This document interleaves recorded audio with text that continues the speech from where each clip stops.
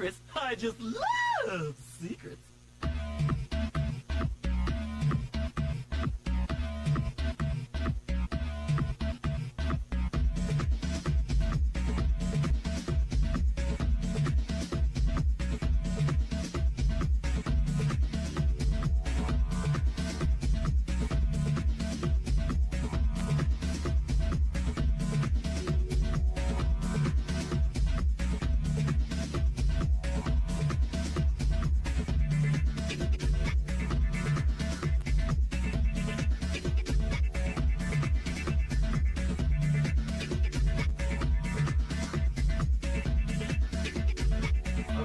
Rewind it again, please.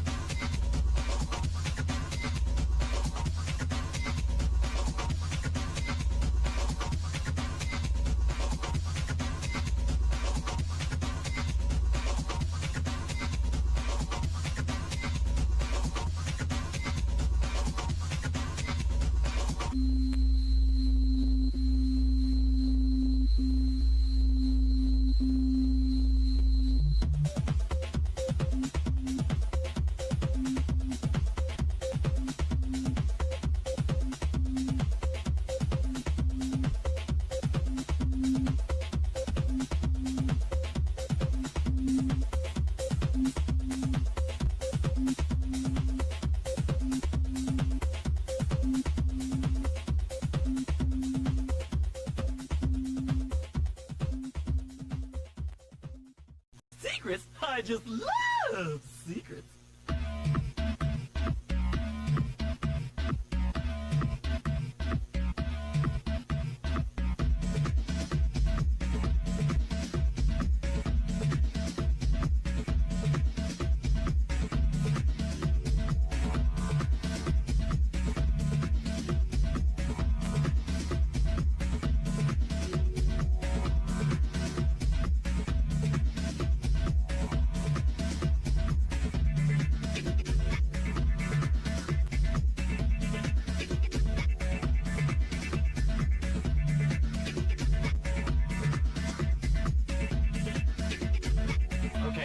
rewind it again, please?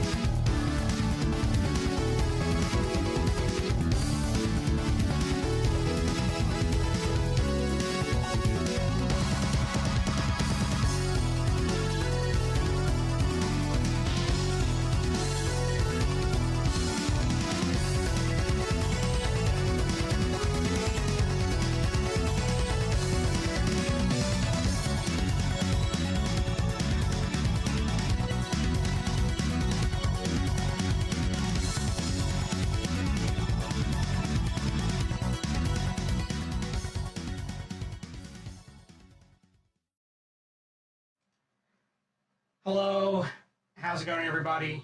My name is Todd 3000, Entertainment Android from the future here for all your entertainment needs, and today we're going to be doing more Voice of the Void.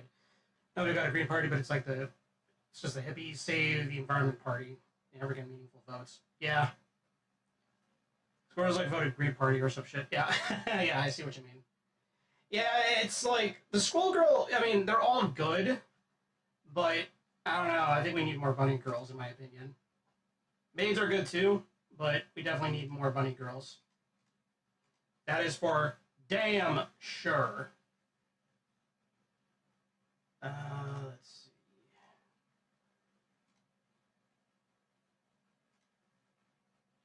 And we get the game capture. There we go.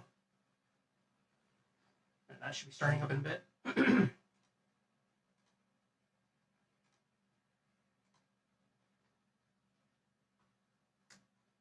Yeah, I'm hoping for Bunny Girl. I wouldn't be surprised though if Maid wins, because everybody likes a good maid, right?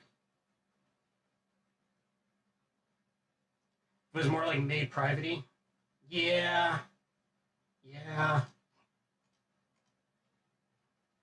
Definitely. Oh, this is muted. Hold on. Excuse me.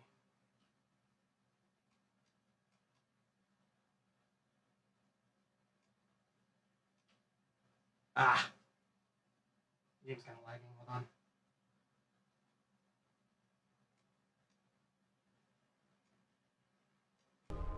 There we go.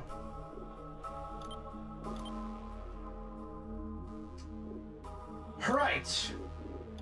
From once we left off.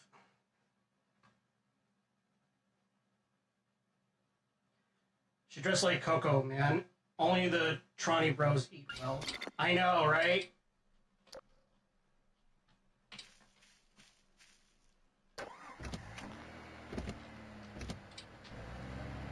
I mean, hey, good.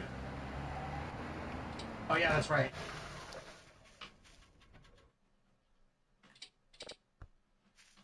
Hold on, I gotta...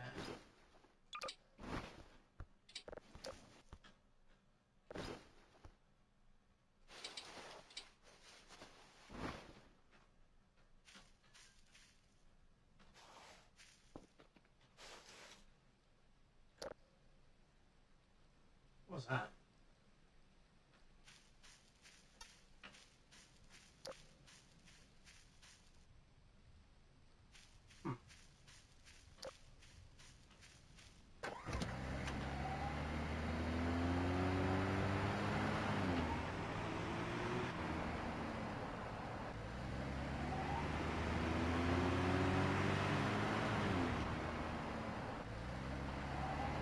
How you doing? Missed you last night. Oh yeah, I'm doing pretty good. I'm doing really good.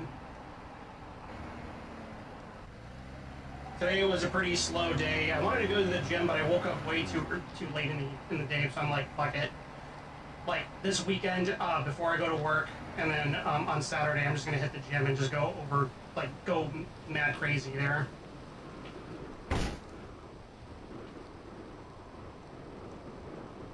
Oh god. Oh, thank heavens.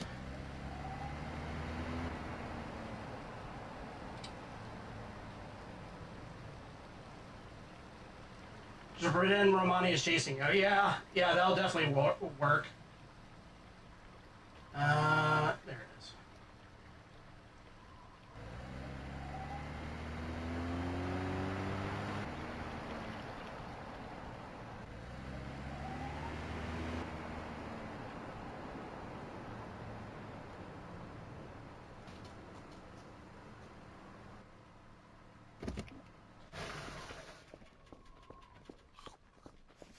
Alright, for a second there I thought I had a taco in my fucking...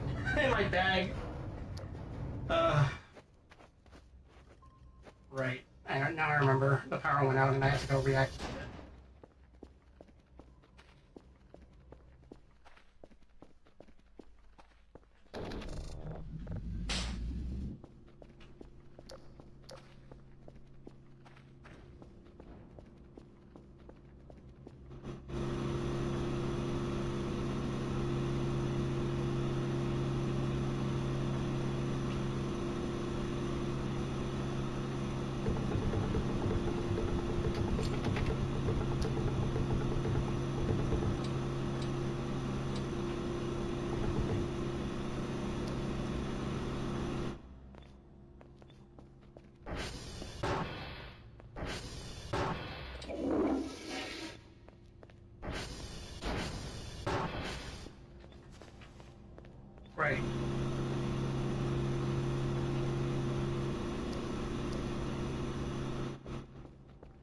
Right back in there.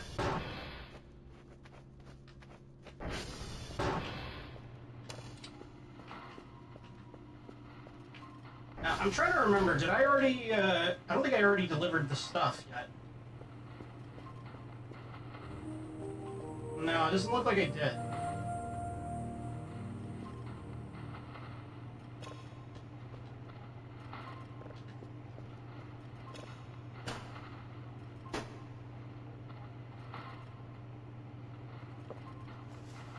There we go. Cardboard crack? No, the drives. Uh-huh.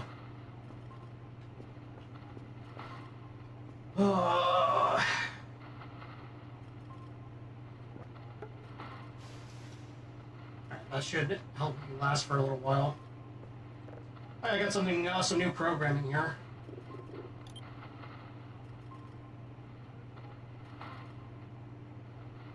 Where is it?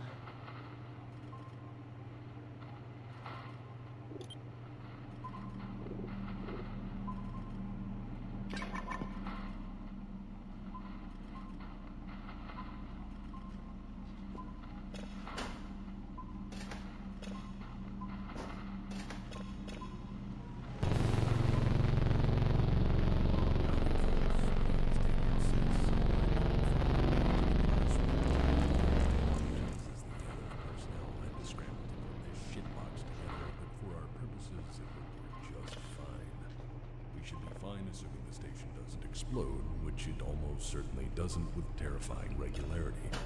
Anyways, let me log in with my ID here, and we'll just ignore that for now. Eyes up front, and please ignore the noise. Battletech. So initially, this lecture was going to be relatively brief, as I had originally... Imagine floor 90 in the non-ring minigame using the third robot with the pushback. Assholes from beyond the deep piercing and alien weapons. I think it got something that's like 70% reload reduction. Jesus Christ, I'm jealous. Originally focused on Kleiner elementals only, their power armor, battle history, and then afterwards to let you guys decide whether they were either first-rate murder hobo shock troops or merely convenient footballs for your assault lance. We even had a good tagline for this initial production. But that was before I read my mountain of messages, my backlog of emails, and the numerous other inquiries I had received. You see, I had made what we call in the education business a fucking boo-boo. I put the spotlight of historical inquiry onto a big subject, and as a result, people had a multitude of follow-up questions. Which I suppose is my own damn fault. After all, I'd followed up a major history lecture two-parter with a relatively brief history on a middling, if borderline, generic General Motors product. Through communication during office hours, I became distinctly aware that my audience wanted to know what in the hell became of the SLDF in the years and decades after the conclusion of the Civil War. You see those like pinjack pieces? How they had fared in the deep periphery on their exodus from the inner sphere. The main question was this: how in the hell did the battle I'll keep that one. of the legendary SLDF slowly turn into, well, these guys? Having heard your questions and acknowledging fully I left a great many threads hanging, I adjusted the scope of today's lecture accordingly. Today we are going to discuss the eventual fate of General Alexander Kerensky, his family, and the remnants of the SLDF who followed him into the unknown. We're going to talk about how, out there in the deepest reaches of they forged their own destiny. And it's loud for me, dude. Survival changed them. Are you sure it's not quiet on your end? How they eventually decided to return to the inner sphere to right past wrongs. So, that being said, welcome to the lecture on Exodus to Elementals, a relatively brief primer on the clans. Brief by my definition anyways. Then again, I suppose my tenure does allow me I'm pretty sure it's your end. There's no way it's going to be quiet. I offer my sincerest apologies ahead of time for those who will want me to cover everything in fine detail, as the scope of this lecture only allows for me to hit the main points, and at times only briefly so. I assure you, many of these subjects will be covered in far greater detail as time and interest allows through future lectures. This lesson itself is intended to serve as a primer for understanding the clans and their ways. It's just the I voice apologize as well. is I quiet. was kept waiting for the As in me, or the text talk? Sabbatical from these projects for my own well-being. So, without further ado, fill your glass and dim the lights, and we shall begin.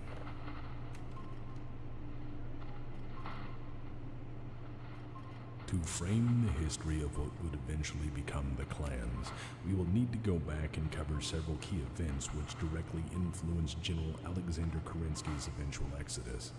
I strongly feel that every step taken toward and later on the Exodus road plays a part in everything that follows. To accomplish this, we must wind the clock back to February of 2784.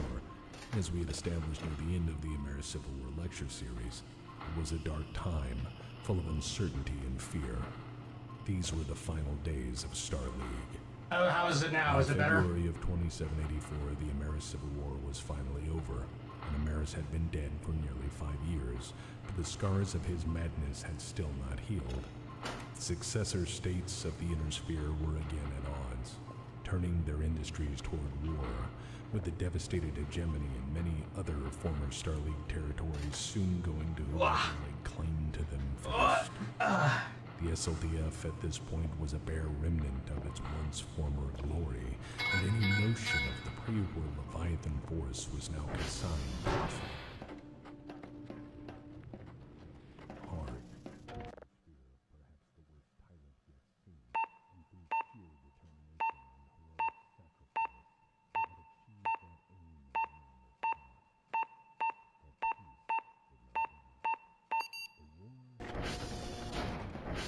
to the history of the Inner Sphere, and that Ameris' actions had not only killed Richard Cameron, but the very okay now that I turned everything up. Star League. A usurper had cut the head off of not only a dynasty, but an ideology. You guys, voice cadence or whatever isn't helping CH. With sufficient preparation, he has a very unique resources, and guile established primacy over the Inner Sphere, with a single master stroke of diabolical genius.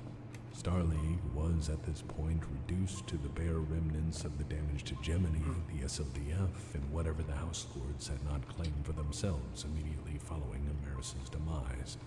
Without the stabilizing presence of the First Lord, and the hegemony's power at the heart of the Inner Sphere much reduced in the wake of the conflict, a dangerous power vacuum had emerged.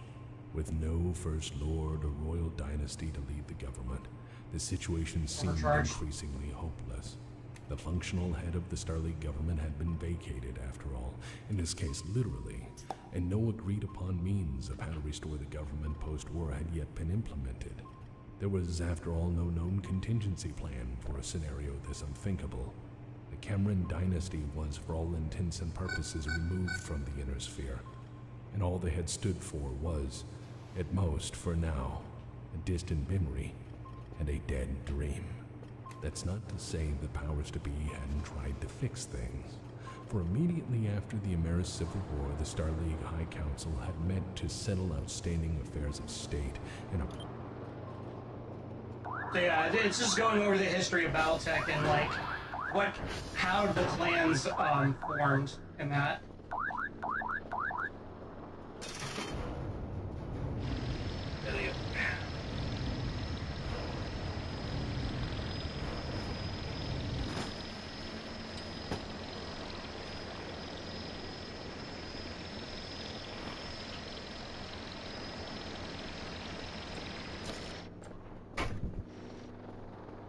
It's all really interesting stuff, honestly.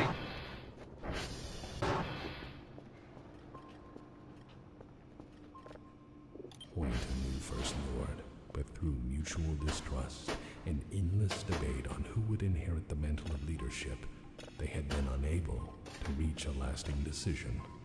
And so the great lords of the Inner Sphere, after having been completely unable to agree on the actual issue of succession, pulled away from the negotiations and acted in unison to dissolve the Star League High Council in October of 2780. That is, really wants to come to him. General Alexander Kerensky of his titles and authority. For that issue was one of the few... You know more about Warhammer 40k TBH? Yeah, that's fine. that the good will general slowly was no but surely longer subject needed you to wear the title of protector. rules of The Battletech great lore. lords of the Inner Sphere were in part terrified that the general would, through his legendary leadership and command of the SLDF, take control of Starleague if he were to remain in any position of significant authority. There were also very real concerns that even if they had agreed to appoint a new First Lord, Alexander Kerensky would shape the future for any political dynasty as he had tried to do with the Camerons. The fact that Alexander Kerensky had brought Amaris to justice was lost on them. The fact that Kerensky had seen the evil in Amaris and acted upon it, that he had tirelessly crusaded to save the Star League from its greatest threat, that he had refused to back down, to give ground or give up through many hellacious campaigns were all irrelevant considerations from the perspective of the High Council. To them, he was just a general, and to them, generals were easily replaced. But as history would have it, General Alexander Kerensky had Battletech, it is Mech Warrior. Mech Warrior is derived from Kerensky Battletech. and his grand notions of rebuilding Starleague, they made one more fateful decision. The great House Lords of the Inner Sphere agreed that Jerome Blake would be appointed to the position of Starleague Minister of Communications in order to rebuild the Starleague's shattered communications network that they all relied upon. The great houses all needed the HPG network, which had been nearly destroyed during the war, and couldn't trust anyone other than a dedicated neutral ally to oversee it. This decision had far-reaching consequences of its own. I will get to that lesson in time. And after those few decisions on which they could reach consensus, they summarily dissolved the High Council, telling the Inner Sphere via broadcast that future compromise was impossible on the issue of succession. With that done, they then left for their own holdings to prepare for the power struggles to come. To the High Lords, Starleague was now dead and buried, and the future of their houses was now firmly in their own hands. Privately, the Great Lords had decided for themselves that each of them was the rightful inheritor of Starleague, being that there can be only one First Lord. The solution to this disagreement would in time be solved in looks the like a cat. standard manner common to the Inner Sphere: total war. Their inability to give ground, to find commonality in these dire times, and their greed and avarice had set the stage for generations of inter-house conflict and served as the direct catalyst to the 4 great succession wars which would follow. But despite being dismissed from his role as protector, General Kerensky still hadn't given up hope. For years he would exhaustively try and fail to reconvene the Great Lords, spending his time shuttling between the various factions, meeting with them individually in order to bring them together once more, to find any common ground for negotiation and perhaps restart the spark of Starleague. He tried to show them that as a people united once more under a single cause, they could potentially provide a new, wonderful age of progress and plenty to their people. Or at the very least, they could recover from the generation of war the Inner Sphere had just crawled out of. Minimally, Alexander Kerensky was the real one. Prevent the slow slide into war he felt was coming. Perhaps Kerensky wanted to feel that all he and his men had sacrificed for was not in vain. But his pleas fell on deaf ears. Inner Sphere nobles being what they are, one by one they had opted to ignore the great general, and when he had finally exhausted every last option for a lasting diplomatic solution, Alexander Kerensky knew what he had to do. Keep in mind that he alone was still at this point provisionally in command of the single largest military the Inner Sphere had, and most of them were still willing to do whatever the hell the great general said was necessary, even if it meant going to war once more. And that course of action had indeed been suggested, for General Aaron D. Chevalier, Alexander Kerensky's right-hand man and trusted confidant, had forwarded the thought that maybe the SLDF should solve the problems of the Inner Sphere by doing away with these petty nobles and their political aspirations once and for all. De Chevalier told Kerensky that the troops stood ready to follow him to the gates of hell if need be. The plan would have been, presumably, to use the full might of the SLDF to swiftly neutralize the fighting strength of the great houses, to keep peace in the interim, and then restart Starleague from the ground up without the issue of shit-tier nobility ruining everything. And to that proposal, being offered the opportunity to use the SLDF against the Inner Sphere to provisionally save it, to take charge and hold power over the entire Inner Sphere as a guiding hand, Kerensky had said no. I think it shows extraordinary character and mindfulness that after all he'd suffered, he was unwilling to become a tyrant to fix the situation. After all, to replace a tyrant with a tyrant would only serve as a terrible precedent for future generations. And so, on 14th February 2784, General Kerensky briefed the assembled officer corps of the SLDF in an empty warehouse on Terra.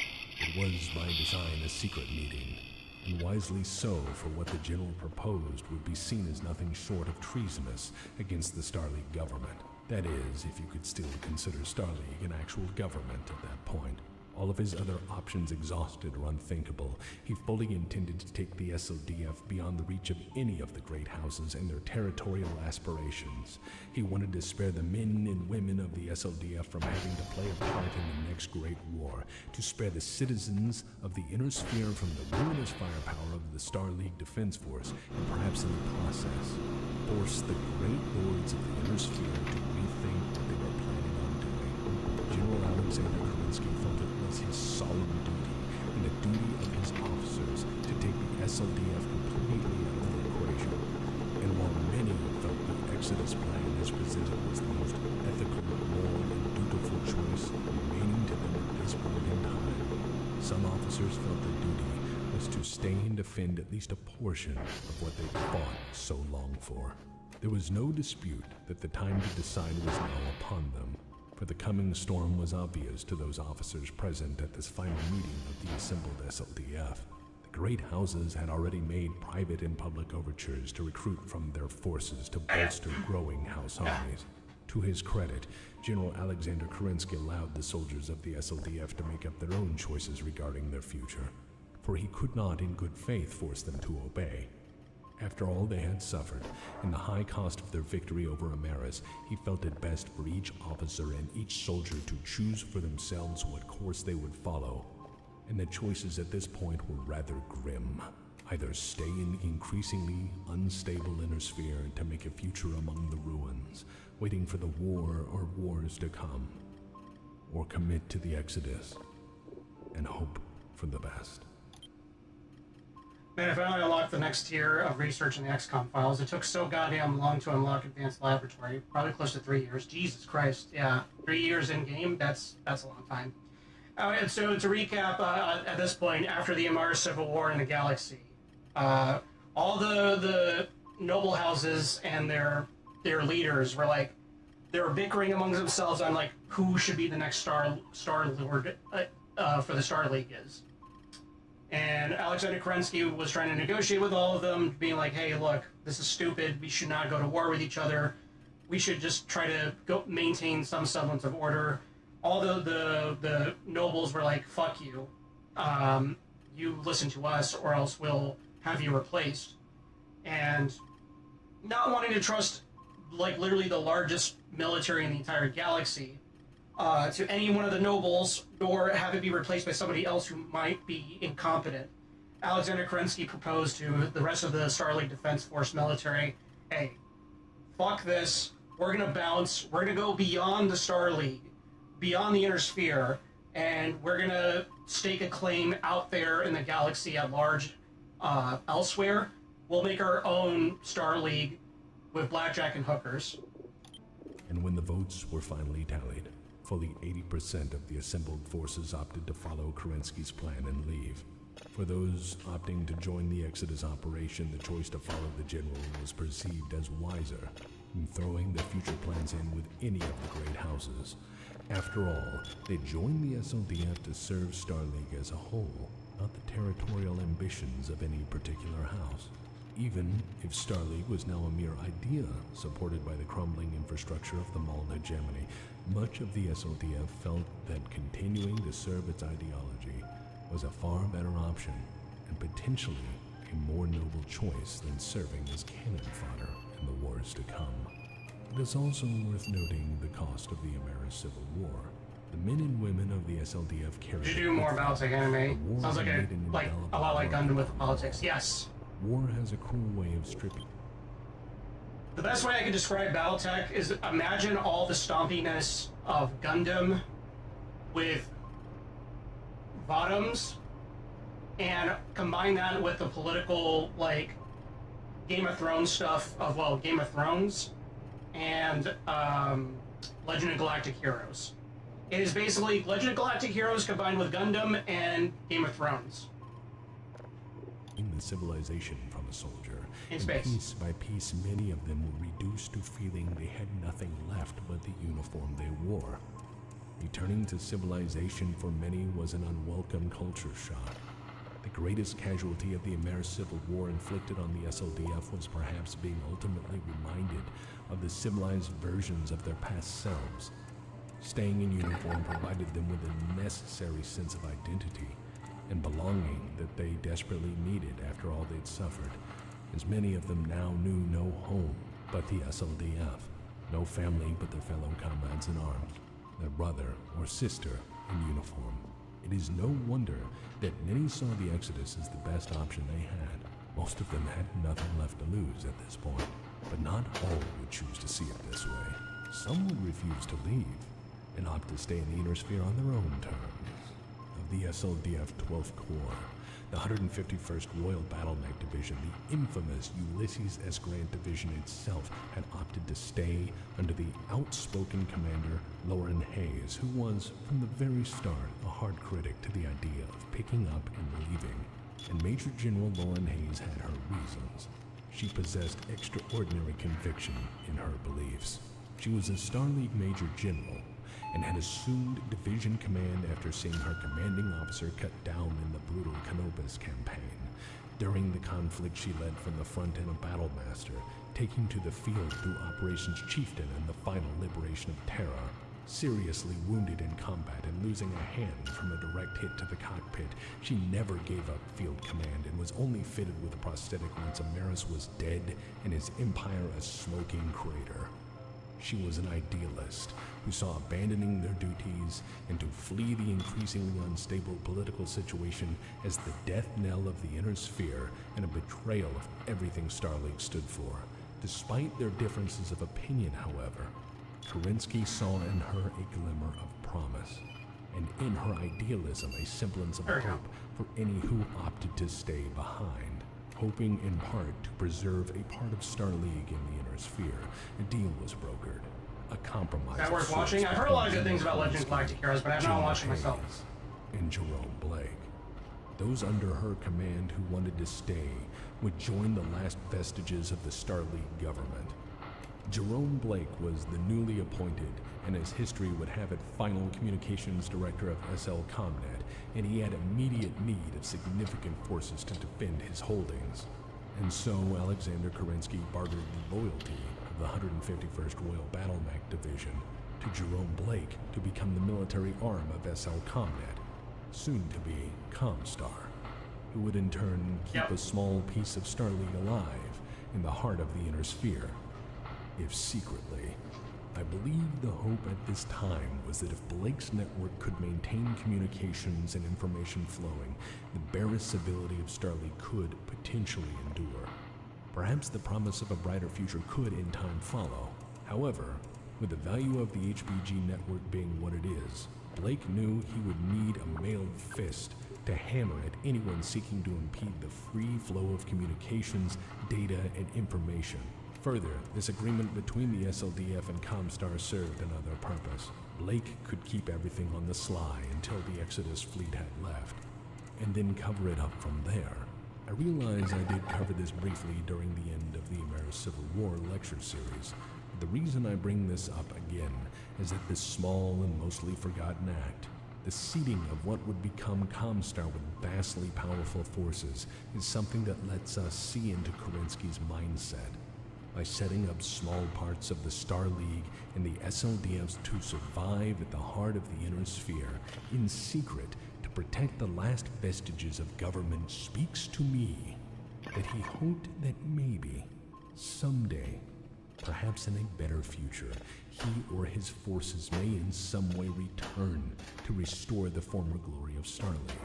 I believe it speaks to the merits of Kerensky's character that while extensive preparations were made to leave the crumbling inner sphere behind, he was also prepared for a way home when the time was right. He would tragically never live to see the end result of his romantic optimism, or how by giving Comstar elite military forces he would inadvertently be shaping the future in ways he could never fathom. The word of Blake. Departure of the 151st Royal Battle Mech Division, and those who sided with General Hayes, was the first major fracturing of Kerensky's command. The second would come shortly thereafter. Some people decided to stay because they'd had their share of time in uniform and wanted a piece of the action for themselves. Realizing the economy of the Inner Sphere was gearing up for the mother of all wars, they opted to put their long-honed battlefield skills on the open market.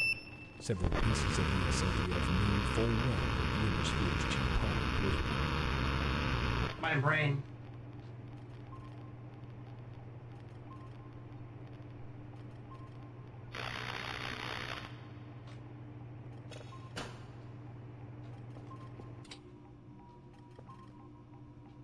Anyways. war, and that the great lords needed little, if any reason, to slug it out. And so these people realized that their unique skill sets, hard won on the battlefield, could provisionally make them exceptionally wealthy. Numerous mercenary units formed from the various combat commands of the SLDF who had opted to not partake in the Exodus, among them the infamous Erudite. Where Blake sounds familiar. I think they were in Mech Assault. Yes. They were introduced in the Battletech tabletop game, because at that point, how do I put this?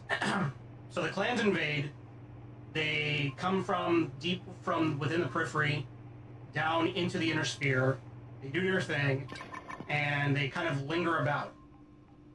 At the same time, parts of Comstar, the telecommunication company in charge of faster than light communications, starts getting more violent, starts getting more militant and zealotry, sort of, and it culminates into the formation of the Word of Blake, who are basically all of like the very like fanatical and violent and fervorous parts of Comstar.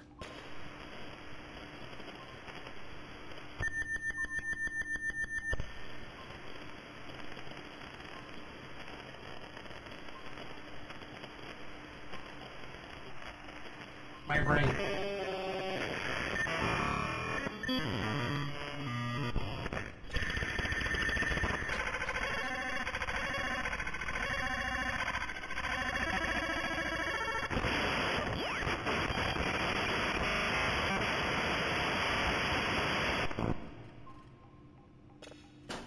That's what it sounds like I'm inside my brain. But anyways, because there's like a lot of there's a lot of lore that I'm just basically like glazing over. But essentially, they basically secretly form their own army, create their own battle mechs, create their own like military units and stuff like that. They have like cyborg soldiers that look like straight up like the Strogg from Quake 2, or even like Atom Smasher from Cyberpunk. And they basically, I'm just gonna say it for what it is, because that's how it's described. They initiate a jihad on the entire galaxy, on the entire inner sphere, attacking both people within the inner sphere and clanners alike. Like, they engage in a very long, brutal, and violent holy war.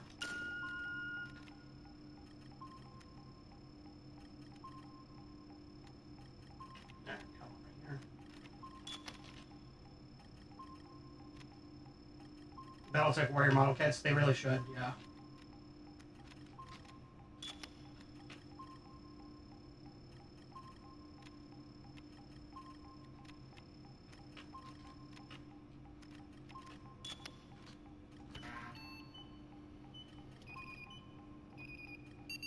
There we go.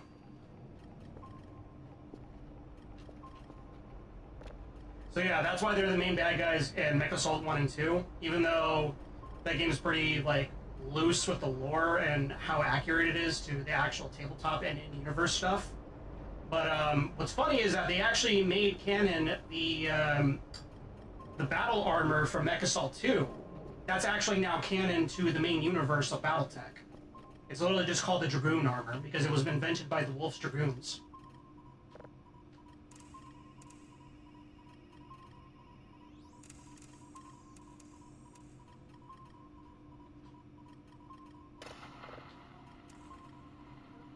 And they also basically kind of hint that the events of those video games may or may not have happened. And they also drop the possibility that maybe it was just all lies made by the Wolf's Dragoons to kind of disguise on what they were really doing around the time the video games happened. It's pretty cool.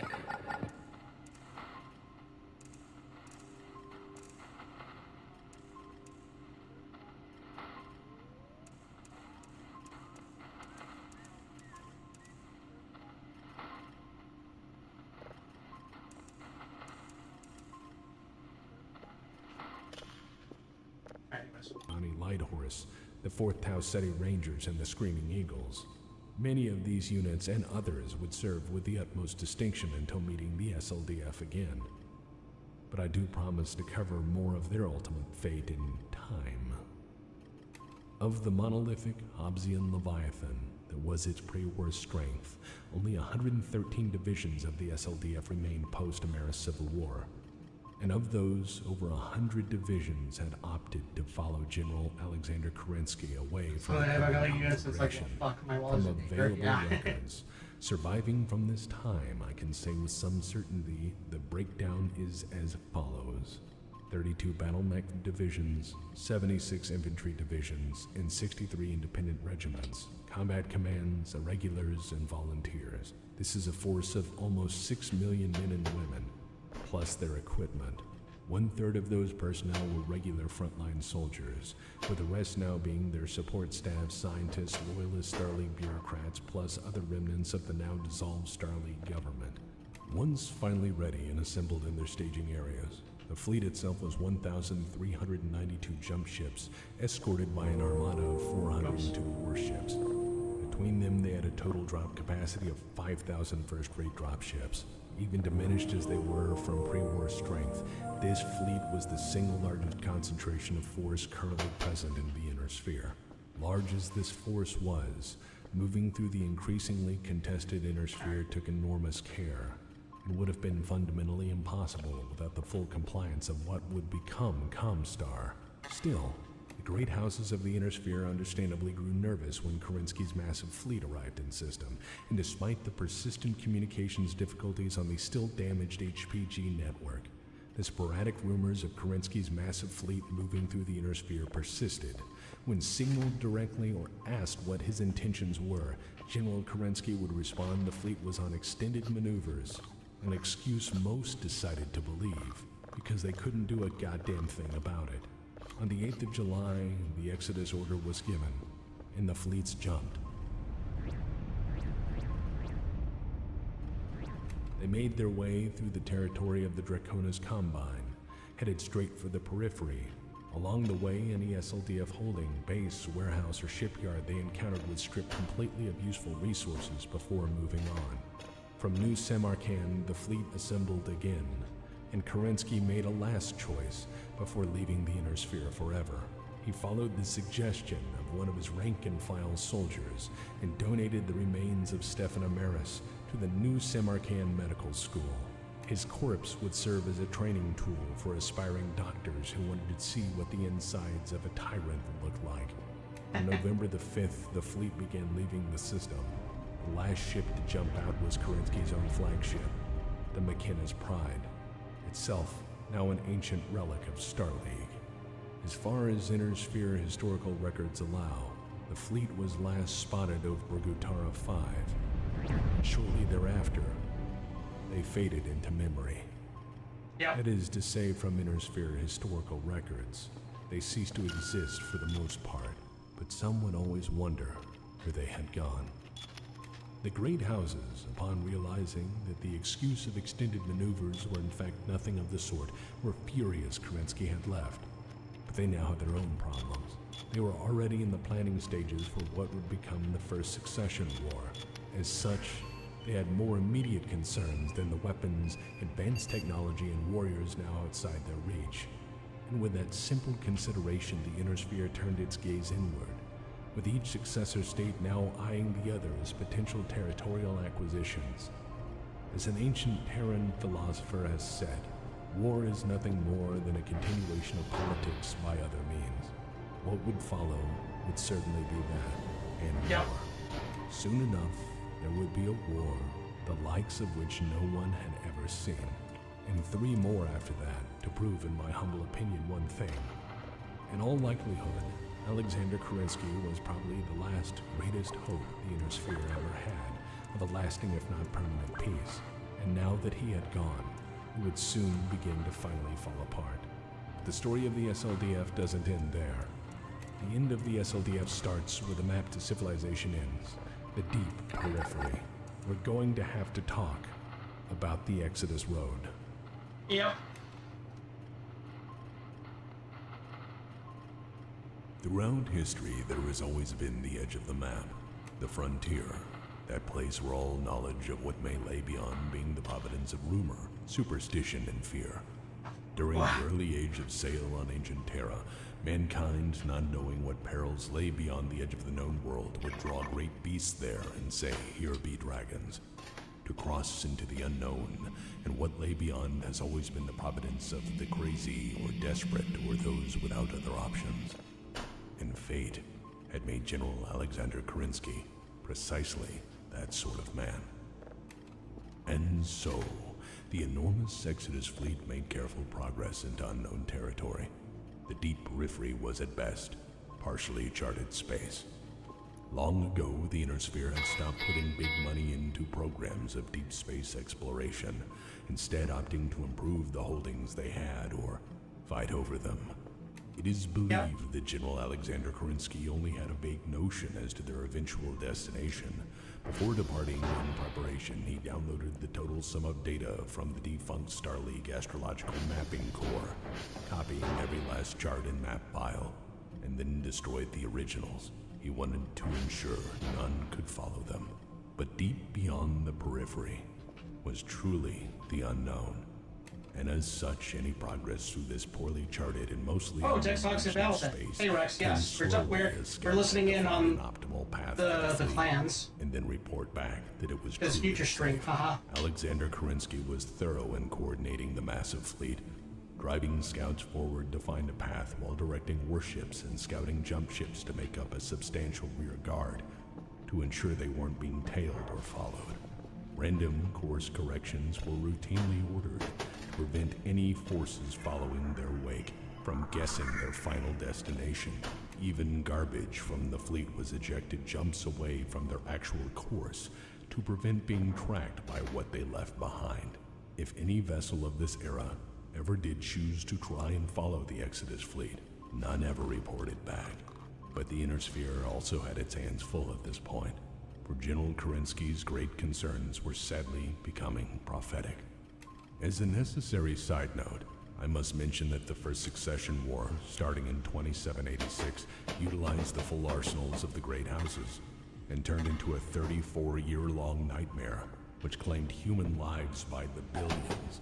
It is accordingly no great surprise that the forces of the Great Houses, while tremendously upset at the exodus of the SLDF, dedicated few, if any, resources in trying to follow them. They had their own fucking problems by the megaton.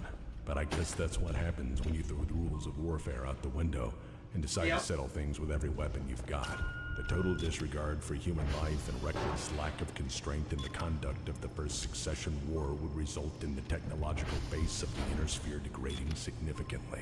Through their violent excess, they erased many centuries of progress and a few short decades of intense warfare. In the history of the Inner Sphere, violence was never the answer. Violence is a question, and the answer is inevitably yes. As the Inner Sphere began to slide into eventual war, the Exodus fleet had its own significant trouble. Despite careful preparation and well-trained crews, many ships were tragically lost through misjump or catastrophic drive failure. Time and again, vessels would wait at the jump point for ships that failed to ever materialize. One by one, the vessels of the Great Fleet were being whittled away by what amounted to error and malfunction. Many of the ships in the SLDF were by now ancient, battle-scarred vessels held together far beyond their design lifespan, with scavenged parts and jury-rig repairs. As a noteworthy example, the McKenna warship class, once the pride of the SLDF Navy, was well over 130 years old as a design. And after the hard operations tempo of the Ameris Civil War, multiple refits and hasty wartime repairs, it was no wonder these vessels were beginning to show their age. Shortages in supplies and necessary materials resulted in stringent rationing and a universally low standard of living among the forces of the Exodus fleet, but morale was initially quite high. Most believed in General Alexander Kerensky enough to risk death for decades up to this point, so the perils of the unknown were just yet another challenge to overcome. However, as fate would have it, this road would be longer than the... Roger audio?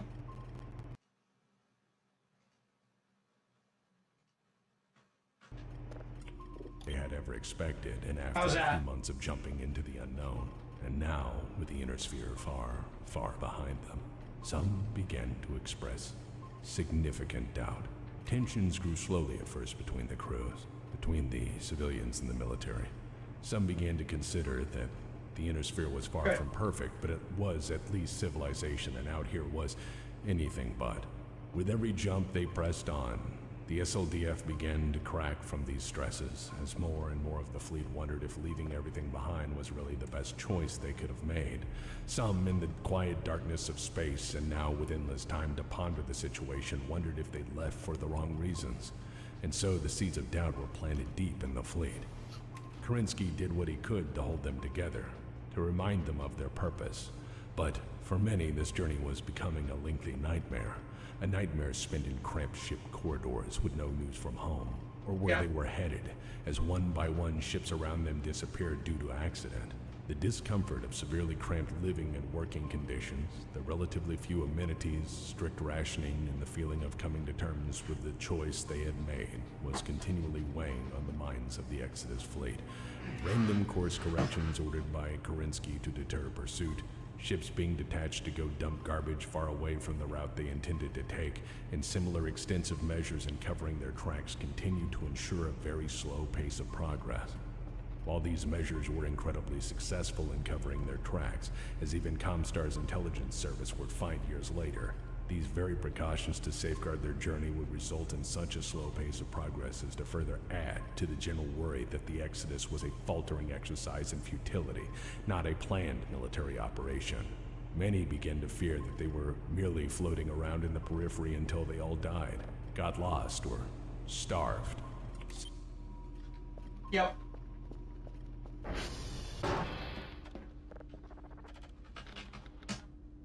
So to further explain, or to kind of like break down what he's talking about, Kerensky took a large chunk of the Starleague Defense Force with him to the Great Periphery to fuck off and stake a claim for themselves. The ones that decided, the aspects of the Starleague Defense Force that didn't want to join him stayed behind and either became mercenary groups or they joined Comstar to form the militant part of Comstar with the Com Guards. And slowly but surely through their journey through the periphery, they start losing ships one by one, they start cracking, and they're starting to wonder if this was all worth it in the end, and if they actually, protected the inner sphere by doing this. The answer is no, because of the succession war, for every great noble house wanting to be like, I want to be leader, essentially. War never changes. In short, deep space travel sucks, yes. Deep space exploration and travel sucks ass. Some began to believe this was a trip to nowhere, a living purgatory spent between old bulkheads, worse company, and rapidly deteriorating morale. Alexander Kerensky did his best to lead people through the Exodus, shuttling between ships at every jump, taking time to explain why it was a far better choice to leave than pound the great house lords of the inner sphere into submission. He took time to listen, to patiently hear their concerns, and showed extraordinary resolve in maintaining morale as best he could. But in the end, he was only one man, While Alexander Kerensky knew how difficult it was to hold people together through the uncertainty and chaos of a long war, he found it all that much harder to hold them together through peace, especially when all there is to do is wait and see what the next jump brings. This wasn't helped by the general's own family fucking things up. At the start of the Exodus, General Alexander Kerensky revealed he had a family. He'd been married for nearly 2 decades by the start of the Exodus, but had kept that fact hidden save for a few trustworthy souls. The years leading up to the American Civil War and the time following it had been chaotic. To protect his family from reprisal, he had kept their place in the inner sphere a necessary secret. His wife and his 2 sons had been in Moscow during the Ameris occupation, and their anonymity had most certainly assured their survival. Trapped on Terra during the war, Katyusha had bravely resisted Ameris' occupation, committed herself to sabotaging the regime at every chance she had while bitterly fighting for her family's survival. She was tough as nails, was nearly captured on a handful of occasions, and even shot twice. Throughout, she maintained a spirit of defiance and resolve for her family's sake. Get you a girl who's like that, and while Alexander Kerensky's wife Katyusha was a bedrock of emotional and moral support, his sons were a colossal pain in his ass. I have, to this point, been largely unbiased. Yeah. But when it comes to the general's sons, I can't guarantee to hold my tongue. They are responsible for their actions and everything that followed. You have been warned. In some history circles, it is often suggested that any competent ruler or leader will be eclipsed by the sheer incompetence, stupidity, or madness of their heirs or offspring. Some historians have even chosen to mark this problem as an unavoidable progression of any dedicated ruling class, wherein a great unifying ruler will pass the reins onto the less capable and far less competent heirs, and so that in a few generations, the totally cool. dynasty will undermine its own foundation and result in total ruin. So I suppose this is where I introduce Nicholas and Andrei Kerensky. Yes, I know in agreed upon sources it's put as Andrei, but I'm not going to say that, because my brain will autocorrect it every time, and while I would like to label Nicholas and Andrei as the goofus and gallant of the Kerensky lineage, the comparison would be tragically incorrect. Also, I think the clanners in the audience would bachelor me the moment I stopped talking in order to claim me a bondsman in order to tell them bedtime stories until I perish. Yes. So in the interests of a temporary peace, I think I'd rather label them as what they were. Flawed men in the shadow of a truly great one. Yes. Nicholas Kerensky was the elder son of General Kerensky and of near zero historical significance at this point in his life. Not saying he was crap, but comparing him to his father is like comparing raisins to wine. Same ingredients, but far different outcomes. As a person, Nicholas Kerensky was known principally for being exceptionally manipulative, especially where his own legacy was later concerned. Clan records revere him as being a near saint, but he had a major hand in writing his own legacy. Further, I suspect that his creative historical revisionism was exercised to enhance his standing, associate his legacy with the great accomplishments of his father, all the while downplaying his many faults. I feel that Nicholas Kerensky feared that history would realize he was nothing more than the troubled son of a great man, desperately trying to hold on to the significance of his legacy, and through that ensure his own place in the spotlight. What I can say with any certainty is that he was only 2 when the American Civil War started, and only 16 when it ended, so any reports of him having played a significant role in the conflict are probably horseshit. However, records of his deeds from this time period are hard to find, as those who survived the American occupation of Terra seldom spoke of the atrocities they endured. I believe this made a mark on him he would carry his entire life. He was a brash and headstrong man with a propensity to try to get his own way regardless of the consequences. As far as I am able to find, he trended towards sociopathic behavior with deep-seated emotional issues no doubt stemming from the horrors of the American Civil War. But more on that in a bit. Yep, so keep in mind, Nicholas Kerensky, son of Alexander Kerensky, the greatest general to ever exist in the world of Battletech, and basically forever in his shadow, in a way. and basically wants to try and prove to everybody that he is also great. He's in fact not. He actually ends up creating probably one of the most batshit insane honor, not even like an honor system, just like one of the most batshit insane civilizations out there. I mean, there's probably worse out there, but you know. Fucker. Look at that fucker. Fucking hate you. I fucking hate you so much.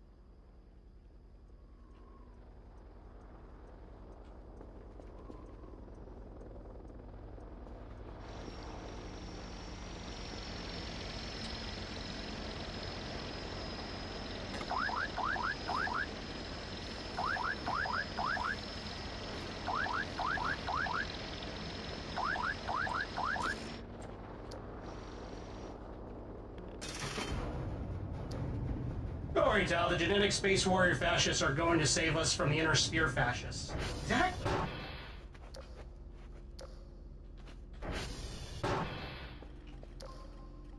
Hate that line from Five Clans so much.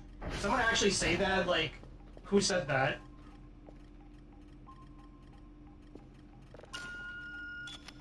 I wouldn't say the clans are fascist per se. And it is a little bit reductive to try and say that some of the noble houses are fascist. The closest ones that you could probably say are fascist are like Dracona's Combine and the Capellan Confederation, but they're more like, in the case of the Capellan Confederation, they're more, well, it's literally in the name, the Confederation, but in practice they're more like, I don't know, how do you describe Capellans? Hold on, I know that there's like there's an actual good term to describe them. Let me see.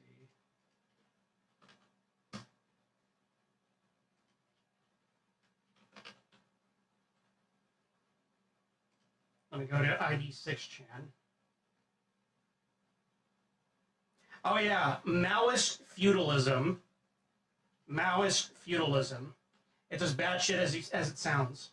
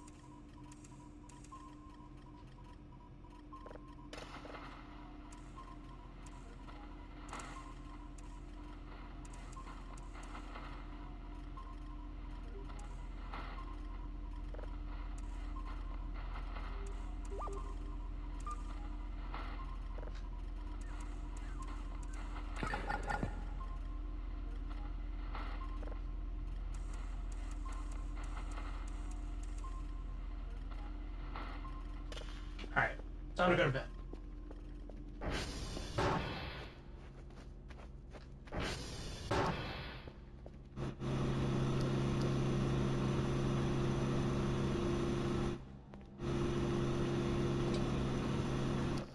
$469 points claimed.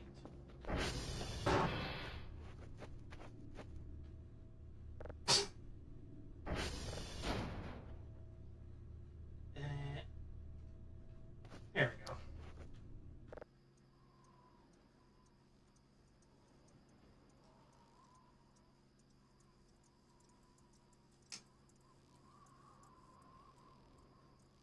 I think of the clans that I like the most, it's Diamond Shark and Ghost Bear. I really like their gimmick.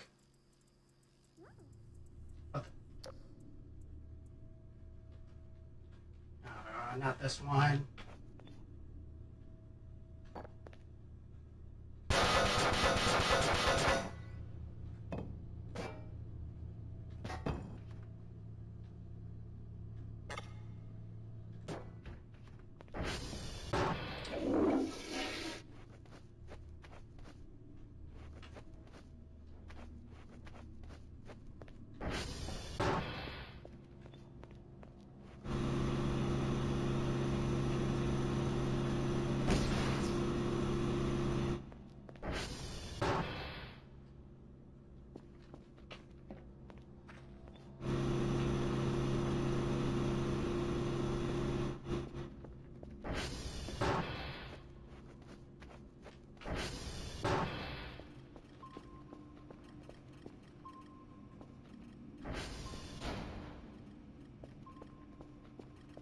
I hate this event.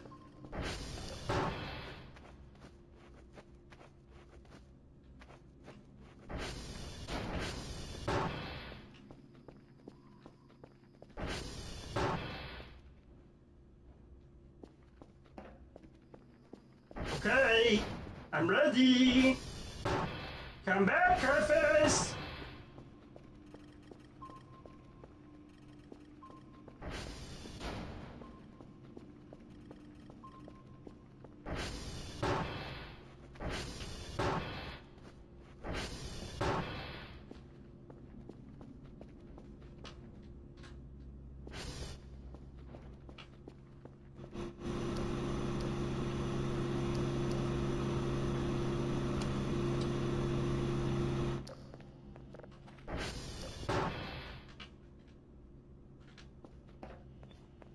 Was one of the commanding officers like Perez or Weaver? Of course.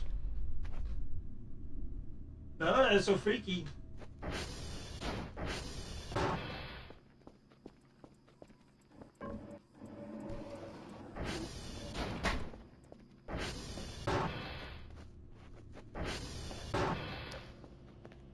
Ego AFK, need to take care of neighbor's doggo for them. Okay, have fun with that. Oh shit, wait a second, Kerfus is out there.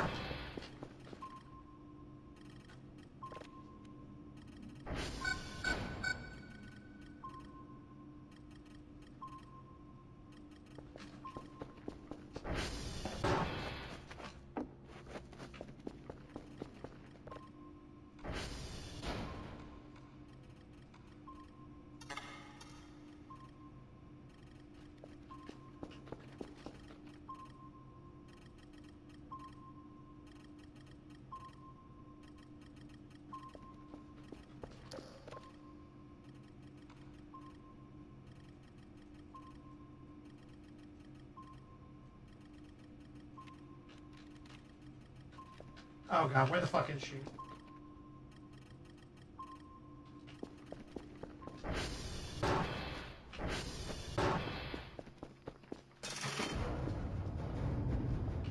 Oh, there you are. Holy shit.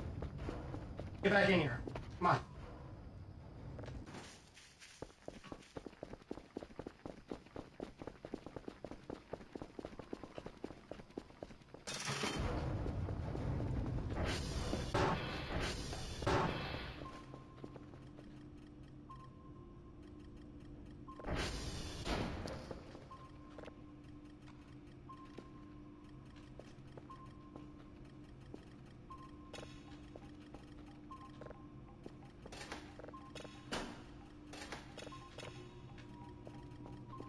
I'm going to bed.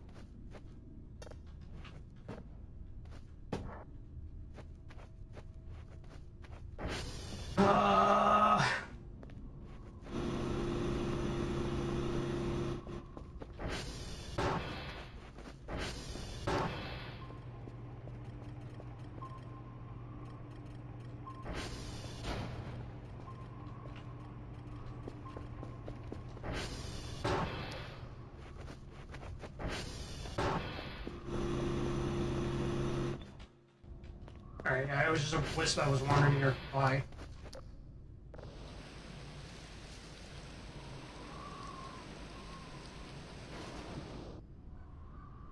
Mother of God, am I ever gonna go to bed?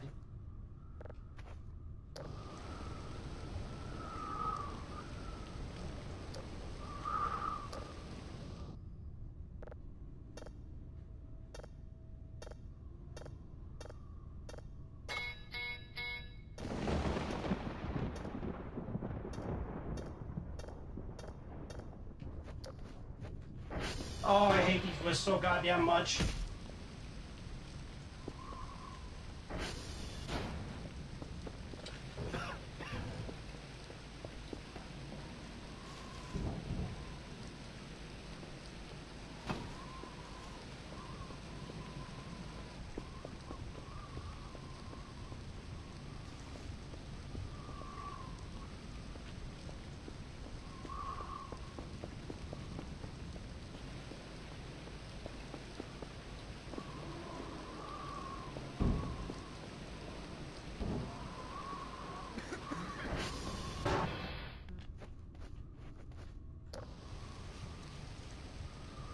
Please let me go to bed.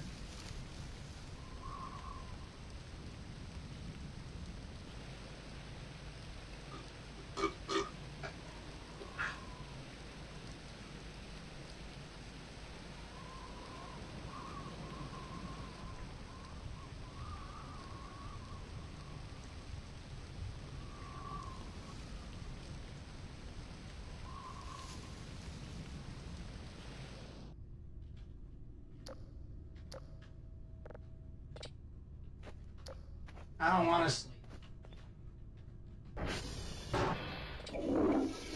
Fine. Play your way then, I guess.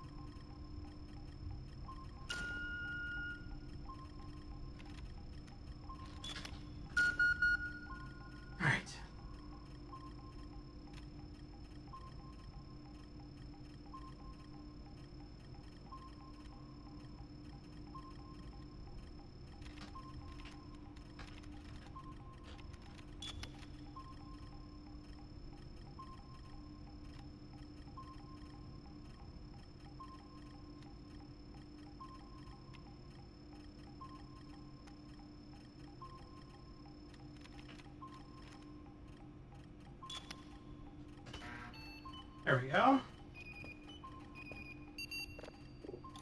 Andrei Kerensky was Nicholas's brother and was the younger son of Katyusha and Alexander Kerensky. He was born on Terra but spent most of his childhood trying to survive in the shadow of Maris's security forces. By his adolescent years, he was fighting alongside local resistance forces from their Moscow base. I believe that he was, above all, quite humble and content to play whatever role history assigned to him. He was also a bit naive and trusting in the extreme, especially where his fellow SLDA personnel were concerned, and doubly so for his family. And it was through this trust he was directly manipulated by his brother Nicholas into encouraging the dissidents in the fleet to act on their desperate dissatisfaction. Did I mention Nicholas Kerensky was a manipulative sociopath? And we know how that typically plays out, right? Yeah. What is known for certain is that Nicholas Kerensky used his brother Andrei to encourage those among the fleet who thought the Exodus was a mistake into what would become an open mutiny. Why he did this is a bit harder to pin down, as the records of the event are probably revised by Nicholas himself and naturally paint this as the weakness of the men and women in question, not his own manipulation. Perhaps Nicholas felt it was time to take charge away from his aging father. Perhaps Nicholas felt it was now his destiny to lead the Exodus fleet to the Promised Land, as his father had led them through the war. Perhaps he was tired of not being the center of attention and wanted his moment in the sun to steer his own destiny for once. Perhaps Nicholas wanted to do away with these non-believers and call the fleet of the weak personnel lacking the necessary faith to proceed. I feel that Nicholas was fundamentally damaged and didn't know how trust worked.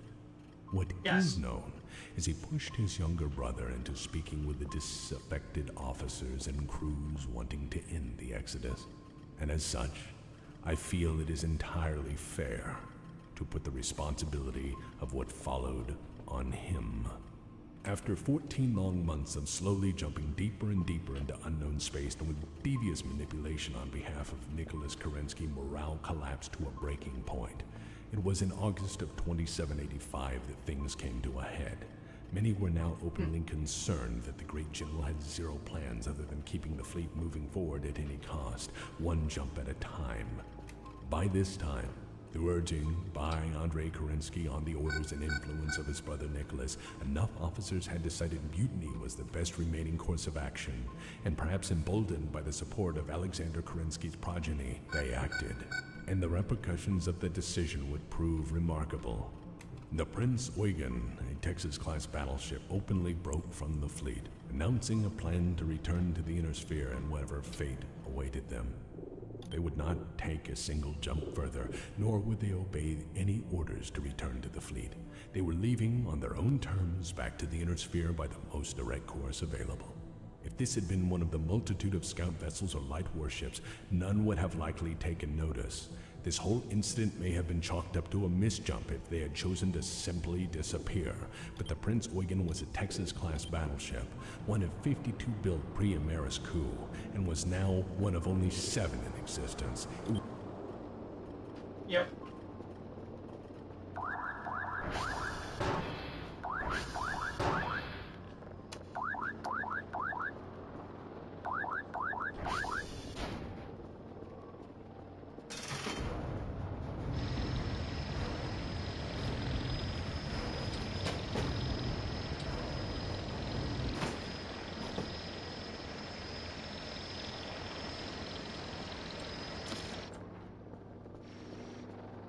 Alright, gotta resupply.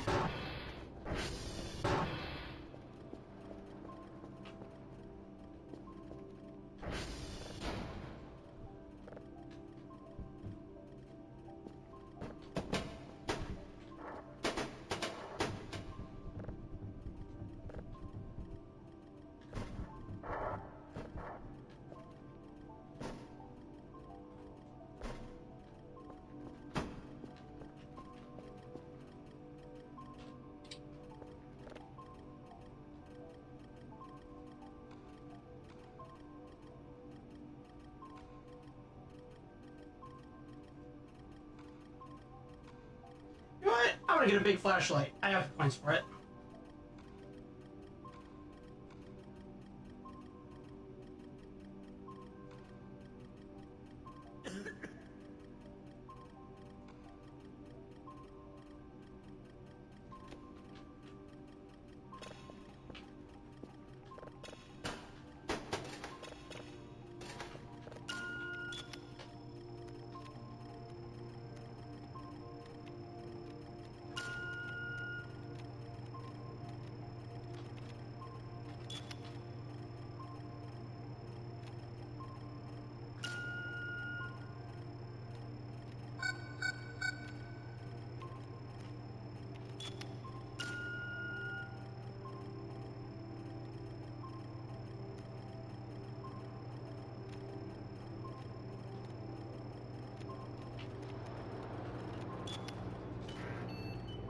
I think I missed it. I missed it.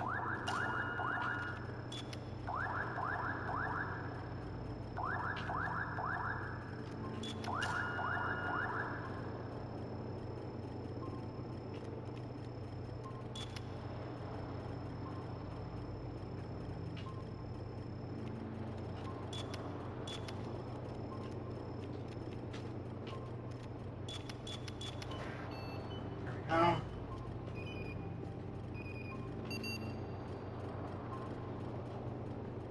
There's no immediate threat, so go fix the hero.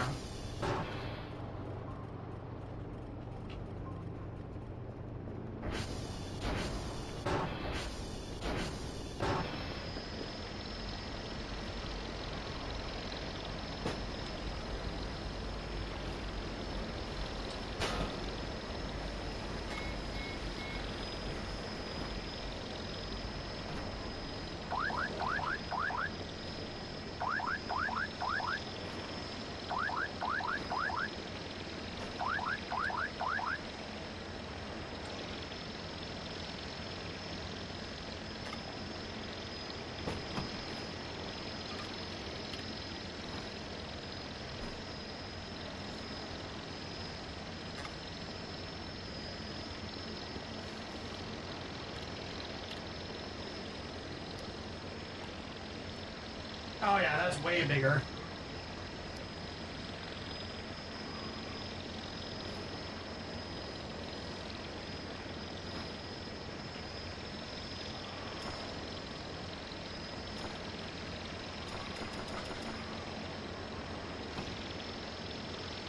God.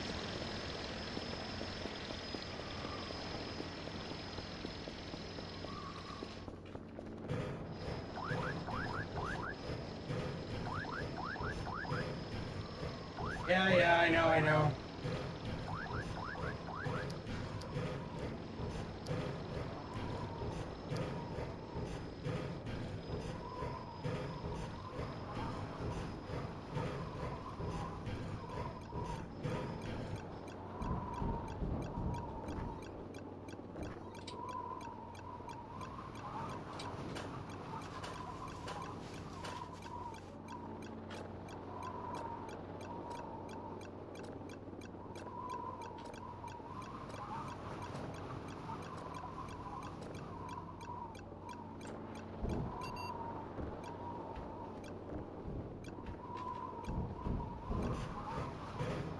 Dang gun. Storm destroyed all my fuses. I'm gonna have to buy more.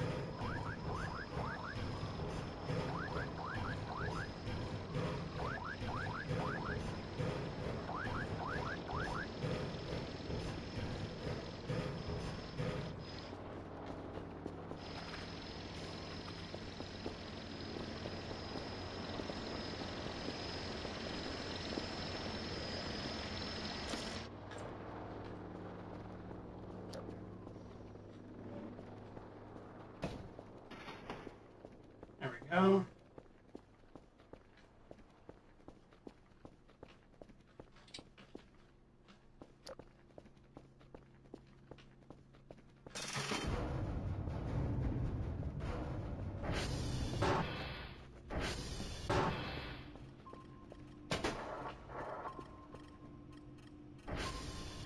Alright, she's coming back.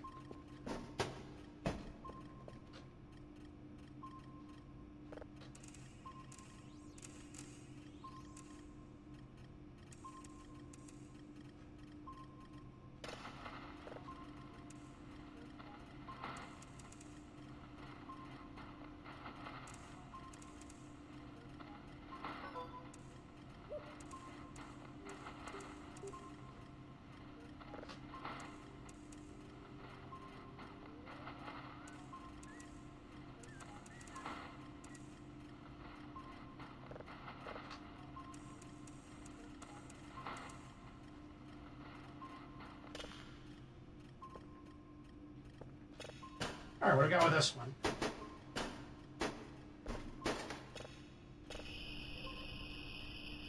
Of course.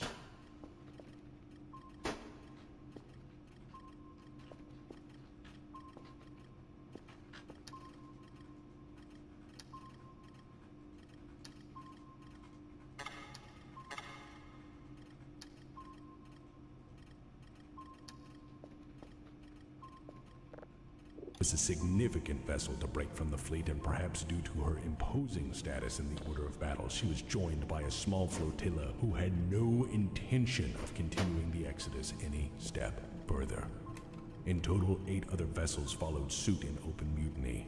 This mutiny's leader was Admiral Votok, who conspired with General Wilbur Brasso of SLDF Ground Command, among many other notable officers.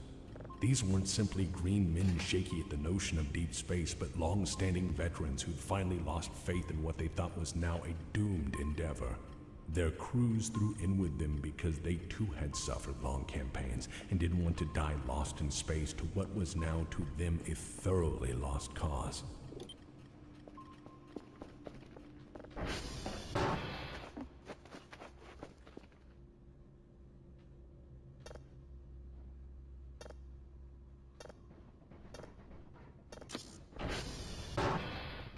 Hey, bud.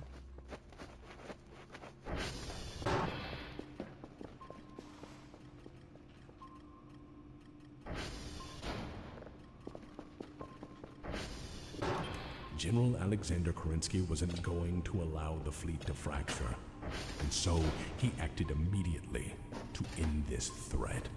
Rather than rush into a fight, taking it ship versus ship and risking damage to vessels he could not replace or properly repair, or worse, risk civilians being massacred in the crossfire, Kerensky made a calculated choice. Kerensky called in the one group he knew could get the job done right. He called on what remained of the best, the goddamn Black Watch. Kerensky called Major Elizabeth Hazen of the Black Watch to his side and gave her orders to bring the ships back into the fold, to stop the mutiny and restore good order by bringing the mutineers to immediate military justice. To face off against the entirety of a mutinous warship flotilla, to combat its crews, Marines, and support staff, Hazen took only a force of 160 Black Watch Marines. The crew of the Prince Eugen probably knew they screwed up the moment the drop pods hammered into its hull. Still, they had a distinct advantage in numerical superiority, years of training, and total familiarity with the vessels they'd operated through a long war. The Black Watch, however, had batshit crazy on their side.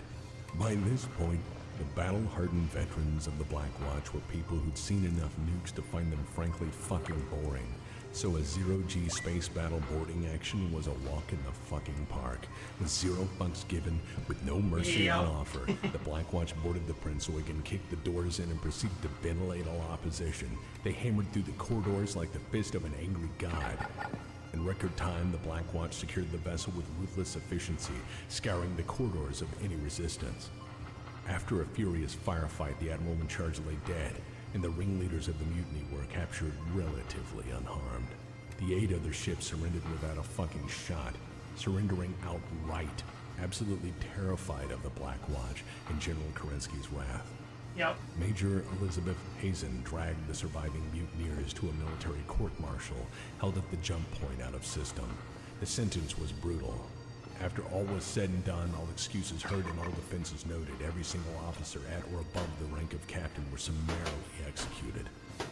Major Hazen handed down the orders herself, and General Kerensky made his son Andrei take part in the firing squad because of the key part he played in encouraging the dissenters.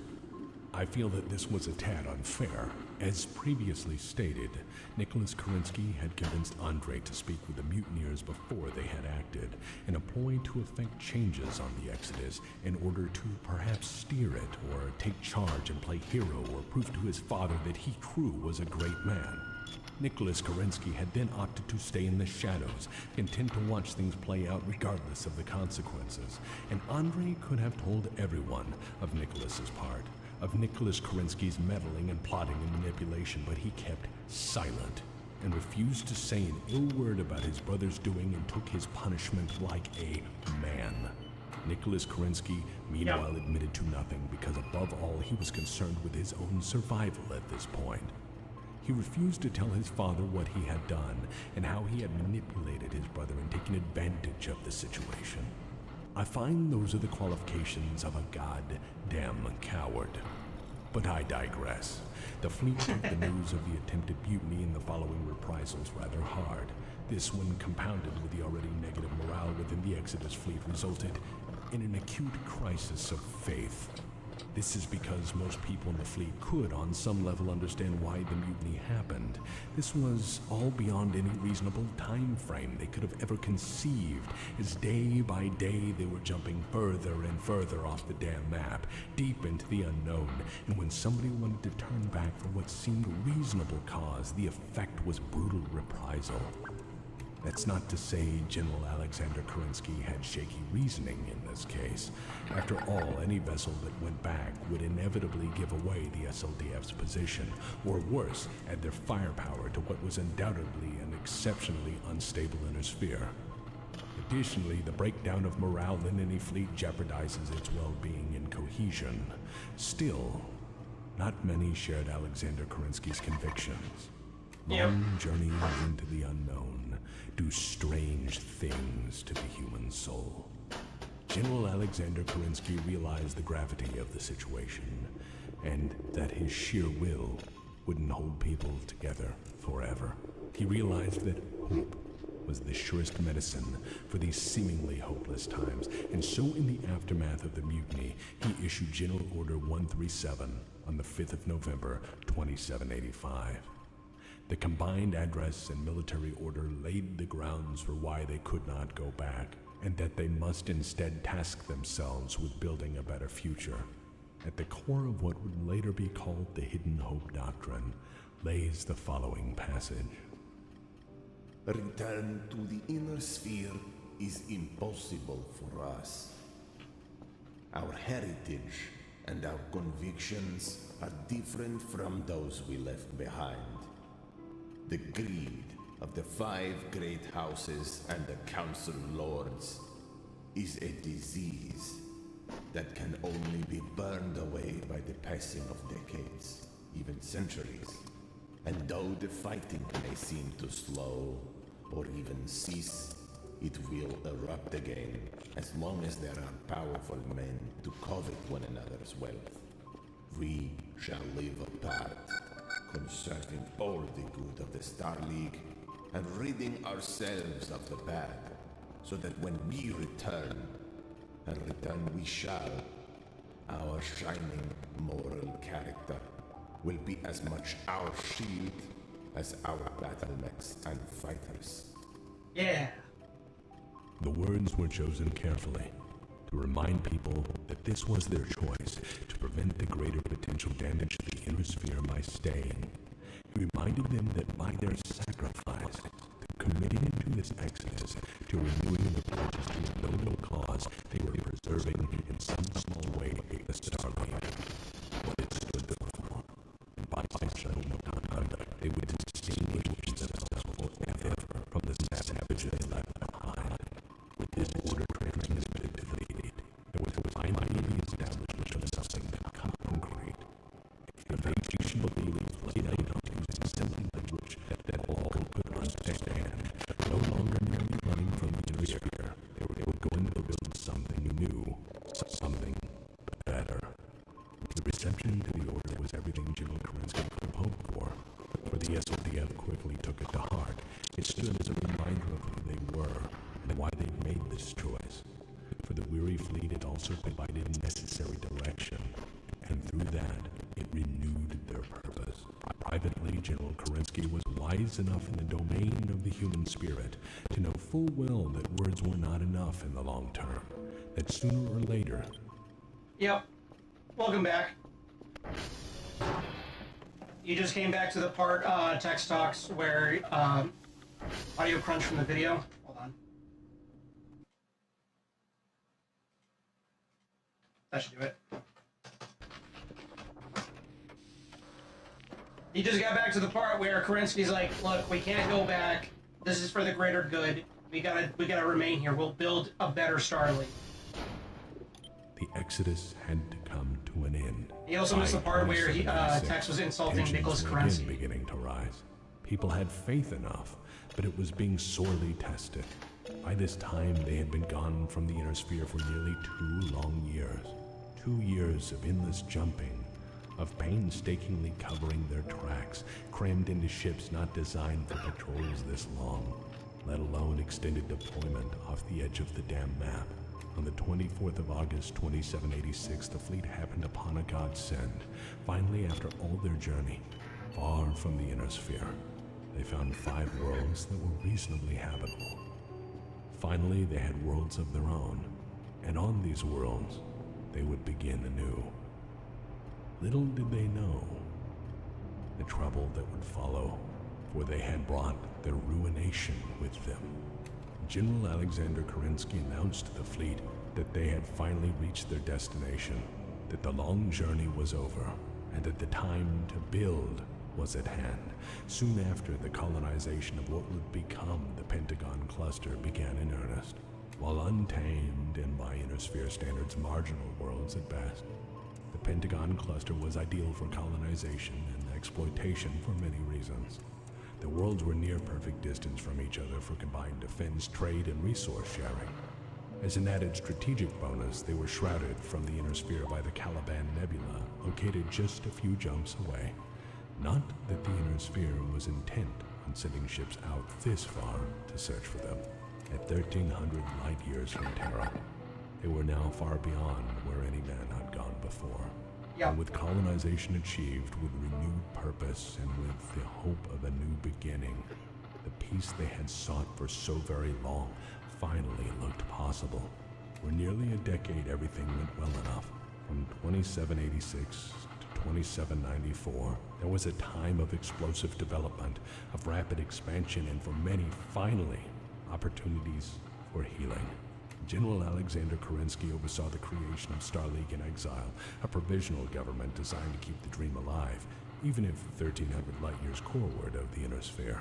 It was a time of such prosperity that colonization efforts were soon enough directed to other worlds, namely the nearby stars of what was soon called the Kerensky Cluster. But it was not long before such prosperity would be challenged. Yep.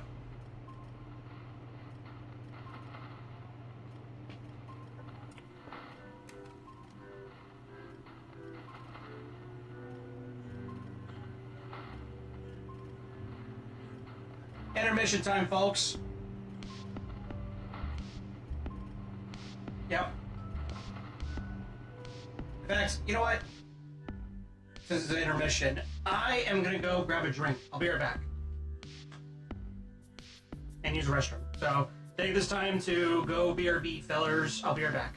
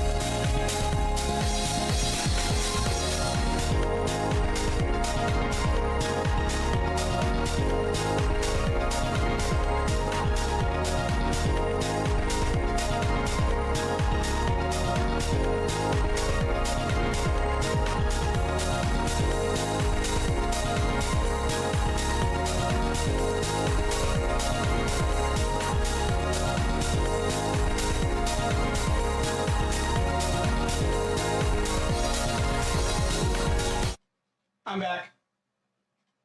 Oh, anyways, going quiet. Got busy. Day got busy. Yeah, no worries, Rex. Thank you for lurking.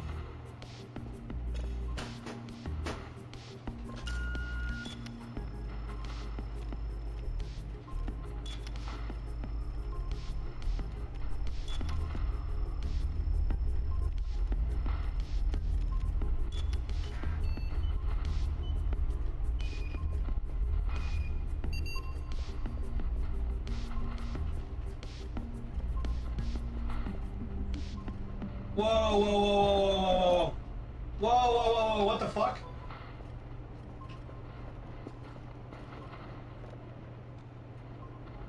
I don't know what has happened, Curly. Everything just went pitch black. Keep doing what you're doing. It seems fine for now. We'll inform you in case something goes wrong. What the fuck?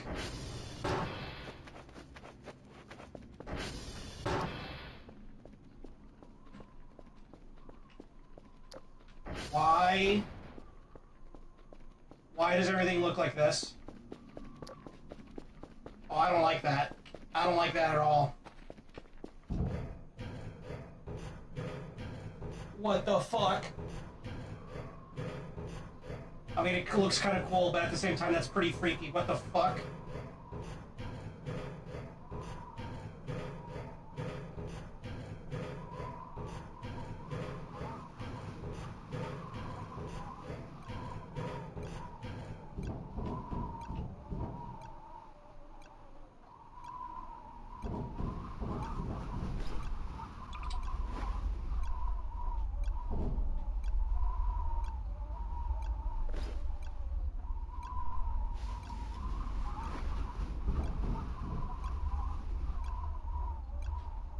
Seriously, what the fuck is going on?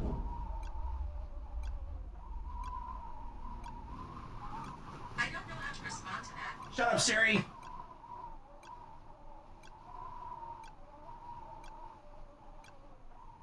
What the fuck?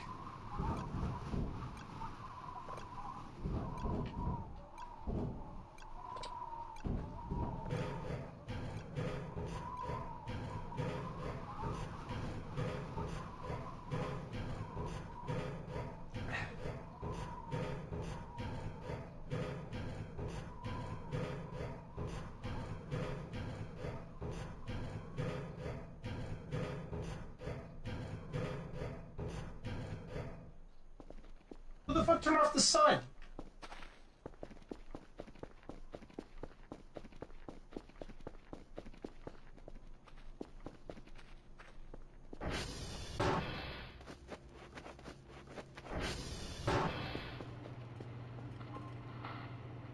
Alright, well, Saturn's present.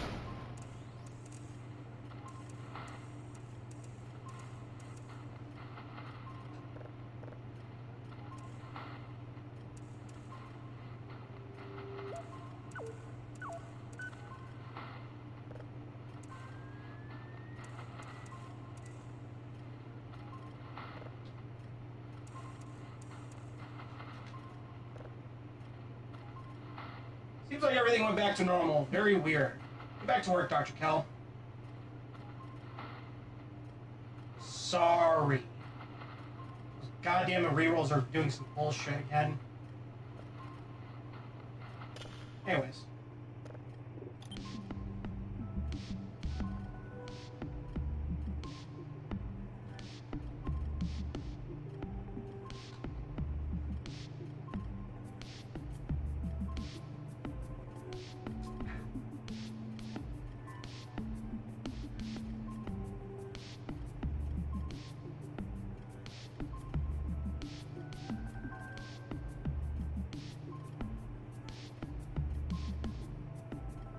Fun.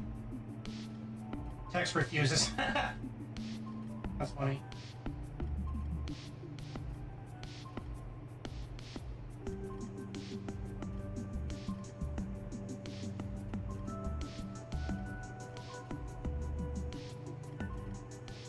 Agreed. Fuck, well done.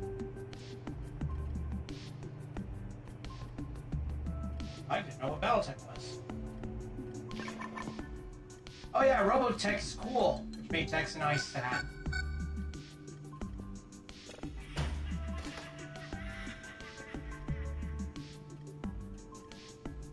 Ah.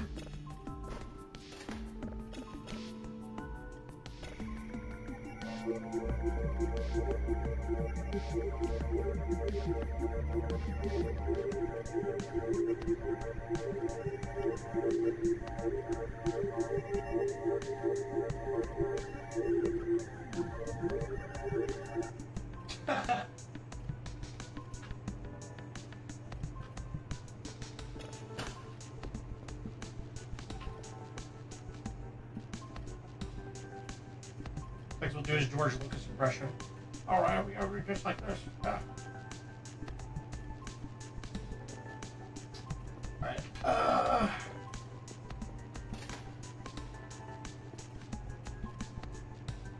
Saturn.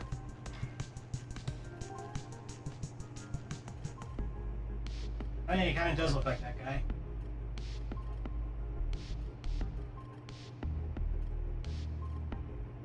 And a Barbarian's gonna sue us for that, yeah.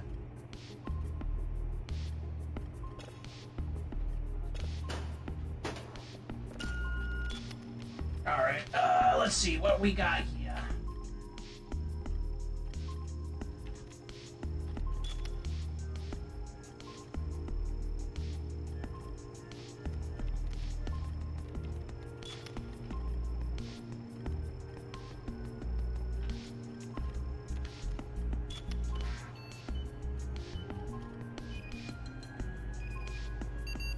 Nice.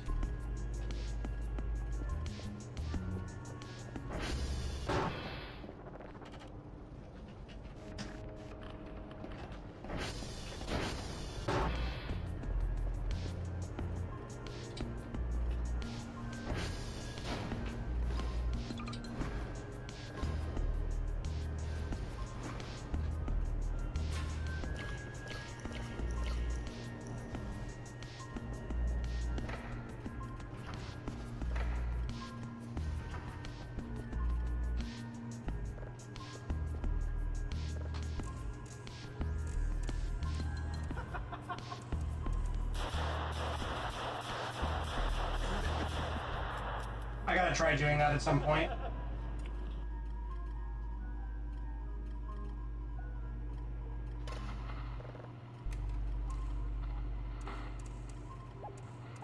After thoroughly surveying the worlds and making as certain as possible they were suitable for permanent colonization, the SLDF fleet began to rapidly shift from survival in space to a dedicated colonization effort. It was a fundamental change in mission parameters, so unused equipment, weapons, and warships were placed into storage or mothballs for later use if necessary. Few thought they'd need to touch a weapon in the near future, and for some, the conversion from a military life to a civilian one wasn't exactly a smooth transition. The SLDF found themselves in a case of turning swords into plowshares, and much formerly military equipment was immediately pressed into service in the name of survival, or cannibalized for parts to keep people alive. However, there was the ever-present issue of manpower. After all, a colony in a delicate balance of survival doesn't need 100 divisions of fighting men and women. Colonies need civilian infrastructure. They were in need of hard work, sweat and determination focused on making a go at it. And so a fundamental change in the order of things was absolutely necessary for Starleague in Exile to survive at all. Starleague in Exile began to force the majority of the SLDF to test out and become civilians. The controlled demobilization required every member of the SLDF test or be forced out. Only the best of the best would stay in uniform, and the rest would become the genesis of a new civilian working class. 75% of the SLDF tested out, from the lowest ranking soldier to the highest ranking general. Only those of extraordinary aptitude, skill, and health were allowed to stay in uniform. The now unneeded vast arsenals of weaponry were placed into stockpiles called Brian caches, paying homage to Starleague's own Castles Brian. Warships were placed into reserve fleets or mothballed around planetary bodies in the event they'd ever be needed in the future. Parts of the fleet lived on, and many of the demobilized SLDF served in a newly established group called the Explorers Corps. who began to chart nearby star systems for habitable worlds and exploitable resources. While the demobilizations were necessary for survival, it seems in retrospect optimistic, or at the very least, hopeful, to believe for such a massive change overnight to succeed. Many of these brave men and women had seen decades of horrific combat, all of them deeply bearing the scars of their campaigns in some way or another, with most unable to forget the horrors of glassed worlds and burning cities, turning most of them into civilians. Forcing them to change their lifestyle overnight was a gamble. While some adapted well enough, many had long ago forgotten how to be civilians, or, in some cases, even civil. People who had suffered through campaign after campaign hardly felt rewarded for being told to now farm and like it. A new life forced upon them, and then with a complete lack of basic amenities, let alone any form of luxury, set the stage for future discontent. For a time, though, the SODF took to their new lives without much complaint. It was, after all, a welcome reprieve from years of cramped starship living, wandering the cosmos aimlessly in the horrors of their now distant past. Yep. So it's time to settle down, right? It's time to settle down. We've been through a lot. Let's just chill.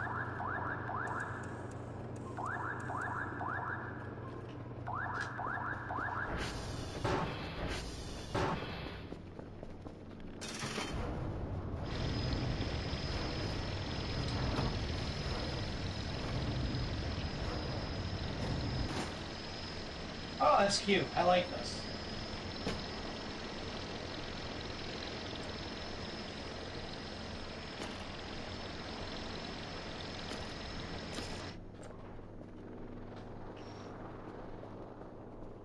I think I'm gonna put you... I don't know.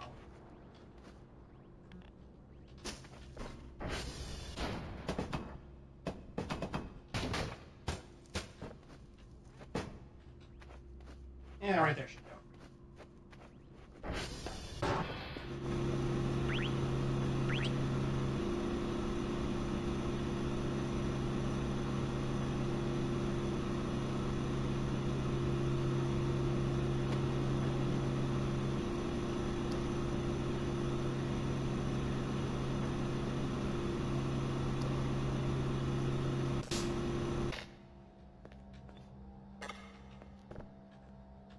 Definitely don't want this to overheat like before. So I think I'm gonna pause it for now. These babies were going on for a little while, so.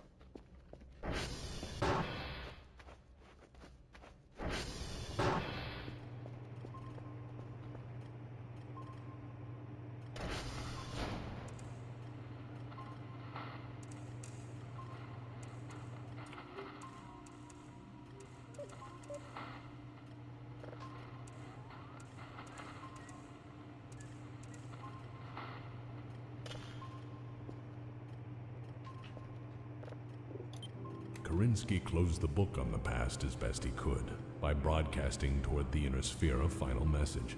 The Voice of Kerensky broadcast we covered in the Ameris Civil War lecture series, but it is absolutely worth bringing up again for historical reference as a companion to the Hidden Hope doctrine.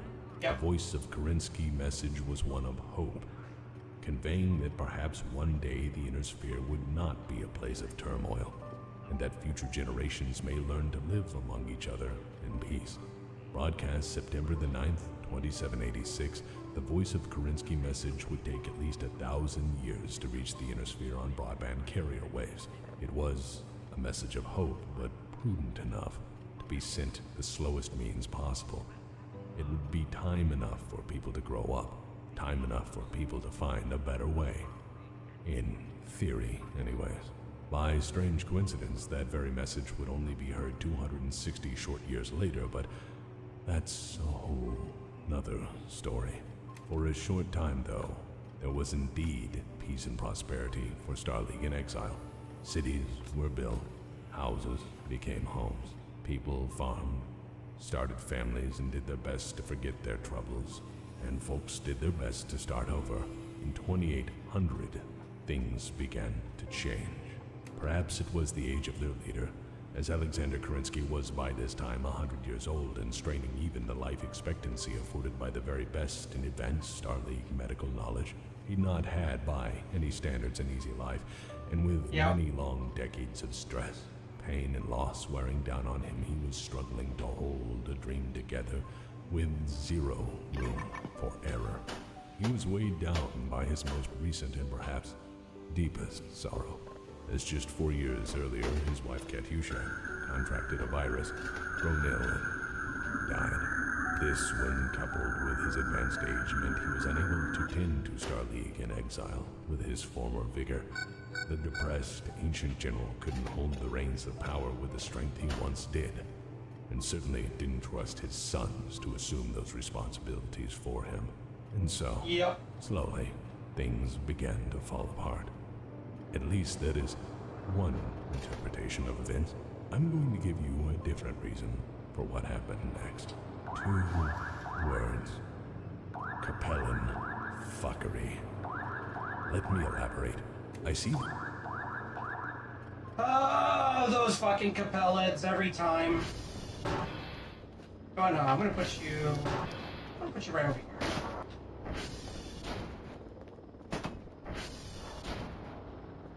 That's nice. Yeah, that's good.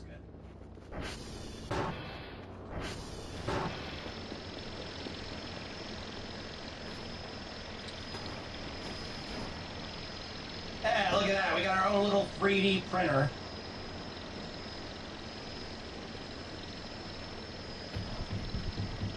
Now I can print stuff.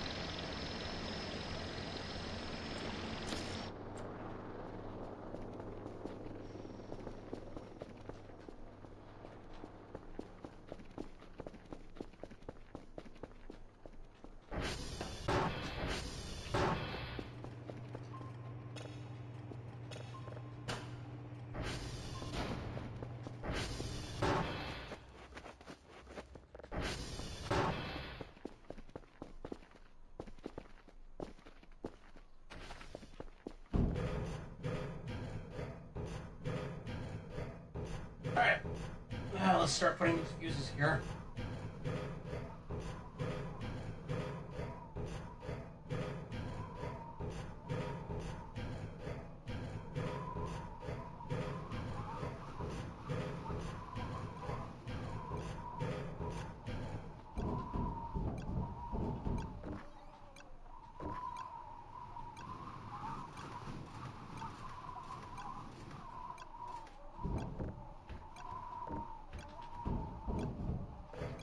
There we go. That should last for a little while.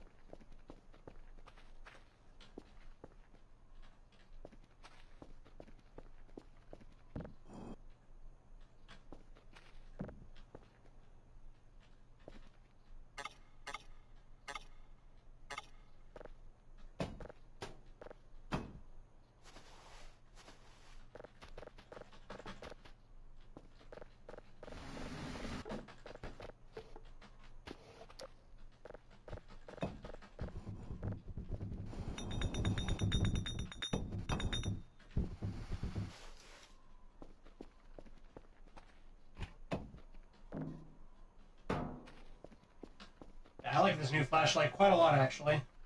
Pretty good. Pretty good.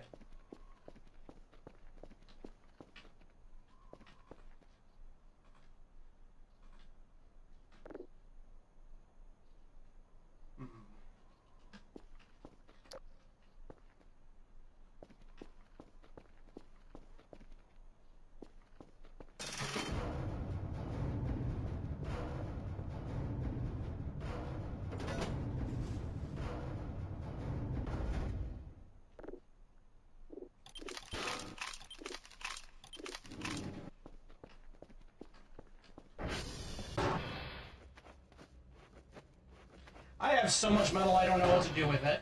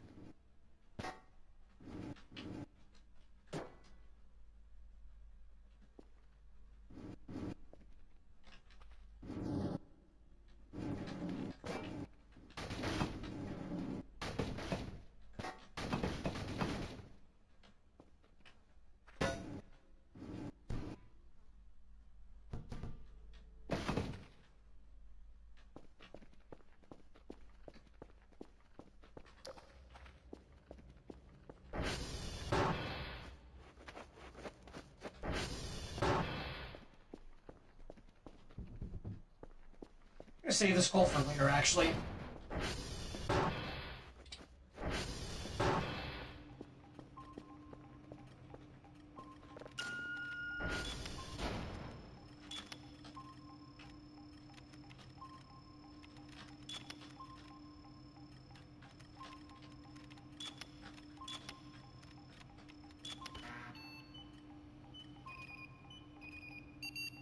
There we go. The genesis of the problem, as that once peace had taken root and people began to muster out of Starleague, they had not only cast away their uniforms, but a military mindset without the discipline of a daily regimen, commands to be obeyed, and consequences for disobeying them. Order starts to break down, and a disorderly former SLDF soldier was probably at this point in time the most dangerous thing in the goddamn galaxy. There's also another overlooked benefit of a uniform, as it is a reminder of which side you're on. When you're in uniform and following a cause, as the SLDF had up to this point, it didn't matter where you were from or what you thought, so much as what you were fighting for. In uniform, it's easier to overlook the shortcomings of your brothers and sisters in arms because they're part of the same mission as you are. You're looking out for them and they you. The situation may suck, but so long as you're in it together, everyone stands to benefit. It is further worth noting that by design, the SLDF was a multinational, multicultural fighting force for the benefit of the entire Starleague, so that not a single house nor personal allegiance was allowed to interfere with the dedication of duty to the state above all. In the Starleague uniform, you were fighting for the men and women at your side under the flag you carried, and nothing else really mattered. But with the Maris long dead, Starleague long gone, and now with nothing to do but try to start a new life, people had to define, perhaps for the very first time, what mattered to them most. People being people, falling back on old ways was easiest. And soon old loyalties and a re-emergence of successor state ideologies began to take root. Before long, relative prosperity and expansionism itself began to drive a wedge between various factions, all eagerly attempting to exploit the same limited resources. And there's something most of you should know by now. Never trust a Capellan, because their favorite sheath for any blade they have is your back. On a jungle world now named Eden, small-scale clashes, skirmishes, and disorderly riots broke out between colonists of the Federated Suns and the Capellan Confederation. People had by now fallen in line with ideologies carried from the Inner Sphere and banded together to fight those of opposing loyalties. People were initially content to riot and skirmish for a time as old enemies decided to finally hash things out, sadly mirroring events in the Inner Sphere unfolding simultaneously. It can be said that old hatreds die hard, while lawlessness was initially suppressed by those few SODFs still in uniform. And with the modest resources they still had available, they couldn't be everywhere at once. And so, in 2801, open rebellion had broken out. Rebel forces, nearly all of them Capellan, decided to declare independence from Starleague in exile in May of that year. Never trust a Capellan. Never trust a feudal Maoist.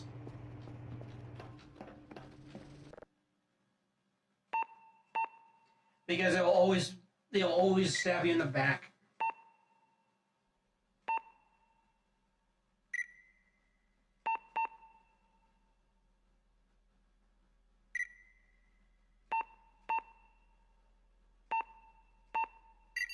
Yay.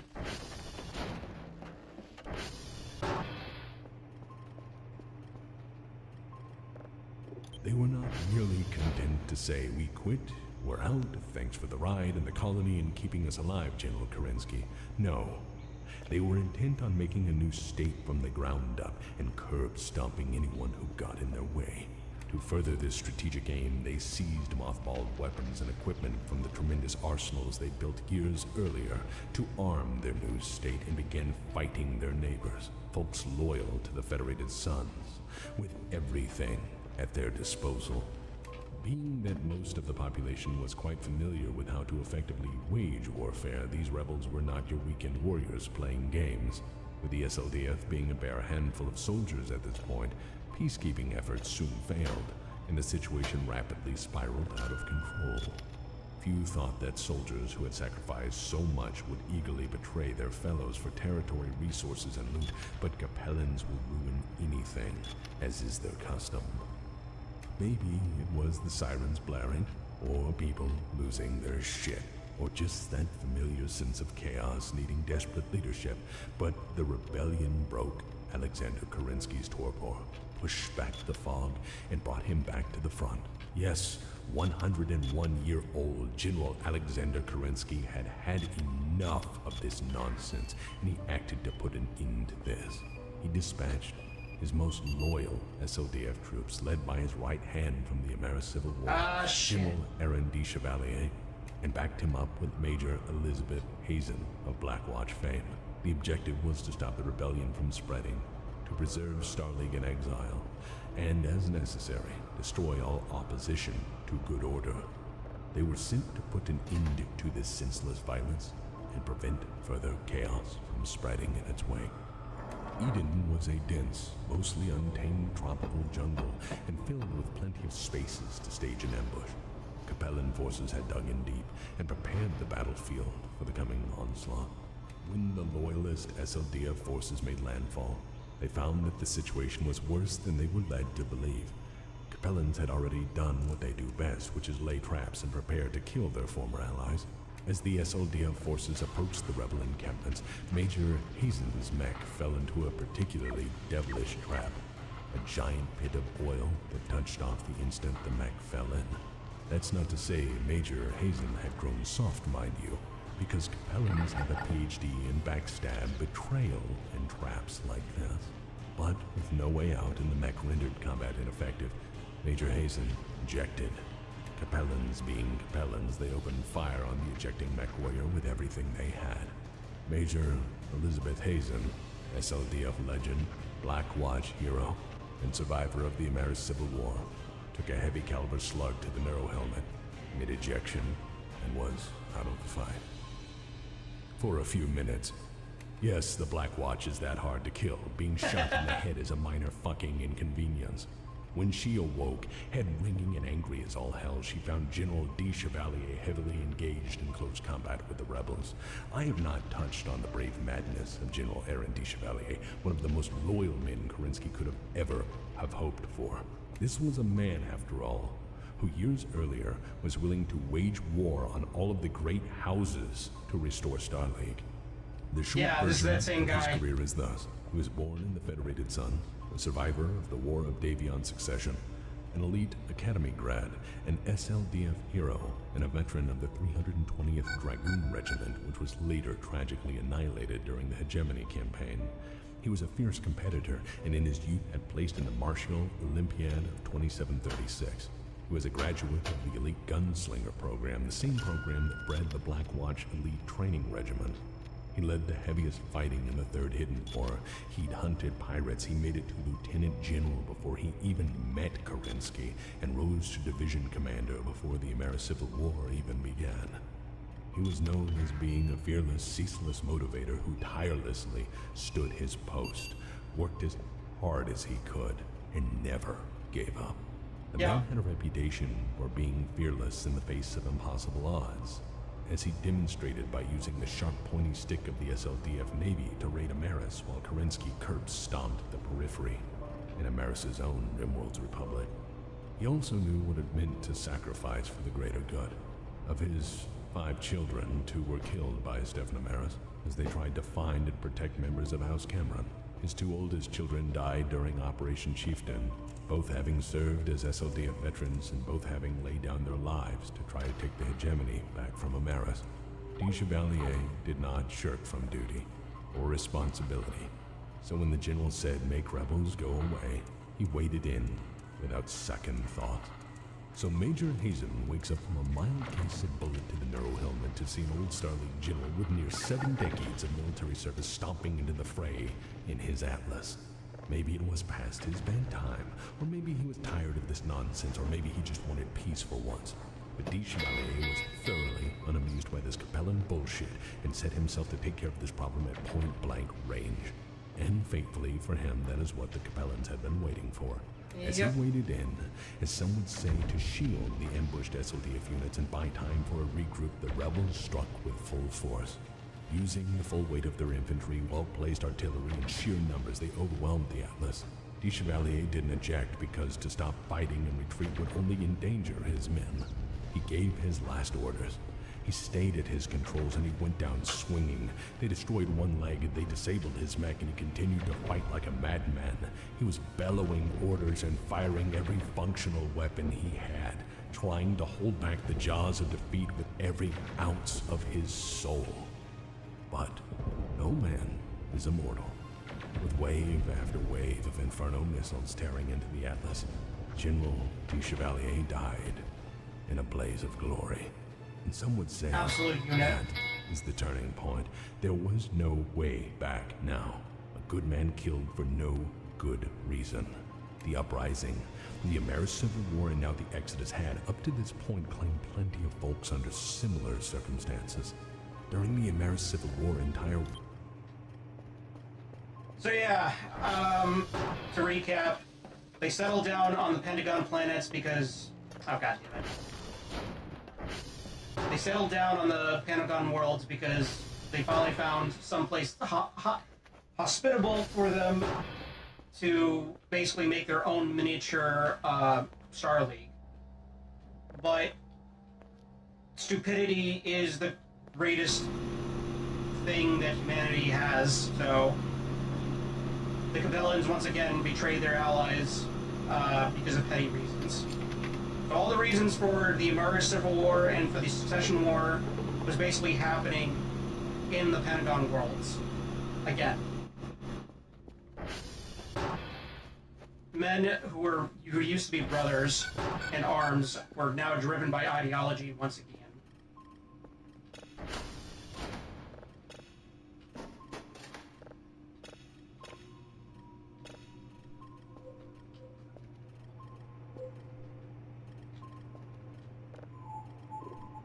Worlds were glassed, put to the nuclear torch for no reason other than it denied Kerensky a staging point. Entire populations had been enslaved, starved, and gassed to prove Amaris wasn't going to go gently. Total war does that to a population. It relegates the act of killing to an industrial scale. And yet, with that war long over, and the trials past, with the hard times now behind them, somehow, the worst of the Inner Sphere had been carried with them on the Exodus to this new frontier and manifested again to wreak havoc. The once mighty men and women of the SLDF were now turning their guns on each other and fighting with the same ferocity they'd used on Amaris.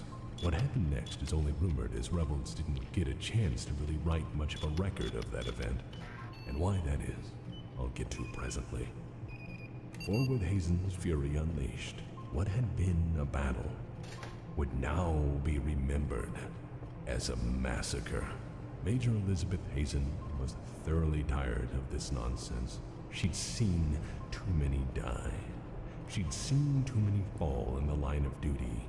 And this sea of death had stoked a flame deep in her heart. And this final act of betrayal was a catalyst for her rage. Sources say she emerged from the jungle in fury and grief, and most assuredly about to kick some ass. Perhaps bagpipes played in her distant memory, perhaps with enough comrades lost along the way, the Black Watch officer had just finally snapped. What is known is she picked up a sword from a dead Capellan rebel and charged, and she just started cutting people apart. Any Capellan she saw died. Any who ran died tired. Any who begged for mercy found there was none to be had, at least not on this day. Her mad charge on foot with blood in her eyes and sword in her hand, with furious rage guiding it, proceeded to tear through Capellan lines. This insane act of defiance, a mad charge into overwhelming numbers to avenge the fallen, rallied the SLDF, because watching a Black Watch commander wading into a furious gun battle with just a sword, screaming bloody vengeance, was just the sort of thing to spark their spirit. So they joined her. And absolute carnage followed. No rebels survived that battle, or the next one, or the one after that. Hazen didn't just turn the tide of a battle. She went on to annihilate every Capellan rebel she could find on the planet, and found vengeance on any who dared to stand in her way. Eden's population fell that day, and that particular rebellion was made extinct. But the much diminished SODF couldn't be everywhere at once. The news of General de Chevalier's death and the chaos which followed emboldened the rebel factions, and soon there was a full-on civil war. Faction after faction seized the moment and declared independence. There was absolute chaos as neighbor turned on neighbor, faction on faction, armed with the sheer volume of weaponry the Exodus fleet had carried from the inner sphere. Everyone had realized without a unifying SLDF, without a unifying cause, they were out for themselves, and joining one of the many emerging factions was the only way to stay alive. Star League in Exile was now dead, a casualty of desperate people resorting to what they felt was their best option at that point in time. And, sadly, there was to be one more casualty. The death of his friend, his ally, his confidant, General de Chevalier, hit Alexander Kerensky hard. He was in the planning stages on striking back at the rebels, but sadly, on the 8th of June 2801, he died of a massive heart attack. The worst of the inner sphere had been carried with him on the Exodus, and then in a moment of strife, manifested among colonies they had founded, and there would be no going back to the brief peace they had achieved. SLDF veterans, at least those who'd not been forced to muster out, those who had only known and chose to maintain a soldier's life, were for the first time truly leaderless. The Star League in Exile was now gone, reduced to a series of factions closely mirroring their inner sphere counterparts. Each faction vying for supremacy were now all too eager to wield the vast arsenals they had stockpiled, and through them began to forge new states for themselves. SLDF commanders in the field either fell in with the factions or died trying to put them down, in what would soon become the Exodus Civil War, in essence a microcosm of the First Succession War. The surviving SLDF leadership remained paralyzed. Each of the remaining generals tried to assert their own claims to Kerensky's legacy, or began siding with one faction or another. But Nicholas Kerensky had his own ambitions. Perhaps it was a result of having lived in his father's shadow all of these years. Perhaps it was watching his father's noble dream die before him. Perhaps it was the cycles of grief and loss he'd seen in the course of his life. His father, his mother, Star League in Exile. All were gone now.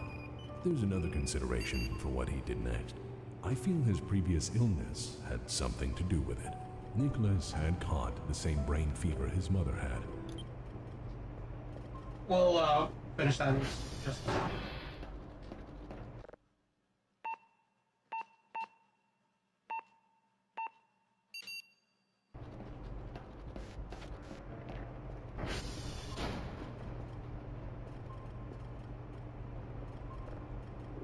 disease that wreaked havoc on the early colonization efforts and known to cause extensive brain damage in its victims.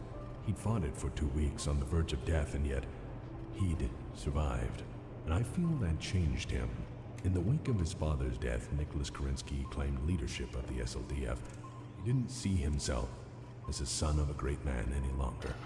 He saw himself as the heir of a noble ideology, a legacy that could in time save them all. The SLDF and all it represented would be his. He would keep the dream alive. It wasn't the craziest thing to claim. After all, that's Inner Sphere's standard operations. New boss inherits the job of the old boss. And Nicholas Kerensky saw himself now as a great man, that now was his time. His destiny was laid before him. Yep. Most of the division commanders decided to take their chances anywhere else. Most of them had no interest in following the unproven son of Alexander Kerensky in any capacity. Those who didn't laugh in his face politely walked away from his notions of grandeur. You have to try to understand their reasoning. Nicholas Kerensky had not fought as they had in the Ameri-Civil War. He knew nothing of command, of war outside of history books.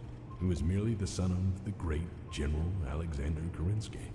The great general was now dead. From their perspective, his noble dream of a Star League in exile had died with him. Many of the veteran commanders of the Ameri-Civil War were dead or ancient or fully intent on carving what territory they could as warlords and wrecking their neighbors in the process. With as many weapons, warships, and supplies as they had, there was now no course but war. So why not fight it out? They saw their best option as to throw in with an existing faction and do their best to survive. It was the Inner Sphere way, after all, joining the son, the presumed heir of a great leader, and trusting his ability to restore order was a leap of faith that few were willing to take at this point. After all, the last leap of faith they'd taken resulted in what promised to be a gruesome conflict and all the ruin that it entailed. But that's not to say General Kerensky's sons were alone. Despite everything up to this point and the hopelessness of the situation, some still believed, fanatically. So Nicholas Kerensky gathered those most loyal to him, or if not him, his father's cause, which he had now assumed as his own. He told them that the Pentagon worlds were now doomed, and that they must commit to a second exodus, to leave all of the factions behind, to leave the poison of the Inner Sphere's politics behind and start a new society. I ask myself, what kind of people would be willing to walk away from that, to take one last jump, to follow the son of a great leader in pursuit of an ideology not quite clearly defined? Well, people who are dreamers for one. Nicholas Kerensky may not have been the ideal man for the job at hand, but perhaps the only man remaining with any semblance of a vision. Enough. Alright. I gotta call the drone now so that way we can get this all done in time. How this works. Hey, bud.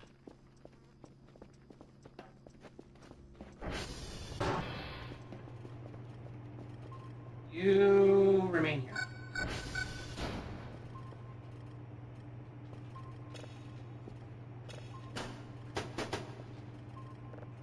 Them did see him as the inheritor of his father's dream. Nicholas in turn went to every Pentagon world and made his objective known. He wanted to escape the violence of what was now being called the Exodus Civil War, and to carry the true legacy of Star League onward. He wanted to leave the cycles of tragedy and violence the Inner Sphere had always known. From the Pentagon cluster, a bare few thousand volunteers joined him, and with what resources they could take, they jumped. They landed on a recently colonized world in the nearby Kerensky cluster. In Russian, it means dream country. To his credit, Nicholas Kerensky later came back to save as many as he could. It was January 2802, Major General Nicholas Kerensky. Yes, he'd given himself that accolade, Major General. Began using the assembled remnants of the SLDF Navy and carefully organized a exfiltration from the Pentagon Civil War of over a quarter of the surviving civilian population to this new world, adding to his meager resources nearly 1 million farmers, merchants, and workers. Further, his forces were bolstered.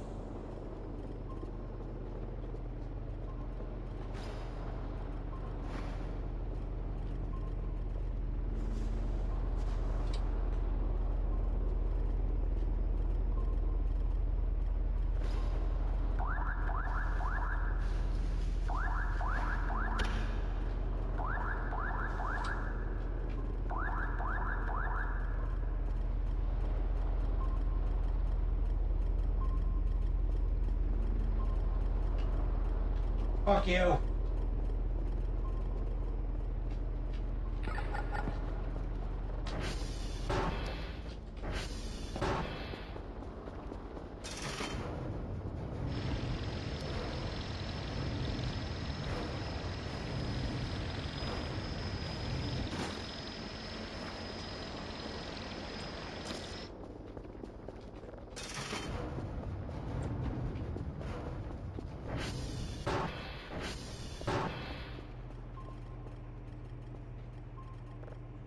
By the majority of the Navy having opted to side with him rather than duke it out with capital-scale weapons over what amounted to a handful of planets and the so-called leaders who are now fighting for dominion over them. However, of the mech jocks, aerospace pilots, infantry, and tankers of the SLDF Exodus forces, only the 146th and 149th divisions fully sided with him in his dream.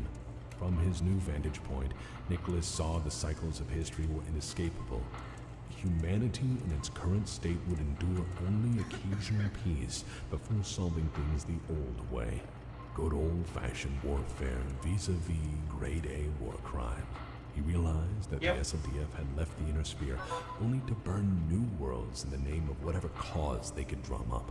He saw old ways of thinking, inner sphere ways of thinking, to be toxic and a direct contributor to what was now unfolding. Knew that in time, this second Exodus could very well do the same unless drastic action was taken. This new world had every potential to become a messy battleground in time, unless he were to change everything. He saw that changes were absolutely necessary to prevent a future world from burning what he intended to make. Drastic changes, and not just what a society stood for, but the very fabric of society itself. What if he were to change the balance of a society, its aim, governance, and focus? The old ways to him were flawed as they gave into biases, beliefs, and allegiances, which inevitably resulted in mutual annihilation, and he saw himself as a great... And thus comes the clans.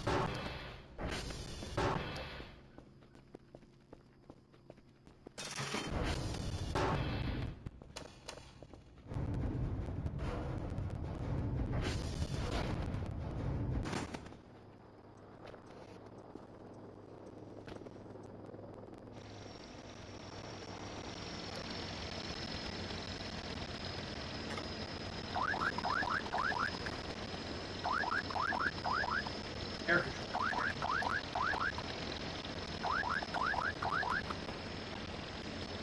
Huh.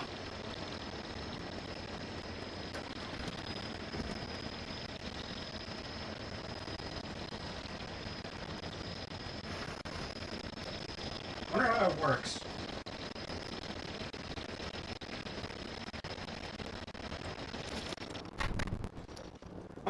Only one way to find out is, I guess, if I do a jump.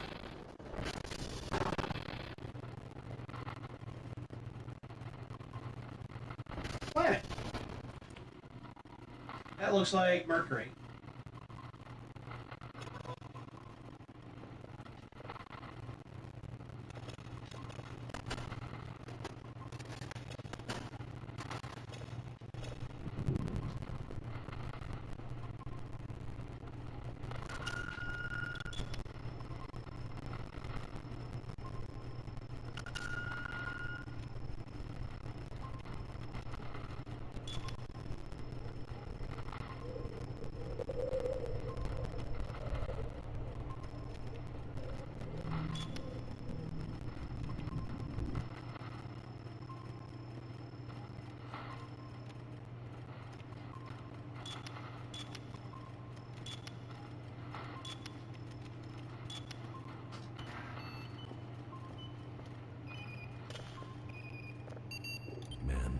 the father of a new nation, guided by righteous ideologies given to him by his father. He was precisely the individual to forge a new civilization to correct the flaws of the old. And so, in the name of his father's legacy and in his own avowed belief in the nobility of Star League as an ideology, he reshaped the world from the top down.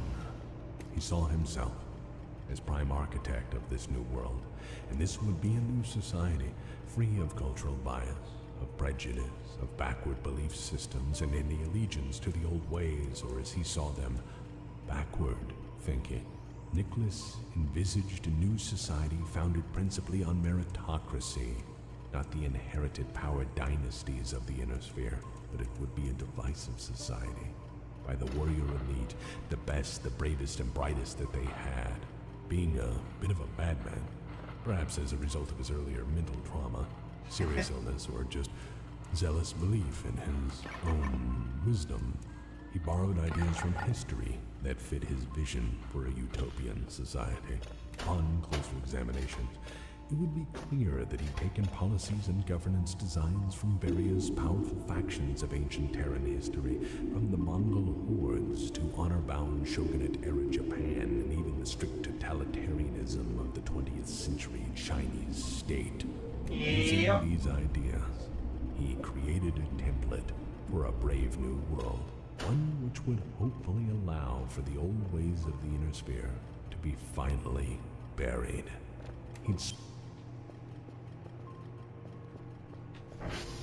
And did it work? Kinda. Not really. Kinda depends on who you ask, I guess.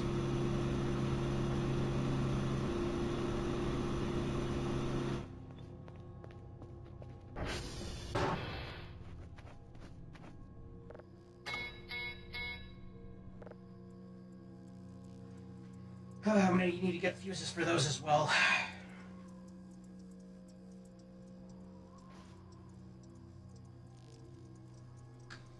So yeah, once again, the Star League in exile, they're going through the same old ways and same old bullshit that doomed the Inner Sphere and Star League over there as well.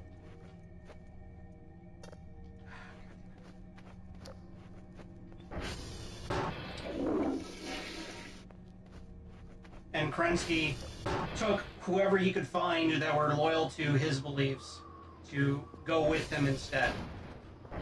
Into another second Exodus exile, out into the Kerensky cluster, where there were some planets there. Oh, hold up.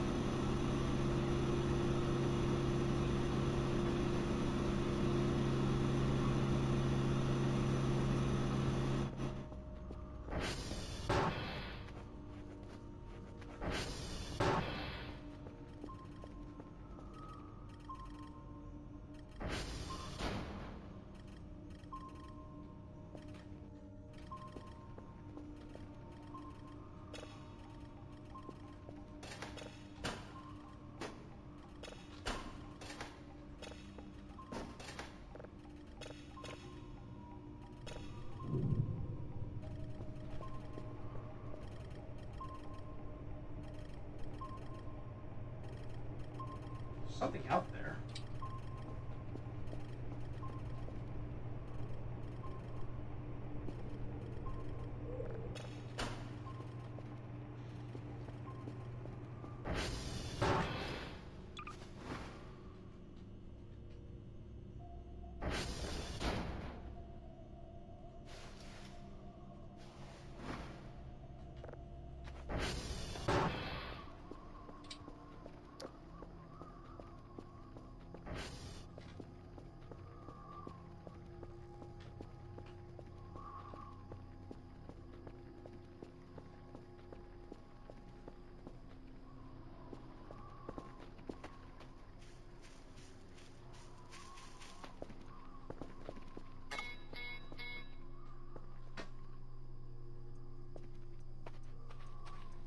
Fuck is that?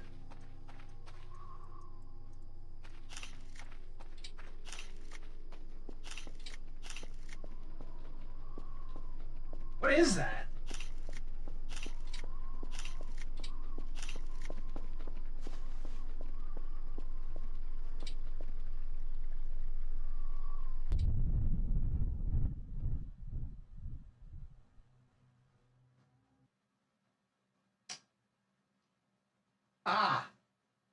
I see.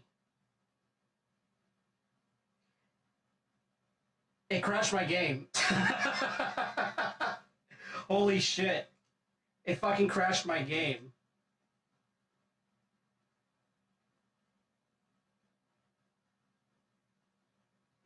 Okay. Alright. So that wasn't a yellow wisp, I guess. That was something else. What the fuck?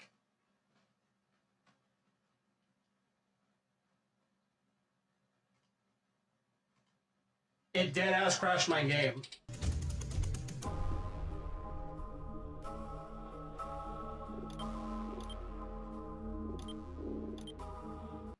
Oh, great. As soon as I spawn in, I'm gonna have to haul ass then if it's there.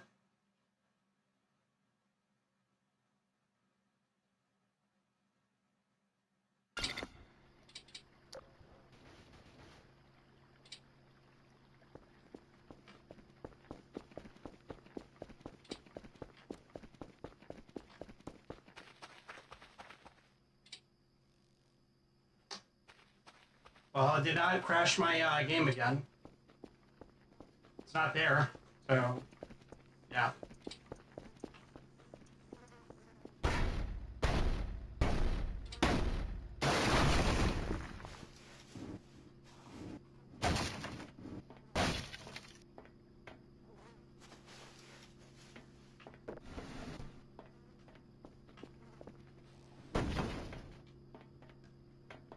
Very cool, very epic and cool.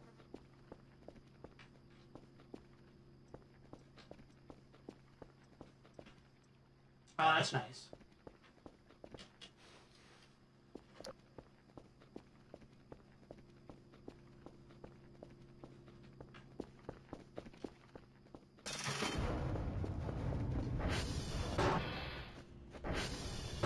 For some reason, that didn't scare me as much as I think it should have.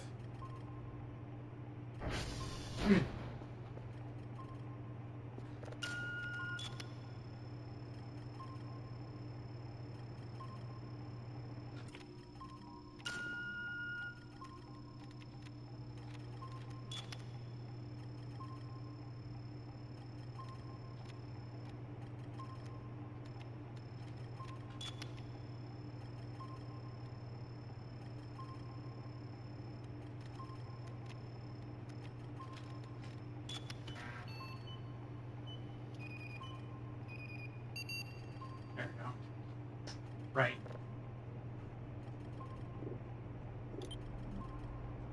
Them and they you. The situation may suck, but so long as retreat would only in all were gone. Go to Major General Nicholas Kerensky. Yes. Society free of cultural bias, of prejudice, of backward belief systems, and any allegiance to the old ways, or as he saw them, backward thinking. Nicholas envisaged a new society founded principally on meritocracy, not the inherited power dynasties of the inner sphere, but it would be a divisive society by the warrior elite, the best, the bravest, and brightest that they had, being a bit of a bad man, perhaps as a result of his earlier mental trauma, serious illness, or just zealous belief in his own wisdom. He borrowed ideas from history that fit his vision for a utopian society. Upon closer examinations, it would be clear that he'd taken policies and governance designs from various powerful factions of ancient Terran history, from the Mongol hordes to honor-bound shogunate-era Japan, and even the strict totalitarianism of the 20th century Chinese state. Using these ideas, he created a template for a brave new world, one which would hopefully allow for the old ways of the inner sphere to be finally buried.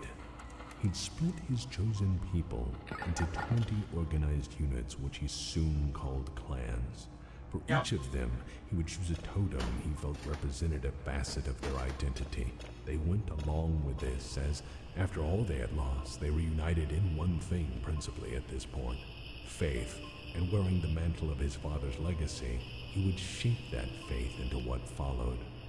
At the heart of each clan was a reinforced mech warrior battalion of 40 warriors. Of the thousands and thousands of troops who had joined his exodus, he rigorously tested each warrior on their abilities to allow only the very best to continue to bear arms. This was to be a meritocracy after all, and a warrior society to boot, for in his eyes none were nobler than a warrior bearing arms to defend the society they led. He felt the army structure of the SLDF was deeply tainted and did away with lances, with standard military organization and hierarchies. He dreamed up a new way to fight, a new way to wage war, far from the perceived barbarism of inner-sphere practices. The new clan organization was fairly simple, using schoolyard rules of arithmetic. 5 mech warriors made a star, 2 stars a binary, 4 binaries a cluster, several clusters to a galaxy. Rank structures were similarly reformed. There was to be, in theory, at least no more militaristic glorification of the individual, no grand reward for being an exceptional individual, save for being tested again and again in order to attain a higher level of responsibility, and tests further to ensure you were worthy of keeping that position. Only the very best would do for his ruling elite, regardless of their life up to that point. Only the ability to excel on the field of combat was important for what would become a warrior caste. Yes, Nicholas Kerensky was intent on saving the society of the Inner Sphere by imposing a caste system. The warrior caste would be a ruling elite made of the sharpest minds, the strongest bodies, and the most exceptional talents in the conduct of war, set against each other in continual trials. To allow only the strongest to endure would form a society of seemingly peerless combatants.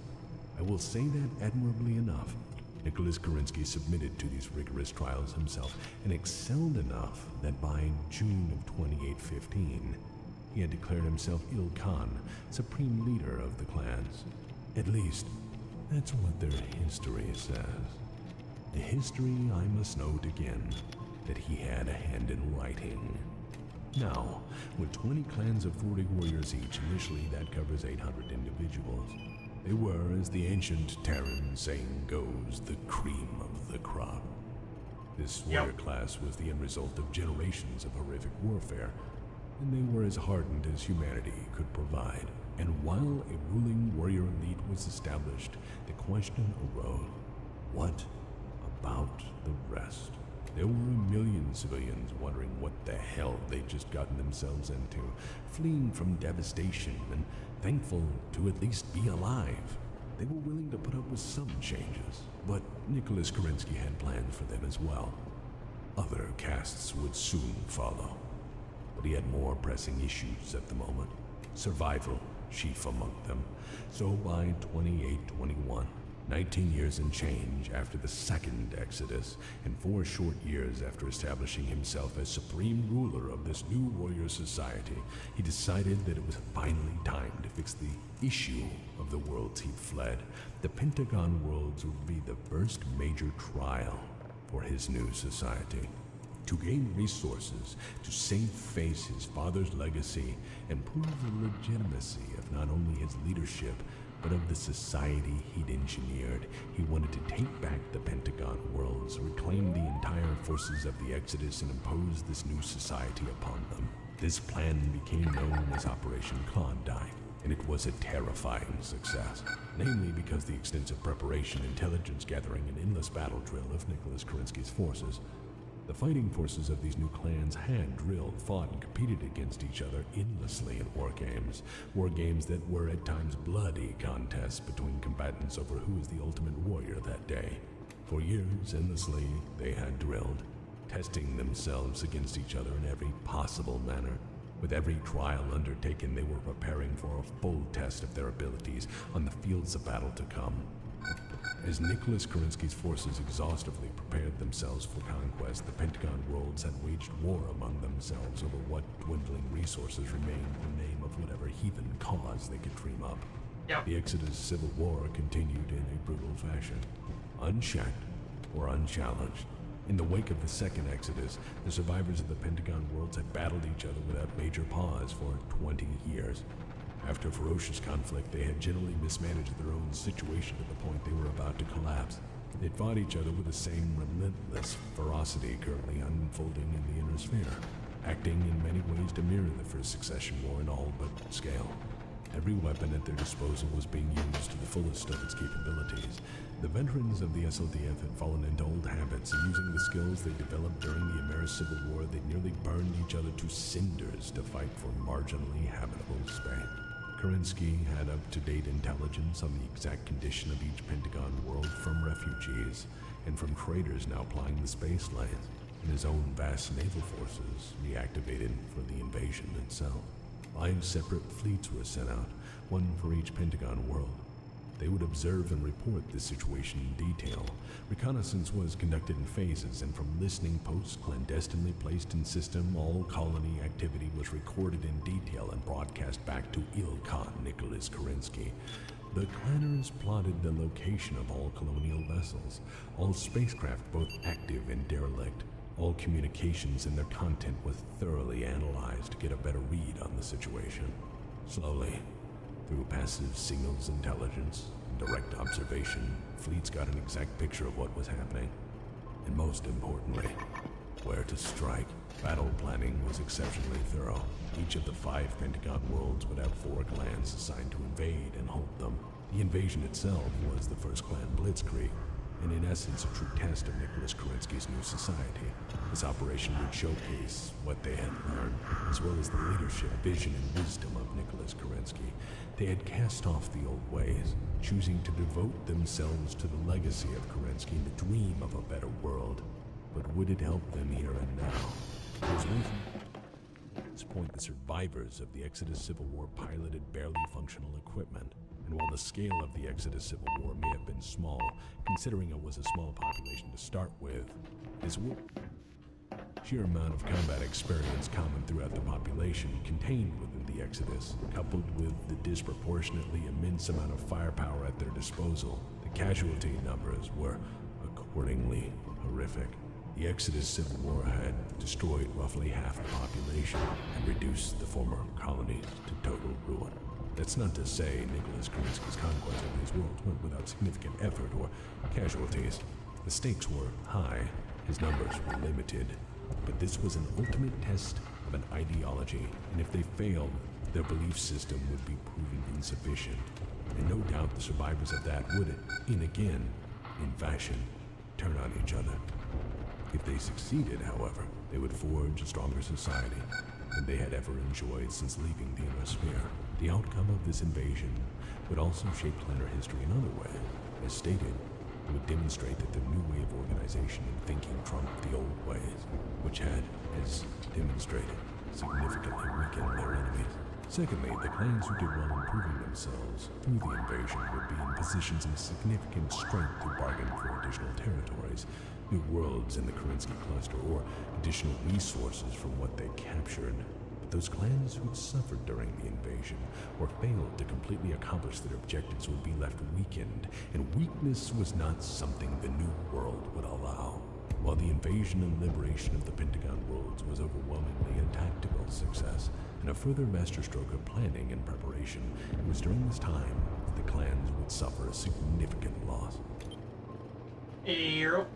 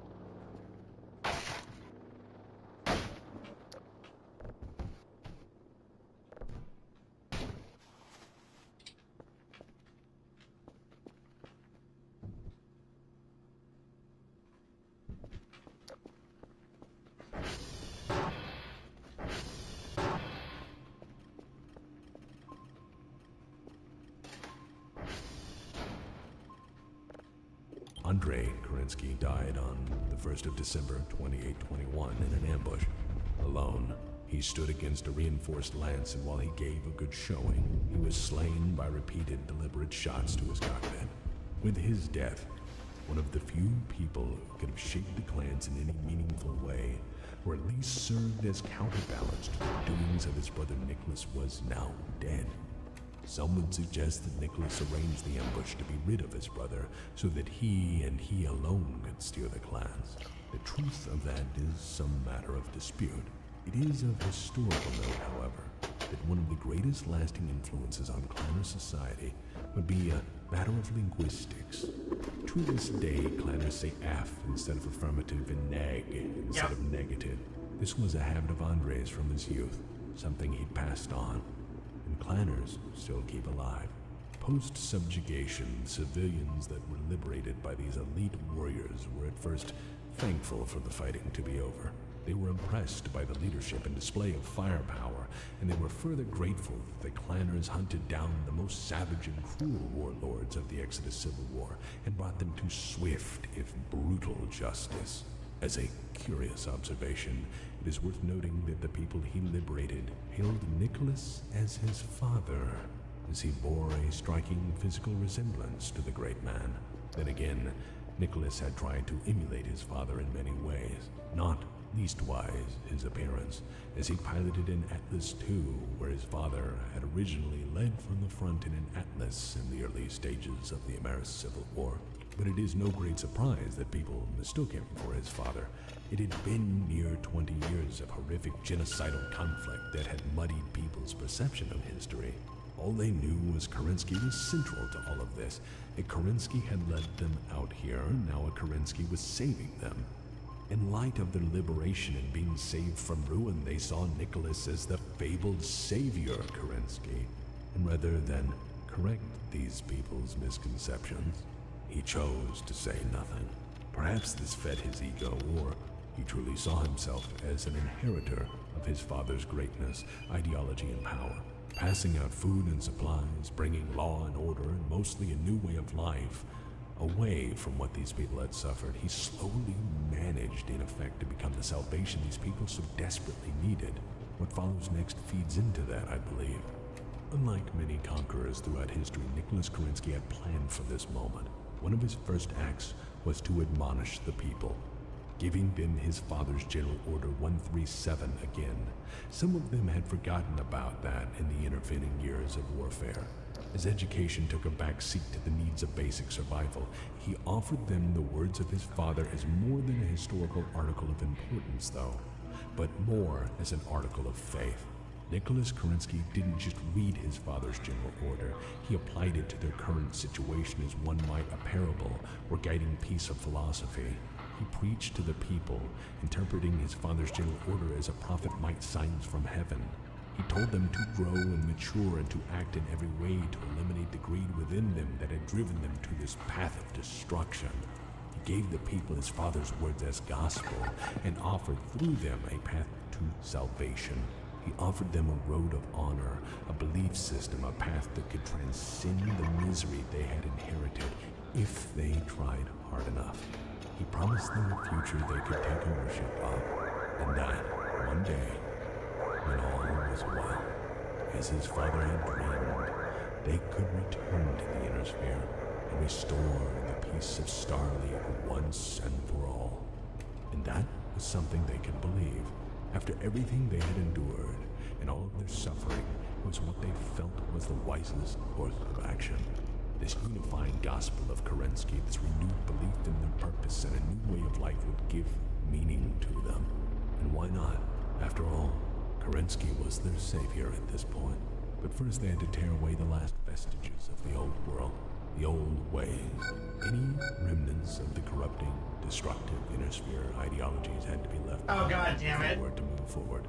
By Nicholas's interpretation of his father's wisdom, inherited from father to son, they quickly destroyed all that remained of the old world and any meaningful references to it. They filled their minds with devotion to personal and, by extension, clan growth. Nicholas Kerensky took the concentrated remnants of the Exodus Civil War and scattered them among the Pentagon worlds.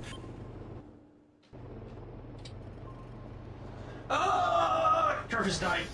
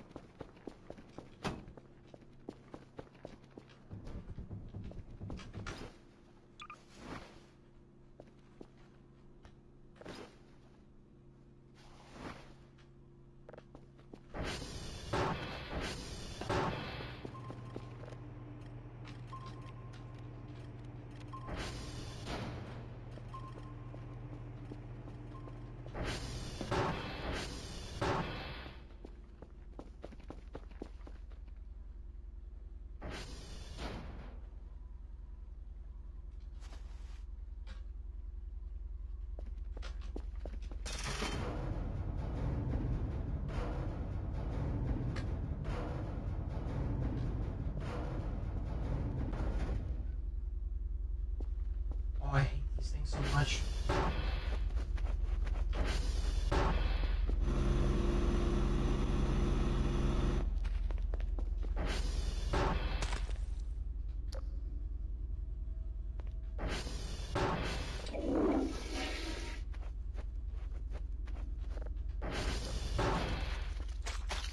Yeah, God.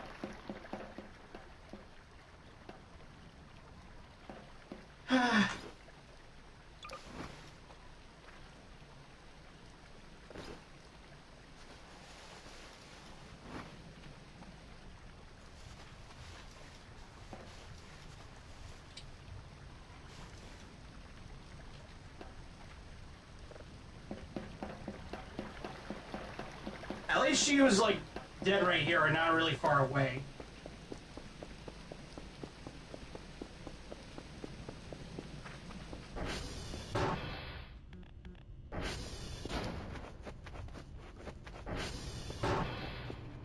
Okay, let's see. What do we got? Okay, she at least got all of them before she died.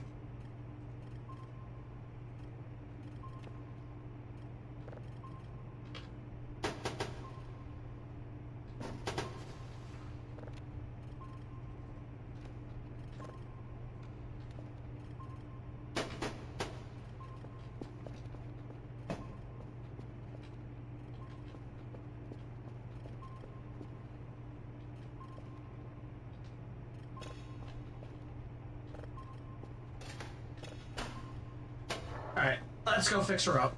God damn it. Really ought to pick up after myself here.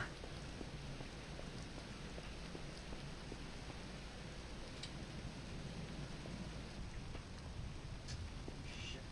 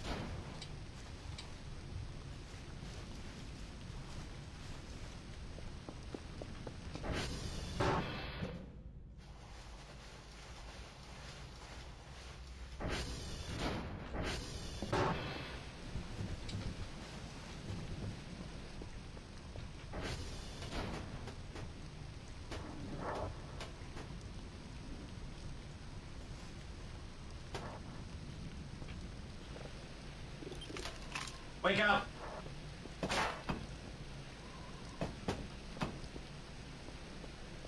Wow. Wake up, girlie. Come on.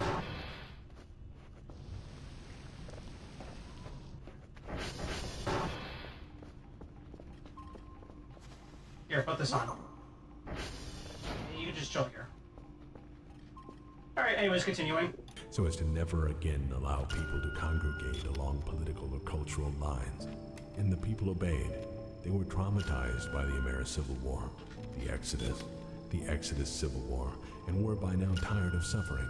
People's resistance had been completely beat down to a point that they were willing and ready to accept anything that promised a potentially happier tomorrow.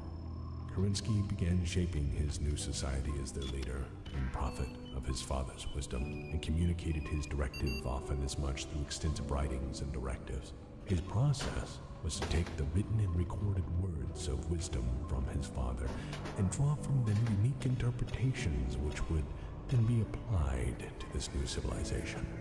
For example, General Alexander Kerensky's SLDF primer, 12 Principles of Command, is more or less the foundational blueprint for the clan's internal bidding process for combat war trials and testing.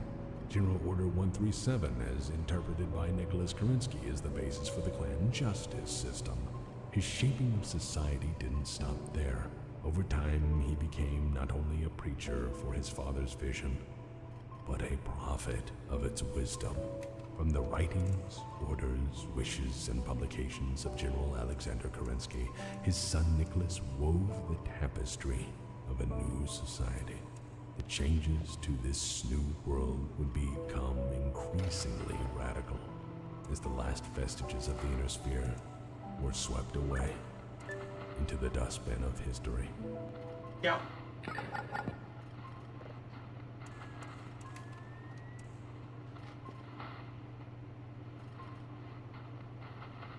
And where precisely those choices would invariably lead is something we'll have to get to next time on part 2 of this lecture series. So for now, class is dismissed, and we will close the book on the clans for now and pick up next time, next lecture. Remember that this will be on the test, and for the love of God, stay away from the clown on the station. He's not haha funny.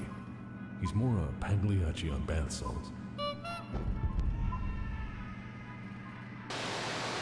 Your puny cadets are no match for elemental clan warriors. Ah, fuck!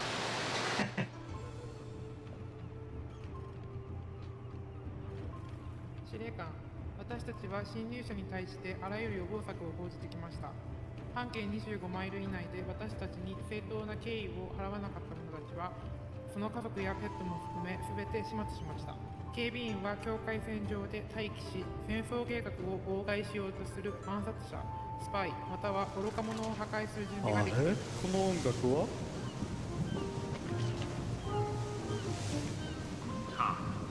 Aller Steiner Einheiten, macht euch bereit, diesem gottlosen Haufen Keratanern zu zeigen, wie Kriegsverbrechen wirklich aussehen. Klärt ein neues Grab für sie auf. Sie fliehen. Es wird ihnen aber nicht im Mindesten helfen. Sie werden nur sehr erschöpft sterben. Tonight on And that WBUL 76. is what a Steiner Scout lance looks like. 76 presents Community Service Theater. Duncan Fisher in William Shakespeare's Macbeth. That's right. Thanks to the court settlement, we have Duncan Fisher as Macbeth. And I do mean that literally. He's every role. Yes. Hello, everybody. This is Duncan Fisher. I'm doing Macbeth. Sure. Let's pick it up where I left off. Methought I heard a voice cry, "Sleep no more! Macbeth does murder sleep. The innocent sleep." If you don't know who Duncan Fisher is, by the way, he is the announcer of Solaris 7 in, I think, MechWarrior 4, I'm pretty sure. And he gained a lot of, like, popularity because of, like, his vocals and his voice and all that, to where he's still basically the de facto voice of Solaris 7. Solaris 7 is a gladiatorial planet on the in the inner sphere. I think it's like in the borderland between the Free Worlds League and the Liarn Commonwealth.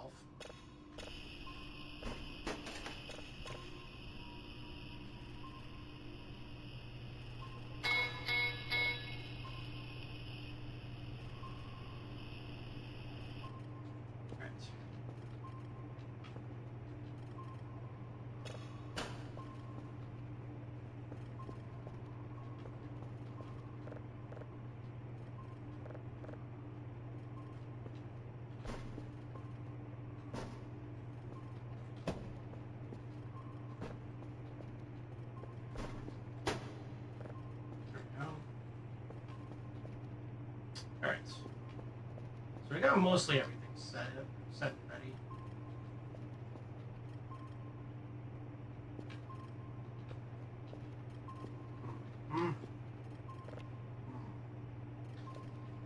Let's see. This is done. 5, 19. Right. 10,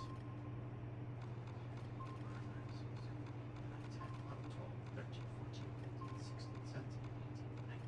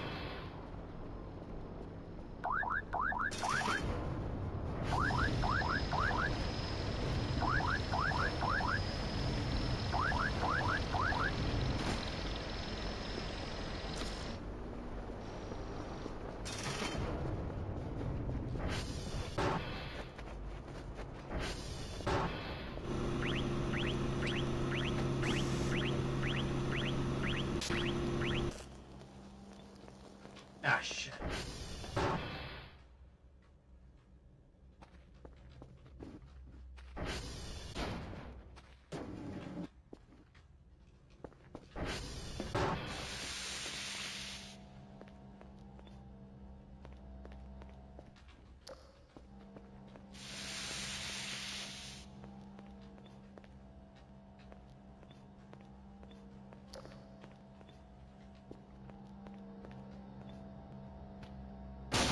Ah, Jesus.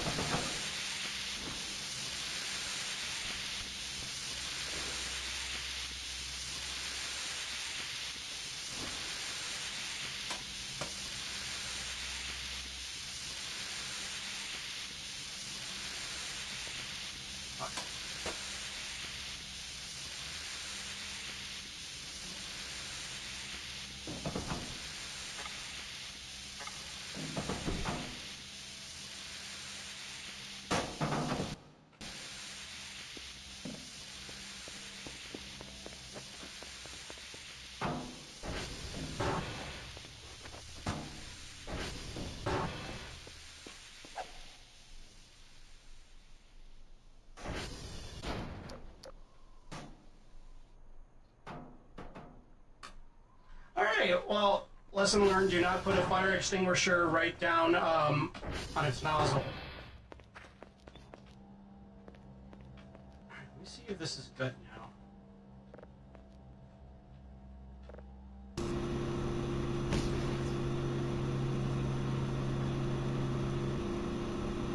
Temperature levels are critical, so we're going to have to wait for this to cool down.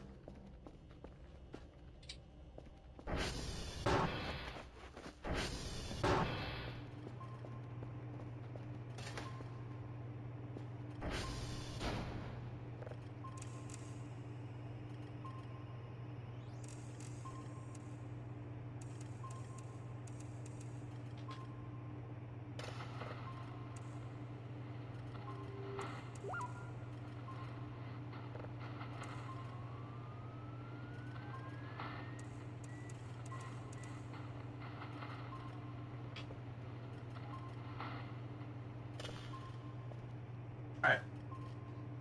Alright, let's play something else.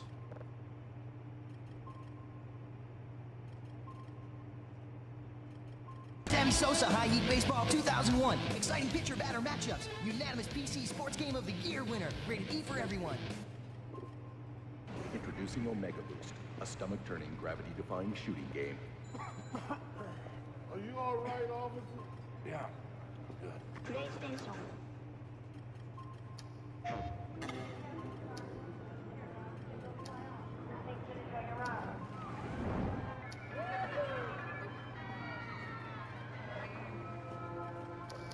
Think 360 degrees of free-range motion and complete weightlessness won't affect your ability to shoot straight? Introducing Omega Boost, a stomach-turning, gravity-defying shooting game. Are you all right, officer? Yeah. Good. PlayStation.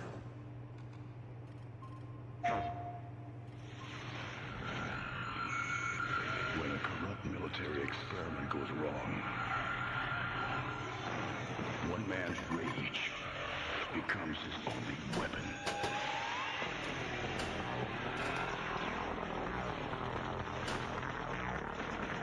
One man, one solution, one state of mind. One. PlayStation.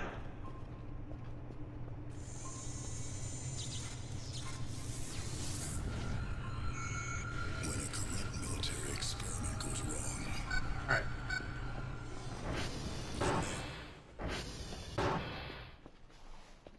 Wait, no, not this.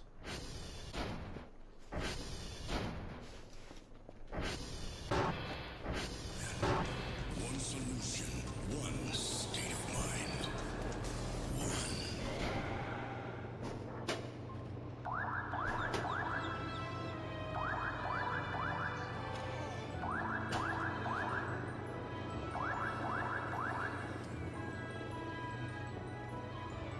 Morning, itty bitty.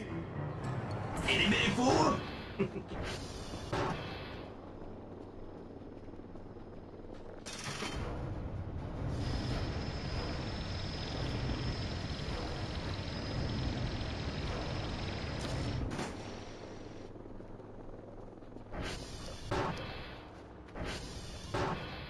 Right, I need coffee. I gotta keep working.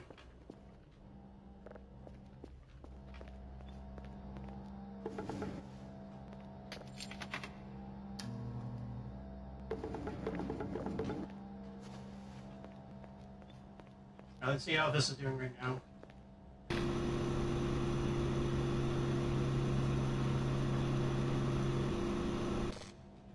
Alright. Still needs to cool down a bit.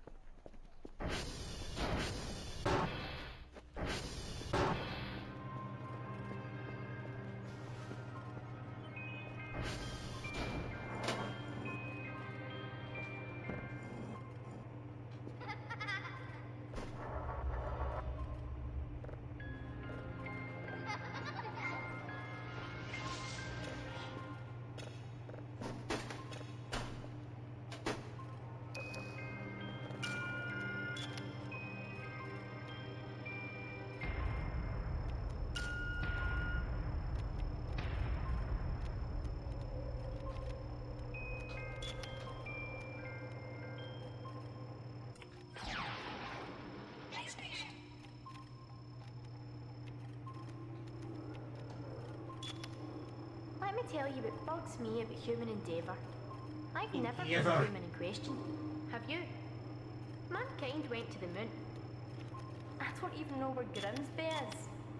Forget progress by proxy. Land on your own moon.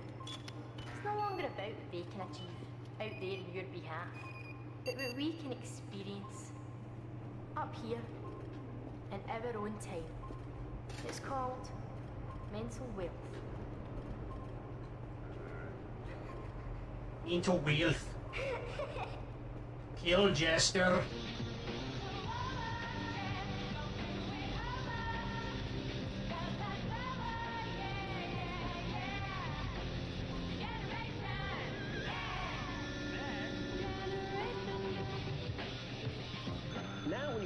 crafty products, you can instantly win one of thousands of PlayStation games and consoles. It might just change your plans for the holidays.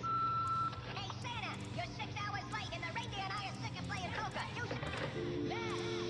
You think that competition's still going on, guys? Before I pass sentence, let me say that I have never seen such heinous crimes committed so flippantly. Who would use this deadly accurate weapon to blow away sweet little ducks, then actually enjoy shooting 20 of God's creatures in 10 seconds? It's sick! You're just saying that because you only hit 12. Mad, crazy, point blank joins Time Crisis in the PlayStation gallery of shooting games. So funny, it's criminal. Woodstock. Woodstock. Nothing really sticks in my mind. I forget, to be honest. The 80s. Well, he could have slept through the 80s and not missed a thing. The 90s. Since 1995, I can remember everything, right down to the smallest detail.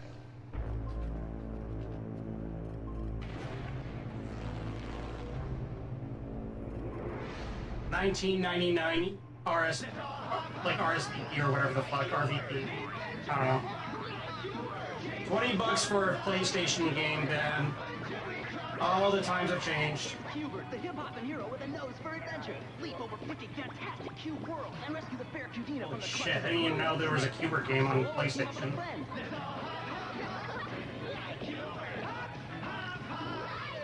Hubert for PC and the PlayStation game console. Windows 95 or higher, only from Atari.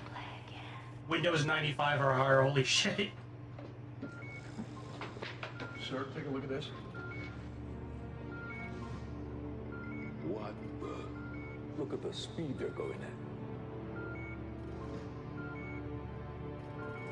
It's unbelievable. It's a PlayStation.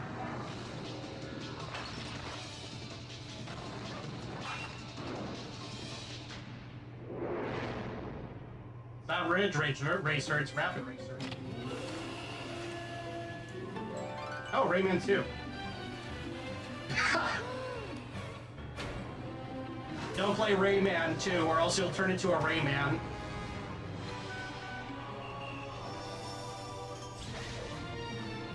How do you use the restroom if you turn into a Rayman? Rayman 2, now for the PlayStation game console. As a future stream.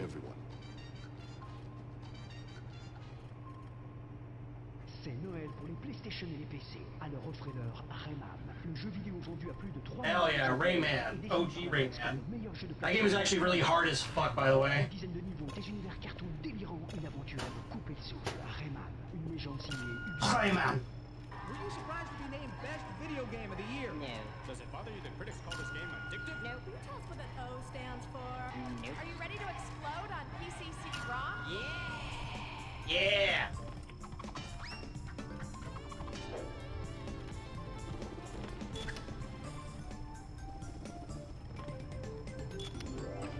Available for the Sony PlayStation, Sega Saturn, and now on PC CD-ROM. Yay. This holiday season, be sure to get that special someone the gift they really want. The most intense PlayStation games ever. Resident Evil 2 and Resident Evil, the director's cut. Now supports DualShock catalog in order. Hold on, I gotta watch that commercial. The minute I heard Claire's, like, you know, like, hurt sound, I'm like, wait, that's Resident Evil 2. Alright, we got this.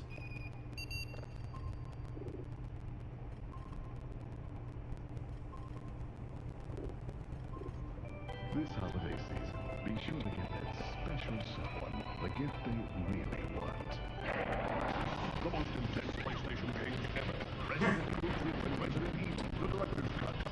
Now supports DualShock catalog in order. Nice. Oh shit! The Resident Evil 2 fucking George Romero commercial.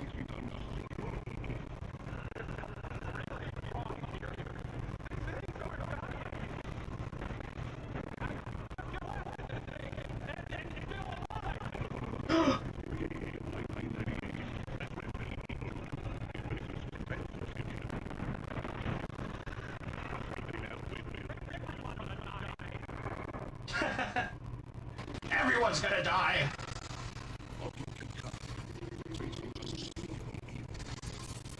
Oh man.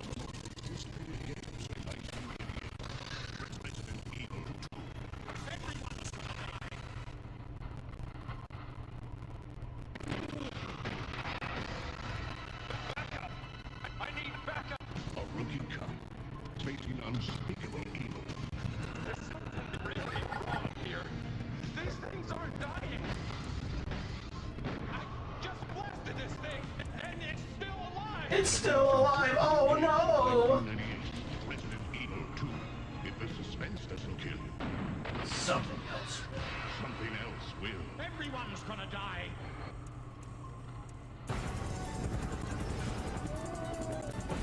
It's in your blood. Resident Evil 3 Nemesis. The nightmare continues, only from Capcom. Yeah.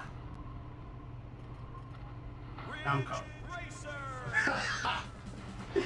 It's Ridge Racer.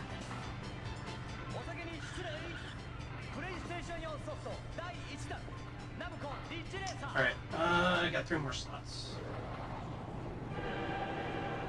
Which one is gonna load first, I wonder?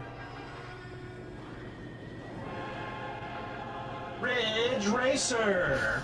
$599 US, $599 US. Giant enemy crab.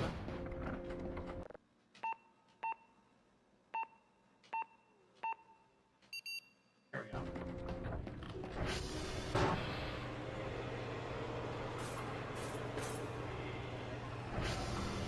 If you're looking for the fastest racers on Earth, this is where you'll find them. I don't know about you, but I feel like I'm a pretty fast racist.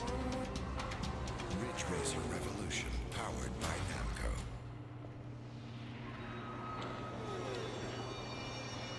If you're looking for the fastest racers on Earth, this is where you'll find them.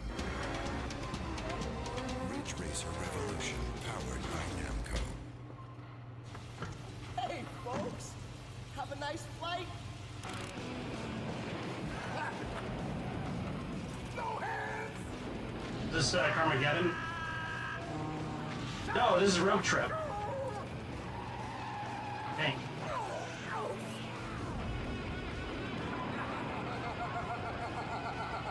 Road trip. Different kind of car, different kind of driver. Road Trip. Hey, folks, have a nice flight.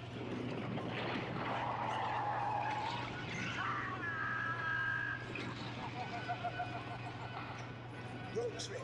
Different kind of car, different kind of driver. Here we go, kids. Terrence Turtle is my name. Turtle dancing, that's my game. Come on, kids. Everybody do the turtle dance. Not having a good time? Play the Rugrats video game instead, with characters like Oh man, this game. even Angelica. Rugrats, search for Reptar. It's a 3D adventure, and it's only on PlayStation. PlayStation. Hello, citizens of Europe. As spokesperson for SAPS, Society Against PlayStation, I'd like to talk to you about fantasy, threatening humanity. It's happening right here, in our very homes, and corrupting the lives of our loved ones. Yes, friends, I'm talking about this. It may look like a harmless bagel toaster, but inside is a deadly Harmless dome. bagel toaster? How do you know PlayStation is not a normal game system? It carries these telltale signs. Scientists say its effects are mind-boggling. Users lose all sense of reality and enter another world. Yes. Here we have a normal, healthy young man. And here we have a fellow who's been experimenting with PlayStation for only a few minutes. Proof that we saps must be on our guard. Remember, do not underestimate the power of PlayStation. Friends, worried about what to get the kids for Christmas? Well, worry no more. Get Get them on the sick. PlayStation. Oh, hell yeah, stick. Fuck that. Fuck PlayStation. You know, unfortunately, this might actually be true to IRL with PlayStation 5. Probably would have more fun playing with a stick than PlayStation 5, let's be real here. So give them stick. Better that than they get PlayStation. Remember, Seps, do not underestimate the power of PlayStation. Now batting for high heat baseball, Sammy Sosa. Hey, Sammy, you're in the wrong game. Huh? High heat is so real. Sammy Sosa High Heat Baseball 2001. Exciting pitcher batter matchups. Unanimous PC Sports Game of the Year winner. Rated E for everyone. Whoa! Sammy Sosa. Hey, Sammy, you're in the wrong game. We're playing over at Greg's. Sammy Sosa High Heat Baseball 2001. Catch it. It's so real. So real, man.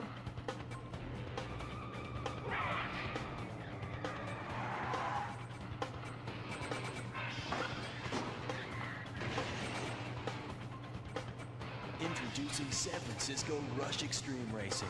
The only rules you need to follow are the ones in your head. Yeah.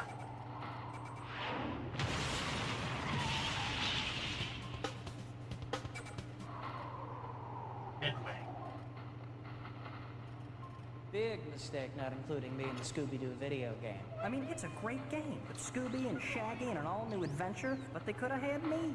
Come on, kids love me. Toss me that old pigskin. Rated E for everyone. When I heard there was going to be a Scooby-Doo video game coming out, naturally I thought I'd get a call. I mean, I was in over 21 episodes, and I did all my own stunts, unlike the Creeper. Big baby. I mean, it's a great game.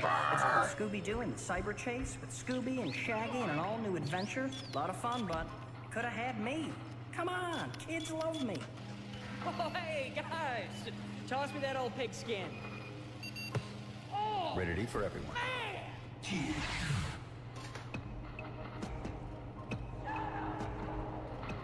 What game is this?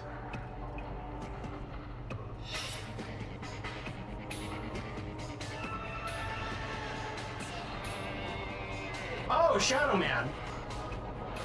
I want to stream that too.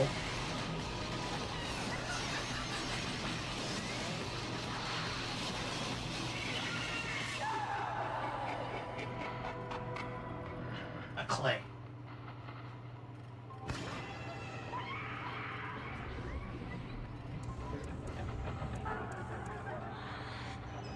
Yeah, Shadow Man looks really fun. Hill may never leave you alone again for PlayStation from coming.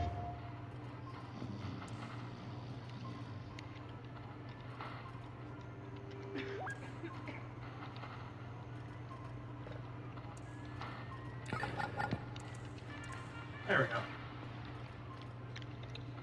Oh man, one of those. I always wanted one of those portable PlayStations that you can just play on the go with a little screen on it. I doubt most of them work now, but you know. PS1. Somewhere, someone tries to party alone. Would you like some more tea, Polly Prissy Pants? Just accommodation tea. Don't let this happen to you. Join the party at South Park Chef's Love Shack, the video game where Oh you my and your God, friends this. get down for some major full-player fun with the Love Gourmet himself. Ooh, chef! So get on over to the Shack. It's one big multiplayer love-in. Comedy Central's South Park Chef's Love Shack. It cannot be overstated in how huge South Park was back in the 90s and early 2000s. Now, with PlayStation, you will believe an ass this fat can fit into a package this small. I'm not that. I'm getting in shape. You better be. Because South Park... The buggy first-person shooter, yep. Super, thanks for asking. Okay, you're going to jail. Oh, I need to pop. Hey, stupid, I'm over here. Comedy Central's South Park, now on PlayStation. From Acclaim. You've taken her abuse. Miss Patrick, shut up, kid! Now sticking up her tailpipe with South Park Rally, the racing Wow. of demented proportions. Hit the streets packed Respect my authority! explosive diarrhea. Defend your drawers from underwear gnomes and other wicked obstacles. Good go, girl. So break like the wind with Comedy Central's South Park Rally, the video game. New from Acclaim.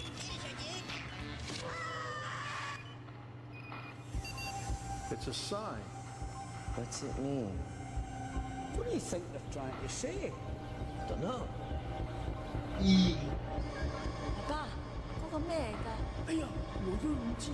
S.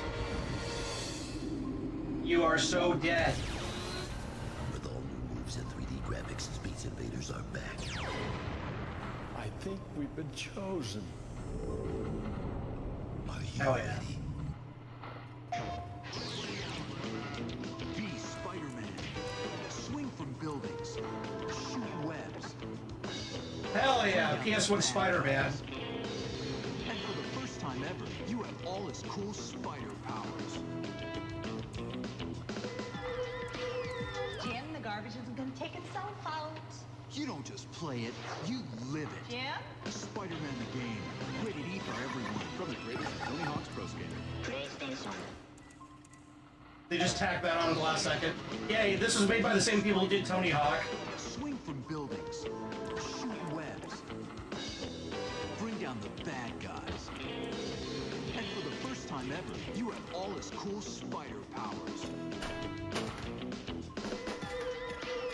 Jim, the garbage isn't gonna take itself out. You don't just play it, you live it. Jim? Spider-Man the game. Rated E for everyone. From the greatest of Tony Hawk's Pro Skater. PlayStation.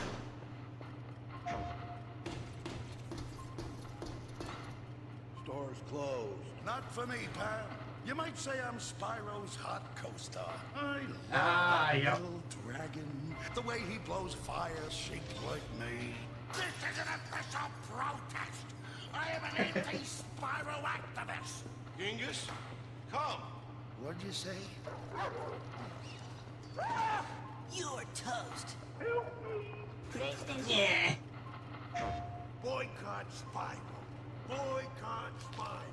Sure, he looks like an innocent dragon, but he breathes fire.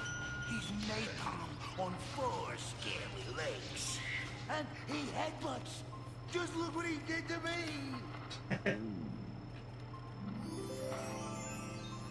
You need that butterfly in ya. What? That's another game I want to stream soon too. Pyro. PlayStation. We must band together to fight Spyro and his head-butting, sheep-burning ways. This isn't such a video game. It's a Spyrocracy. What's it? 29 dollars? Stay away from Spyro.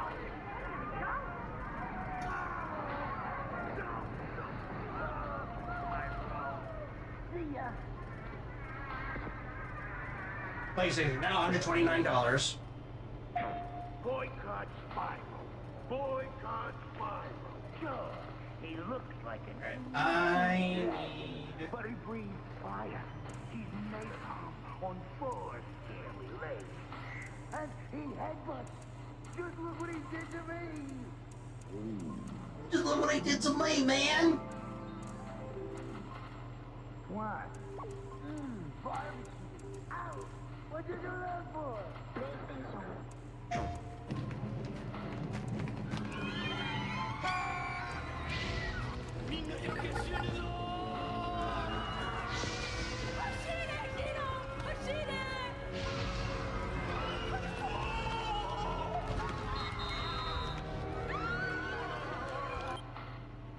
Before we continue.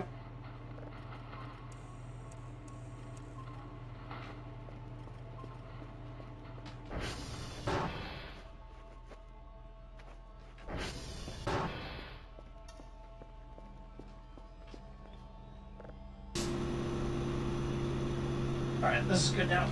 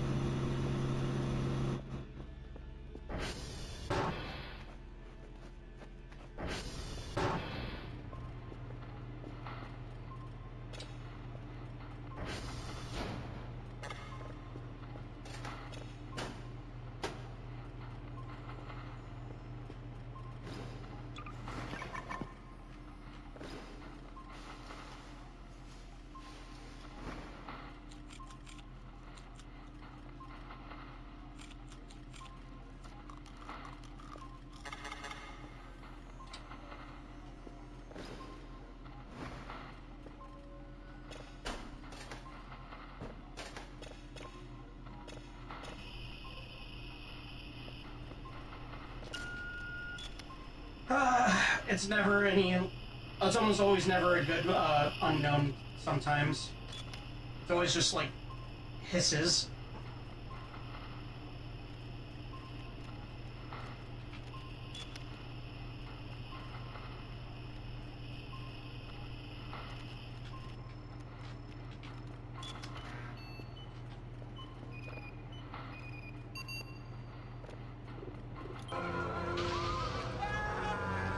Spyro's back. Can you take the heat? Rated E for everyone. PlayStation. Oh, we nailed him. Oh, let's go.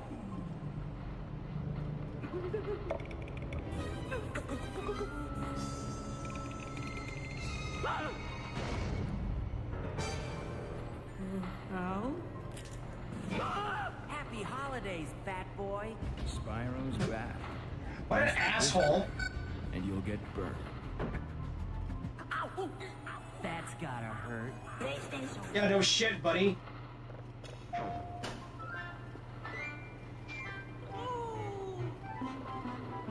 Don't do that, Mikey. That's not a good idea, Mikey.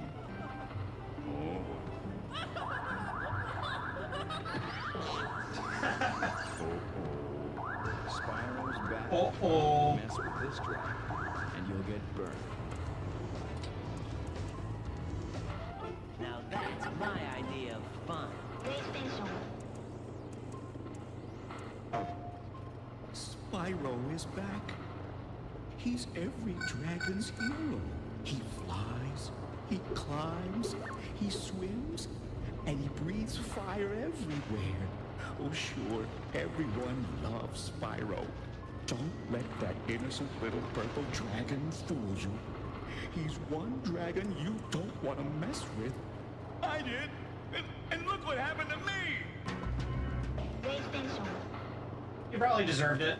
I shouldn't have messed with Spyro. Fun fact, by the way, Snoop Dogg really loves Spyro. It's one of his all-time favorite video game franchises, apparently.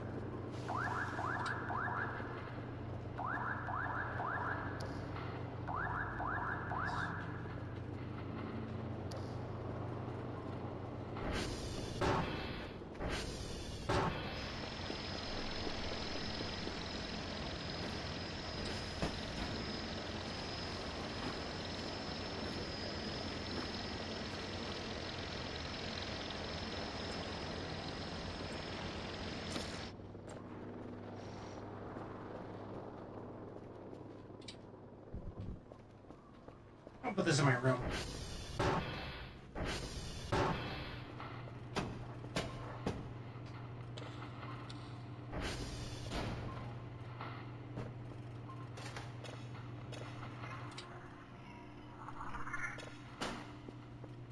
I wonder what they have to say about this one.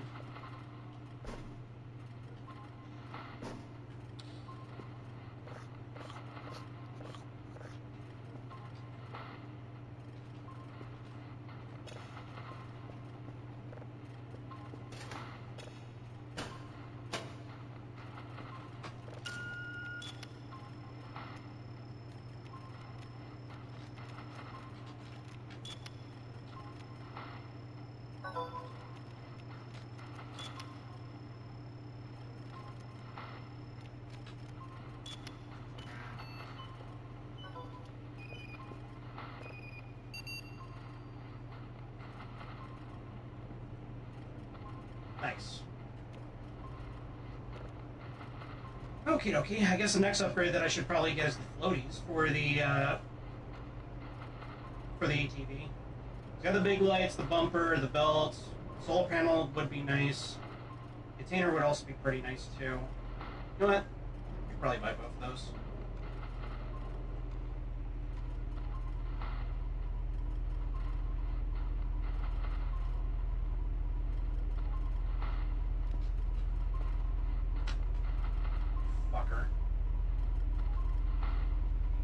So much.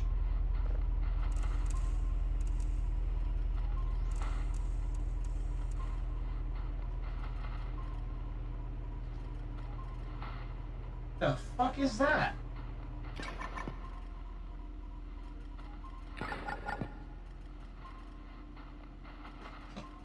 What is that? What am I looking at?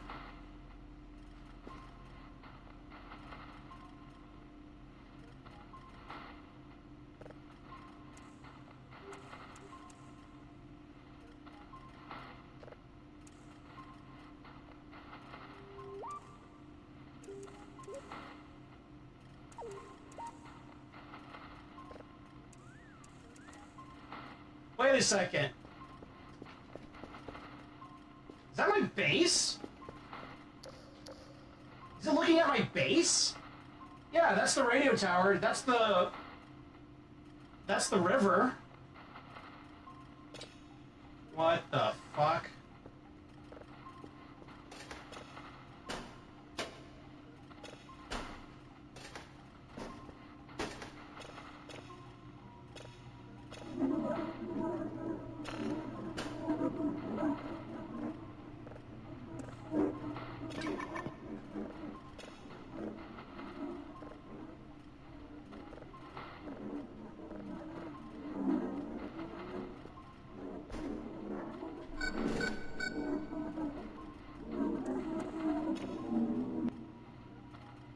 Okay, I was so distracted.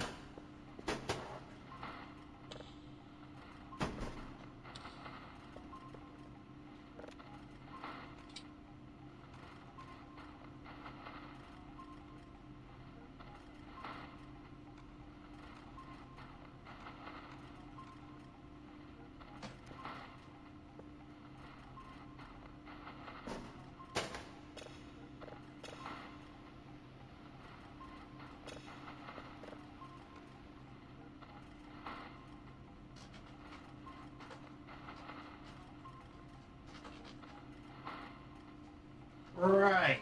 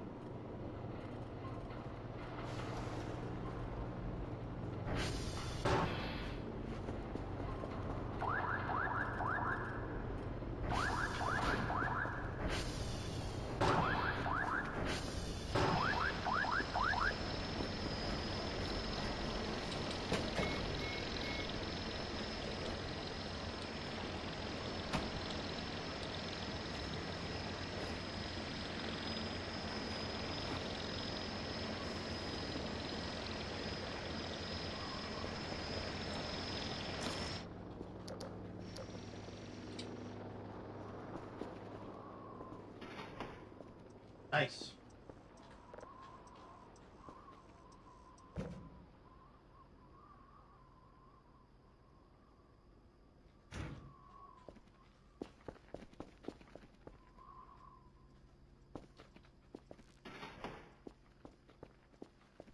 Ah, I see. So that's how it works. Oh, that is one fully upgraded ATV, I guess.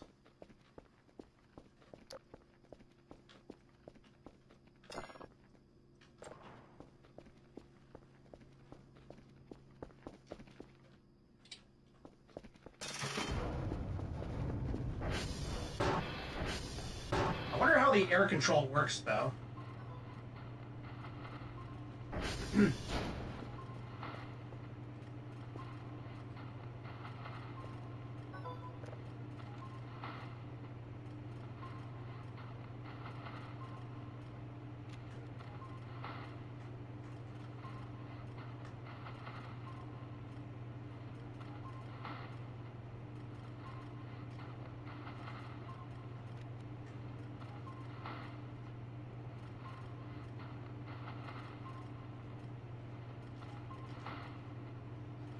What is it?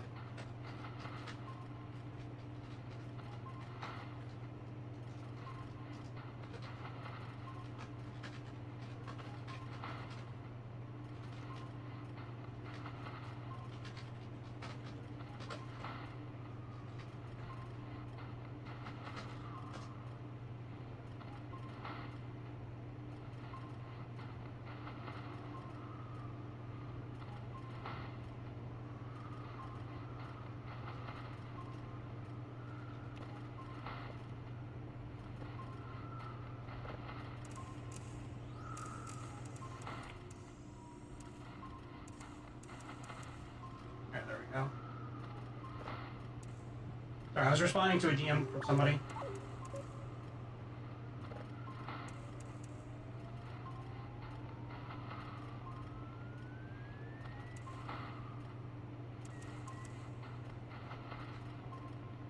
Dwarf planet that looks like the moon.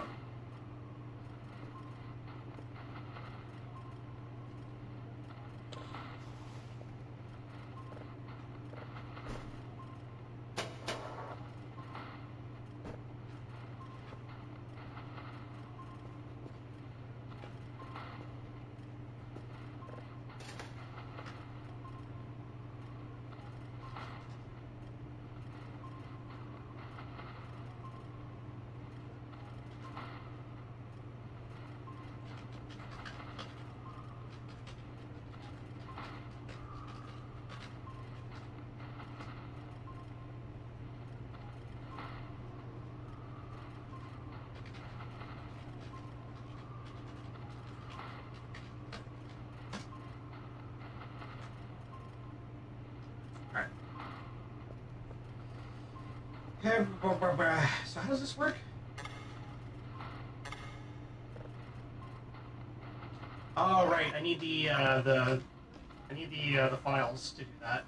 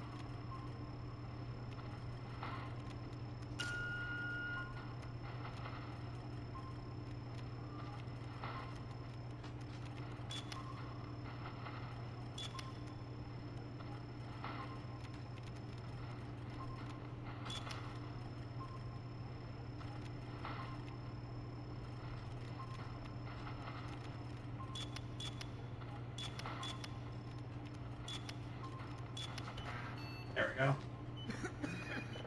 Pyro. He breathes fire wherever he goes. I've tried to run and hide, but he can climb and fly and swim. It's like he's everywhere. There's no hiding from him. I can't take it anymore. I'm so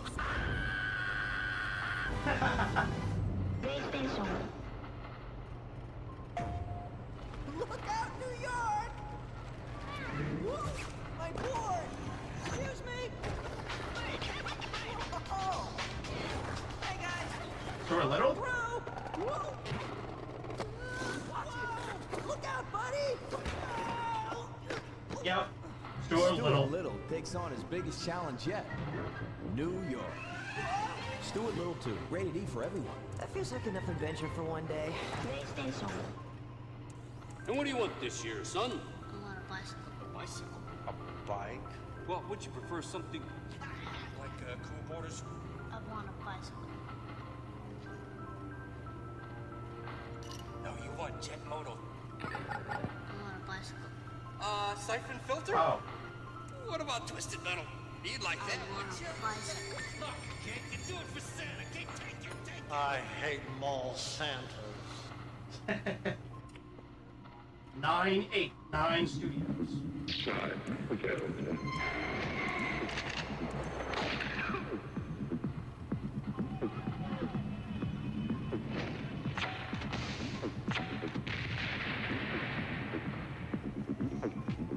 I want to stream this too.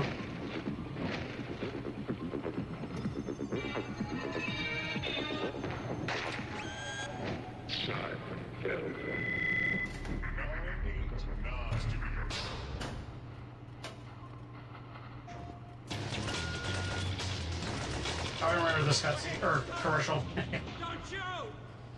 Do you have something less painful, maybe? A crossbow? Too messy. A grenade launcher. Ouch. How about the taser? Yeah, taser wouldn't be bad. It might leave a little hash mark.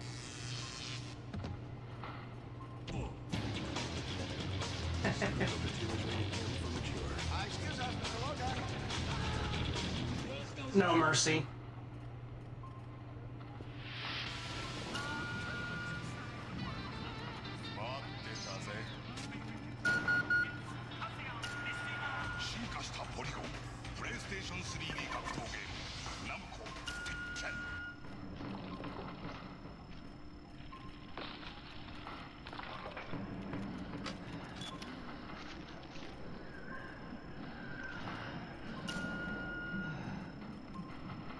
So, where is the game? What good is the ultimate gaming system without the ultimate fighting game? Tekken for the Sony PlayStation, Yeah. powered by Namco. Pick up a six-pack, you idiot! この前名字がないので聞いたのよもう全部終わったみんなわかった実で100万台プレイステーション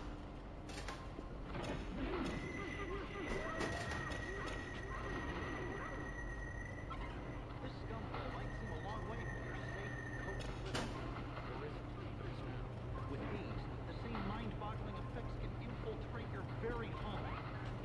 Alright. Betty by time.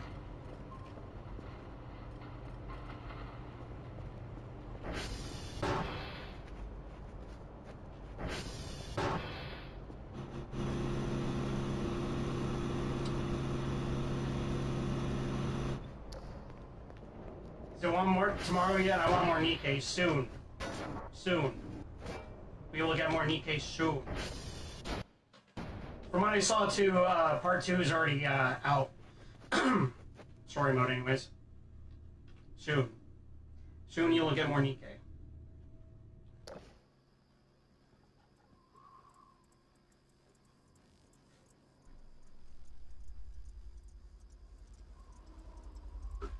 You fuck off! Fuck off, Orb!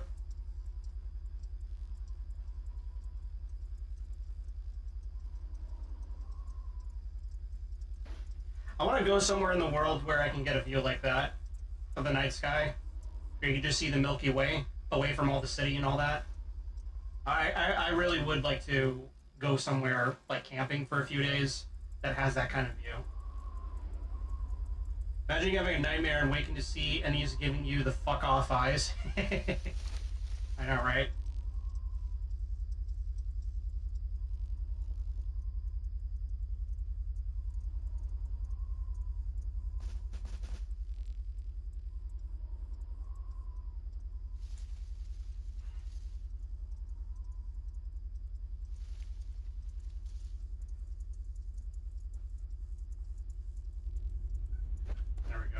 Oh wow, look at this lag. Oh god.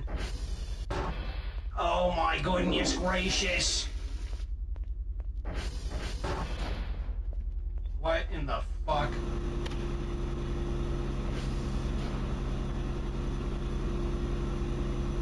Oh my god, are they all gathered out there or some shit?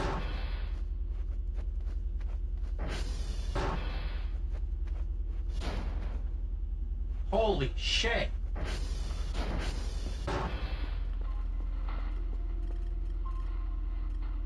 Yeah, it's just one orb that's just right there.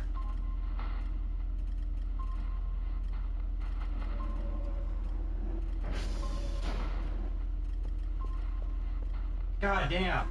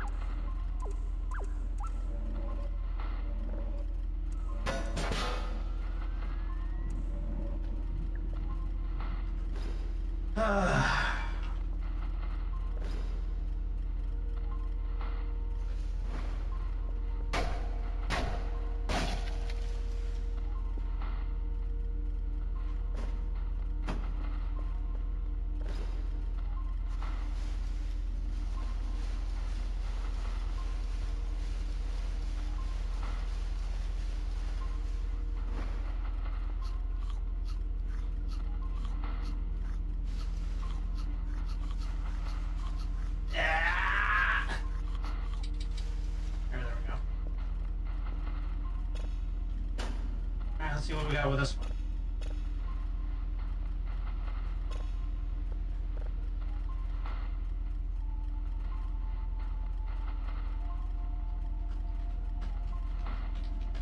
They're watching me.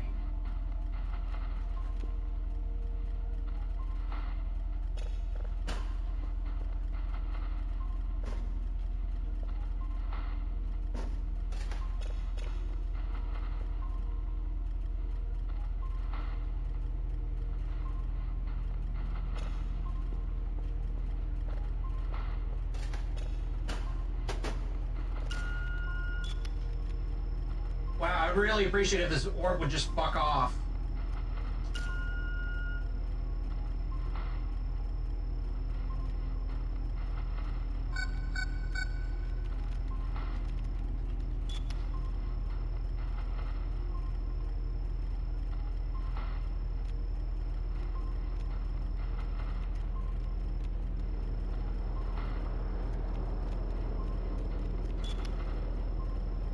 At least it hasn't crashed your game. That is true. That is true, unlike that other one that didn't look like a normal orb. I don't even know what the hell grabbed me. But it just like made a sound and then the game crashed. Which kind of threw me off for a bit. Alright, 1 second.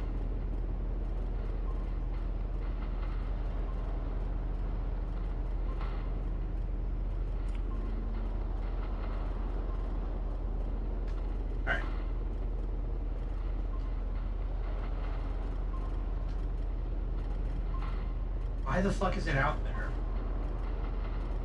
Ugh, God. I can't even fucking save. I can't even quick save while it's still there.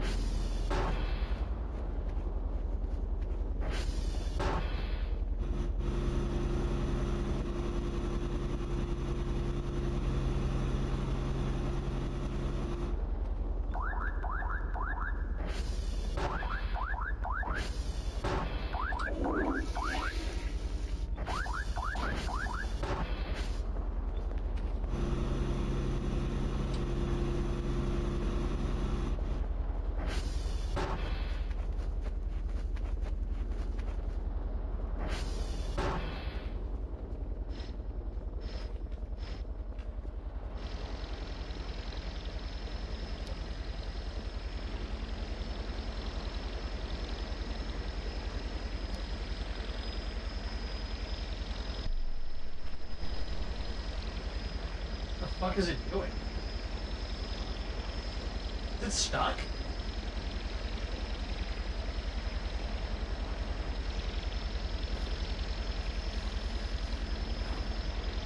Alright.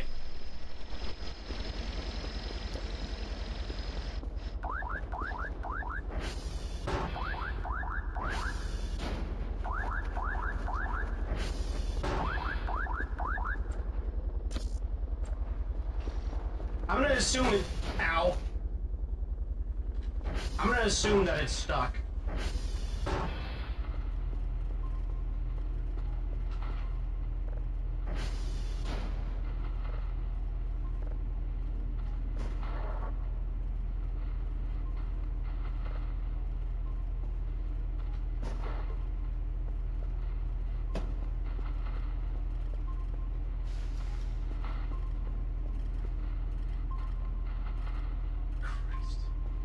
I don't even know if it's too dangerous to try and send Kerfus out.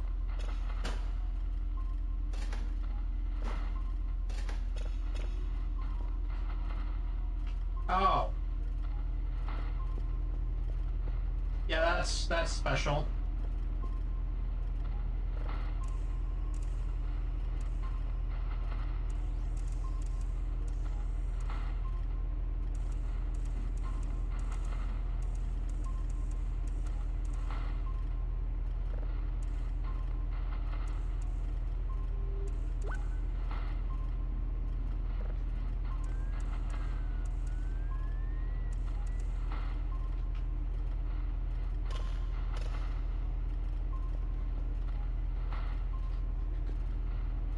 Yeah, it's right there at the duct, but I can't see it.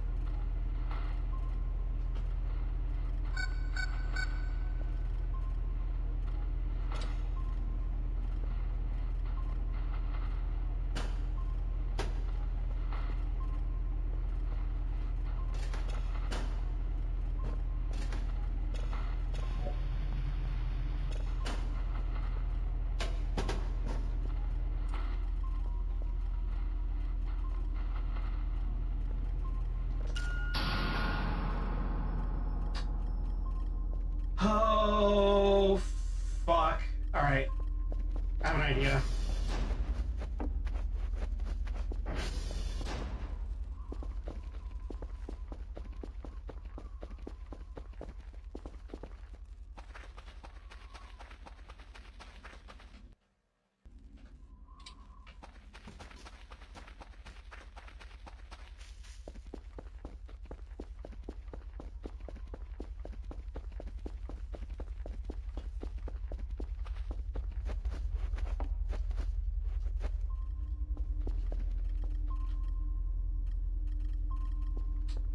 Go ahead, no, I can't trust this on Kerfus. She'll most likely die.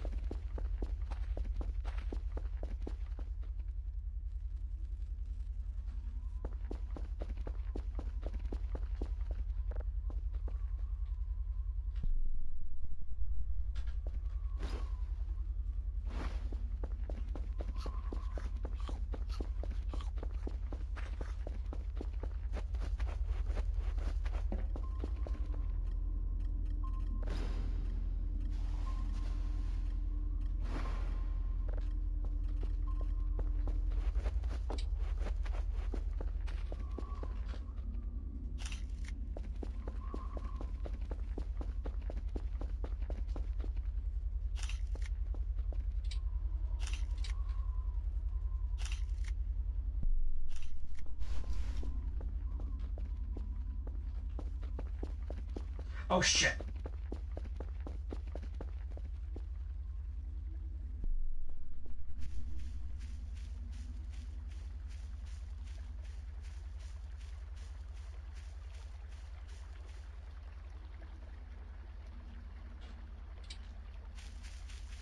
Okay. Well, this is kind of a problem now, isn't it?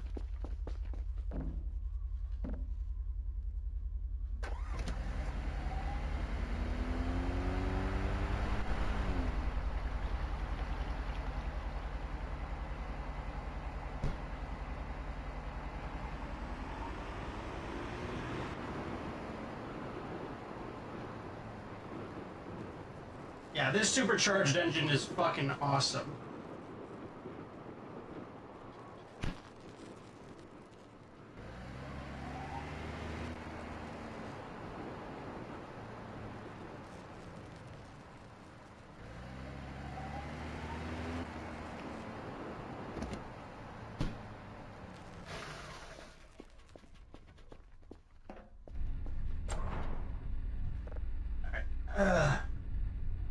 Use a Master Ball? God, I wish.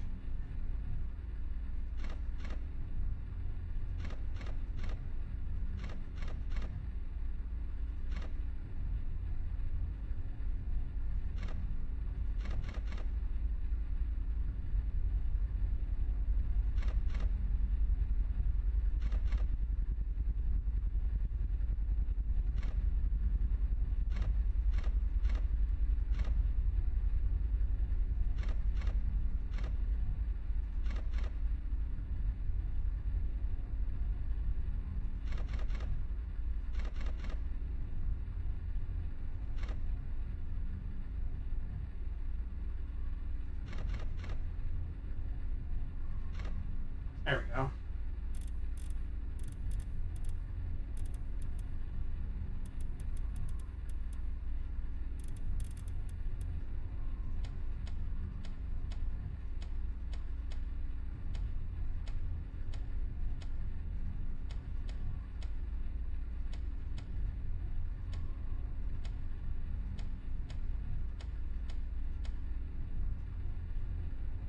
There we go.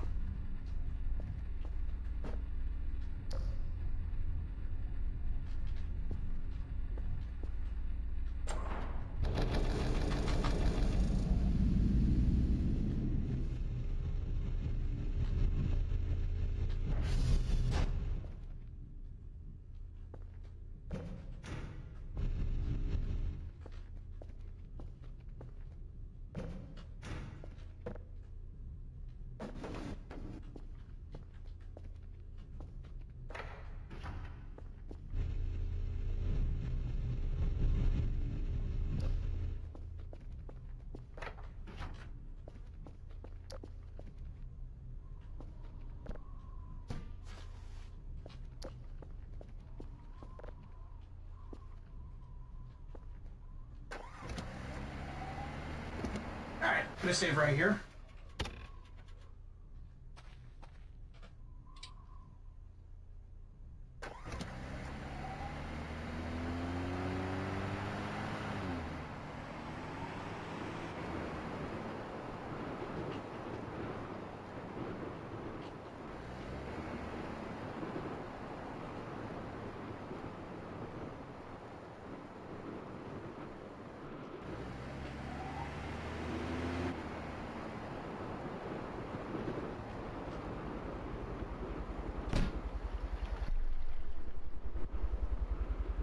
It's still there.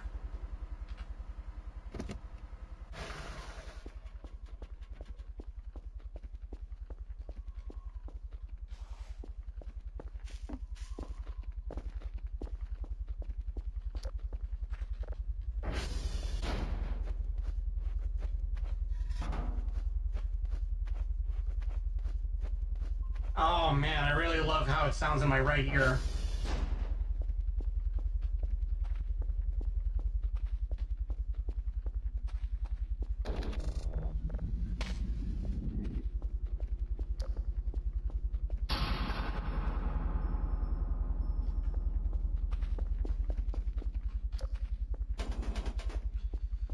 Why?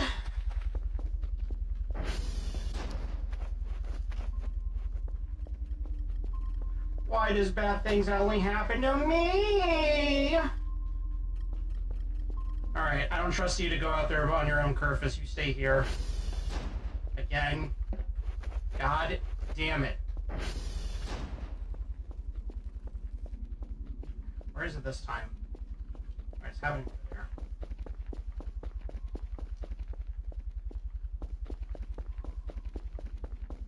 It's just floating there.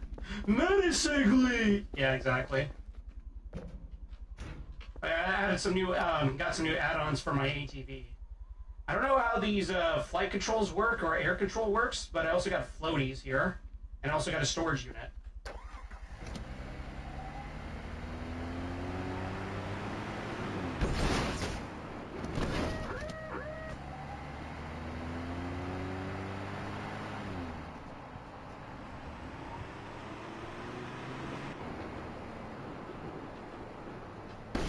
Ow.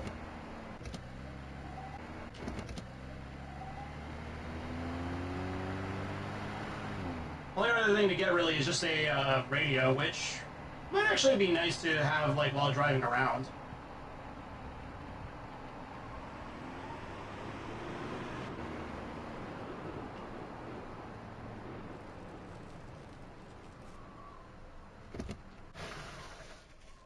Okay, let's see what the problem is.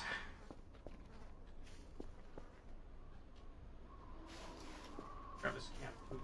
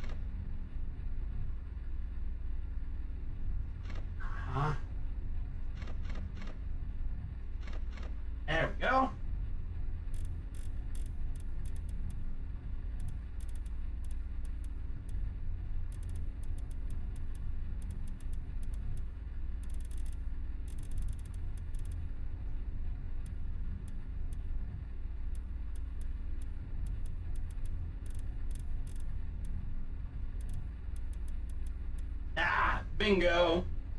Listen to Joe Rogan on the go. Yeah, exactly. Listen to a heckin' problematic libertarian man.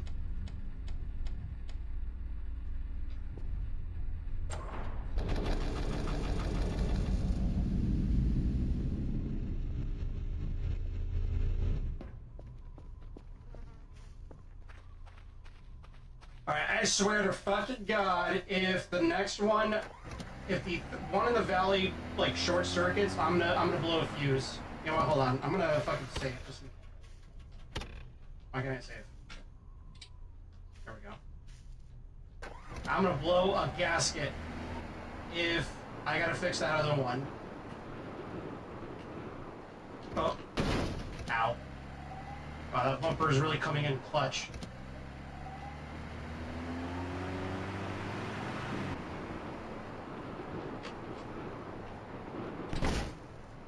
Okay, so I kind of have some air control.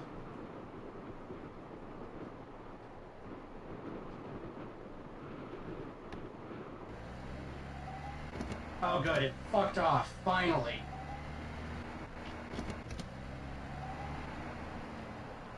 Jesus Christ.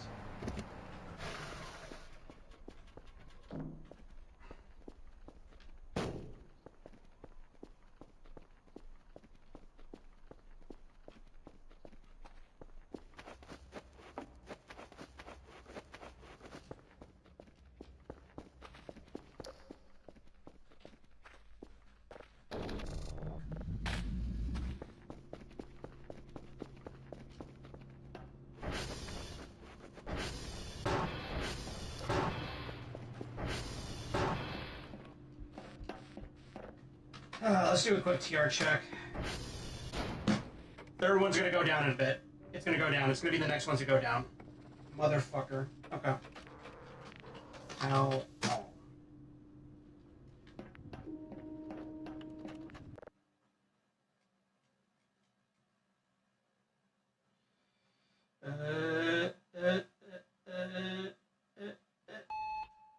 Fuck.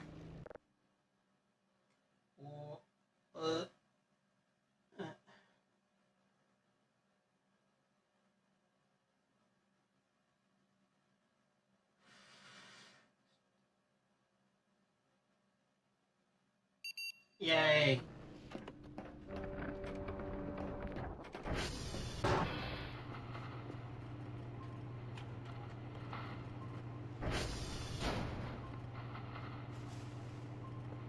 Alright.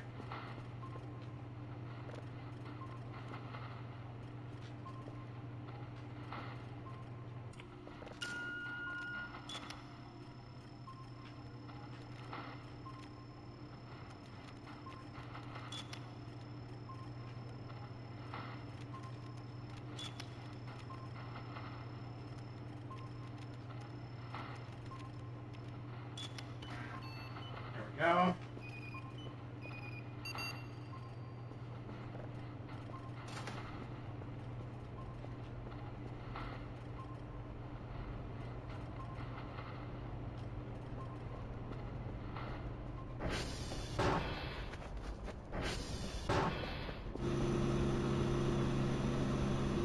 This one I gotta be very careful of because this one has a propensity to overheat.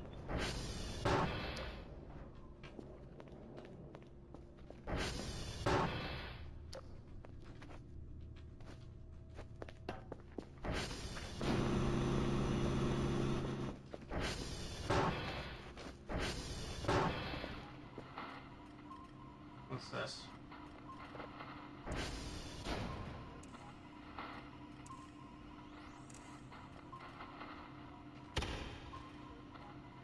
Oh. Yeah, this one. Do not look into the locker.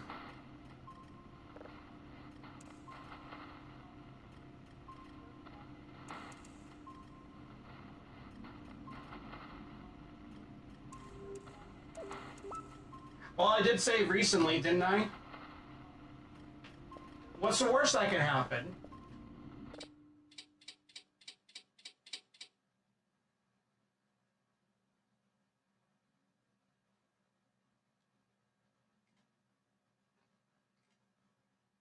It crashed my game.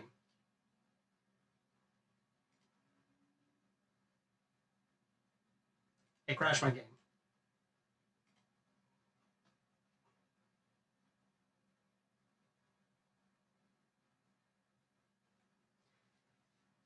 Oh, now you know what it looks like.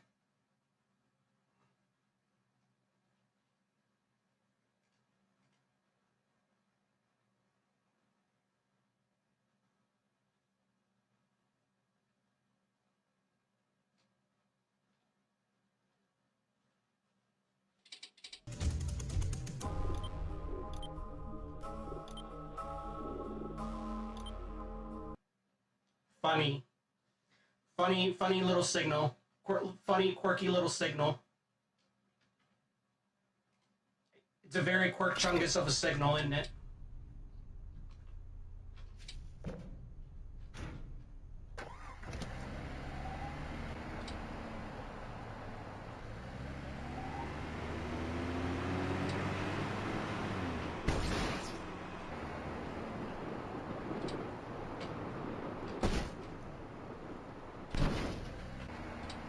Nice.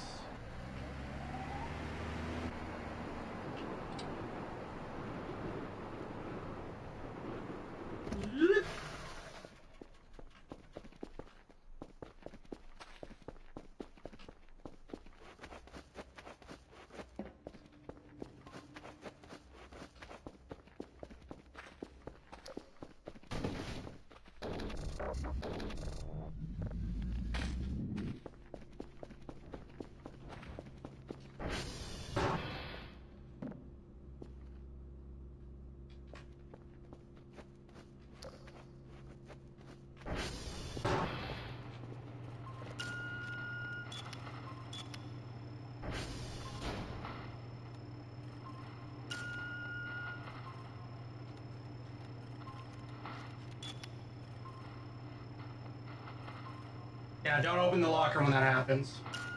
Bad things happen if you do.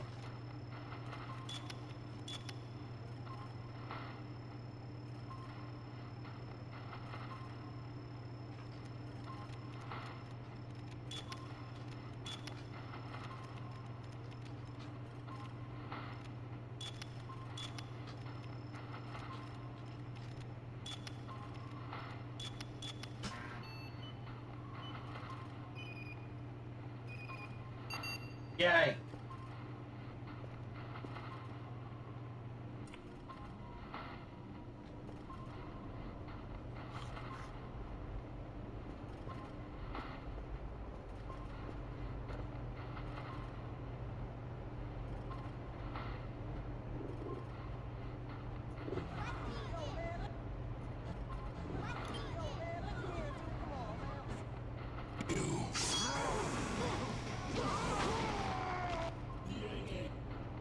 A consequence rated mature.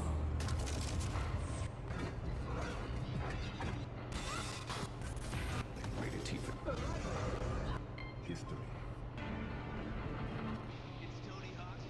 Wait, which one? Oh, yeah.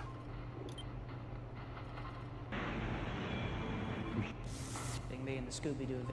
So that's my Santa.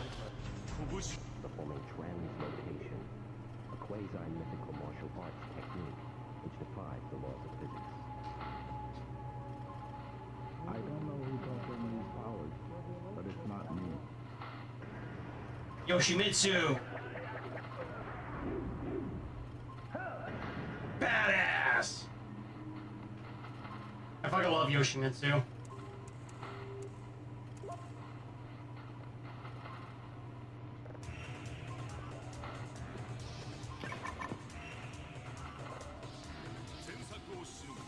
Not gonna lie, I want to buy an OG Xbox and a shitload of games I never played as a teenager. Oh, dude. There is like a smorgasbord. Wait, what?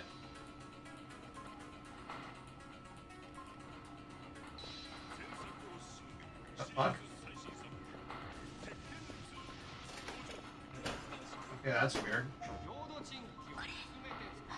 It was right there.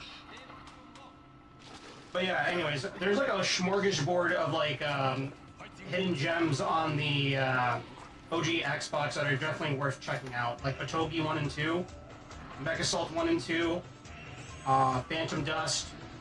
There's a whole bunch, you know?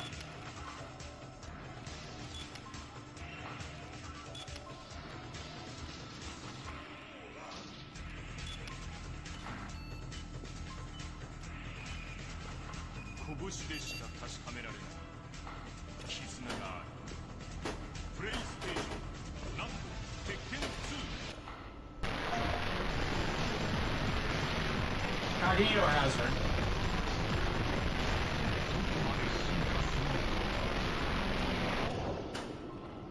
Tekken 3. PlayStation. Tekken.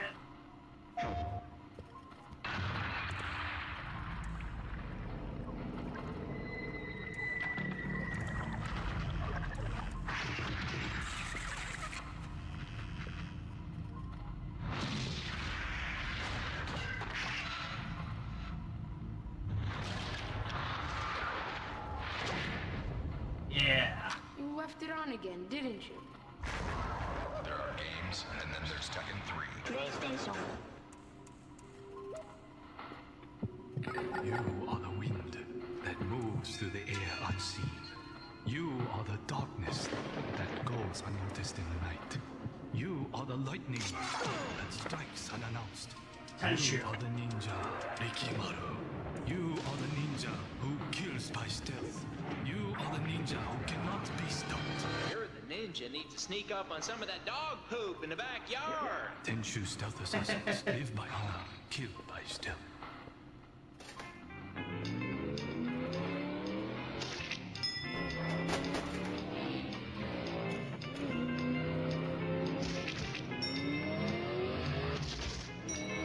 More Dragon.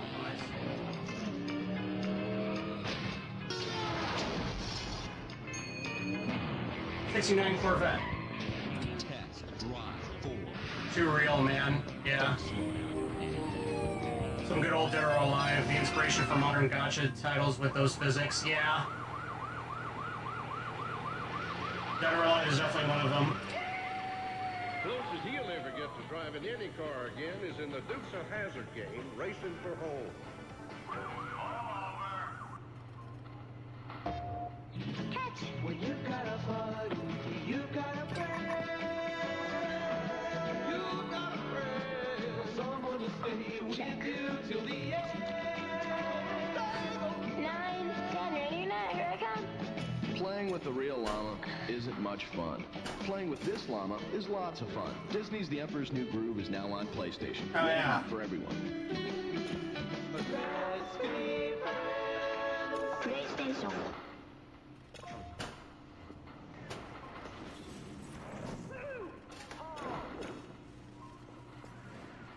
Bring out the big stuff. Tiny Tank? See, boys? It's not the size of your howitzer. It's what you do with it.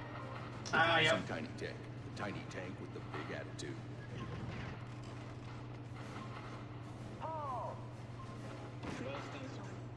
I want to play that too. I keep seeing, I remember seeing the game cover a lot when I used to go to Blockbuster with my family. Some new places. South Pacific, Antarctica, and you'll be getting some new toys, Gunther. This is a new rocket launcher, a girl's best friend. We've been watching you. Your work is very Lara Croft. Tomb Raider. 3 from Eidos Interactive. Oh, and one other thing.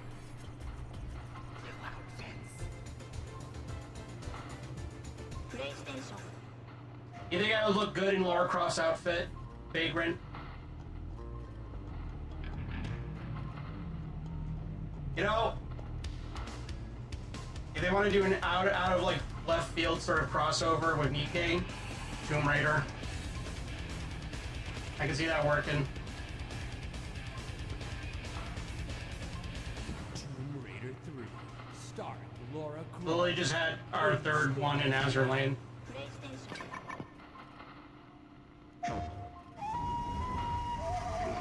Wait, Dead or Alive did a crossover with Azure Lane? Sacred tombs. Ancient curses. The undead.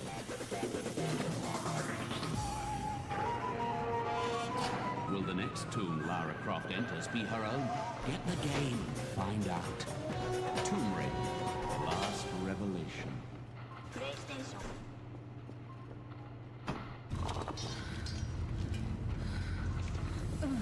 Discover Tomb Raider Chronicles: The Lost Adventures of Lara. The first new Tomb Raider game of the millennium. And very possibly, the last.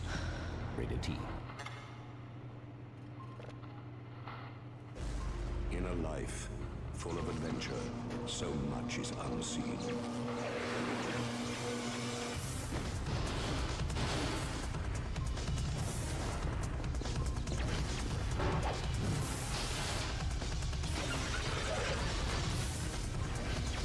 Three of them. Must have 10 girls from that franchise in my dock. No Tina, Christy, or Helena is sad though. What? In our hearts. I mean, those are really good girls. But damn. I didn't know Azure Lane had crossovers.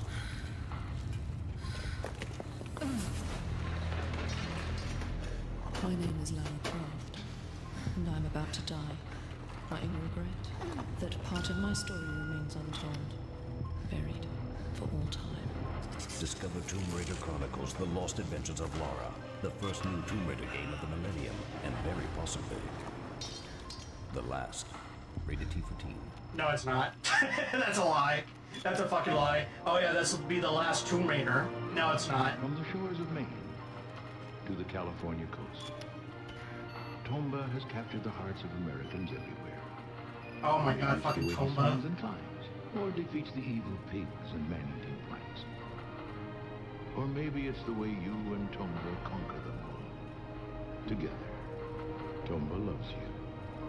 And by golly, America loves Tomba. We love Tomba.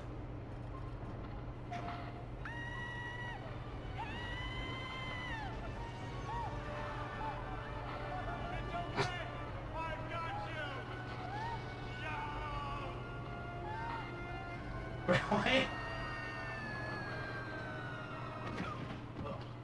Just because you've got the hair doesn't mean you've got the power.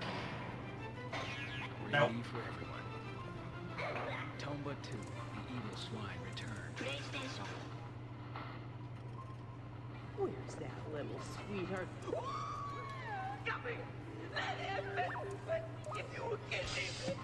Wouldn't it be cool to be Buzz Lightyear? Now you can be Buzz in the new Toy Story 2 video game. Use lasers and whirling torso spins to... This game is actually really fucking good. Somersault through the air with a special... Toy Story 2 on PS1 is so fucking good. It's pretty neat that they brought it back. In the new Toy Story 2 video game, you are Buzz Lightyear. Life is good. Yeah, the new... Toy Story 2 on PlayStation is amazing. Really fun. But there's no deodorant commercial. I made a huge play. I think I only missed like Hololive. Oh yeah, Hololive had a crossover too. Shit. I could care less. Triple Play 99. You've never seen baseball like this. Whoa. EA Sports, it's in the game. And up your ass. Military school won't be so bad. I will call you every day. You'll see. The year will go by fast. But it really was the truck.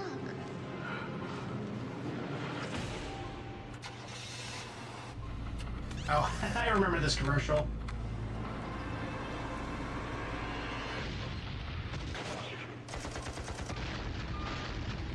Rated T for teen. Twisted Metal Small Brawl. For kids. Style. Sophistication. The ability to launch napalm into oncoming traffic.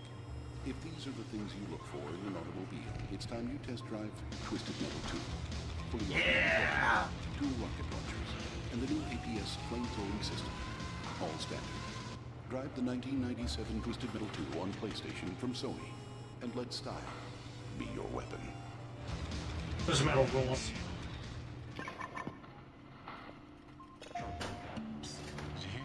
Sweet Tooth got parole today. Yeah, I thought that clown was in for life. Sweet Tooth got out today. He's probably living the high life. Circuses. Birthday parties? No, actually, he's driving an ice cream truck. Get out of town. Sweet Tooth is back in Twisted Metal 3 with enough weapons to make any angry driver happy. Yeah! We all love Sweet Tooth here. Pop the hood! The hood?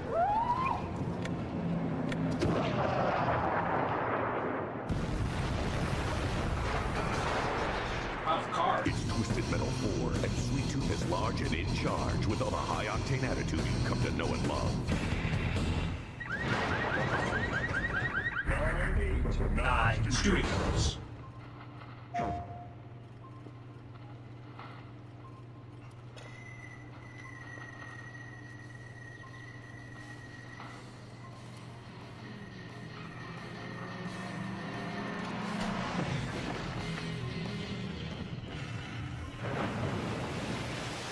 There's a new rock star in town.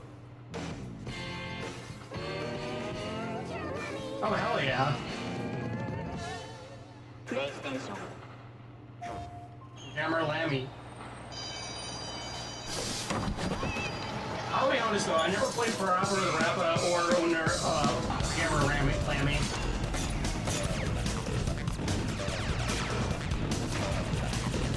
Twisted Metal. I don't know which one this is. Or is it Road Trip? Well, I'm gonna get it.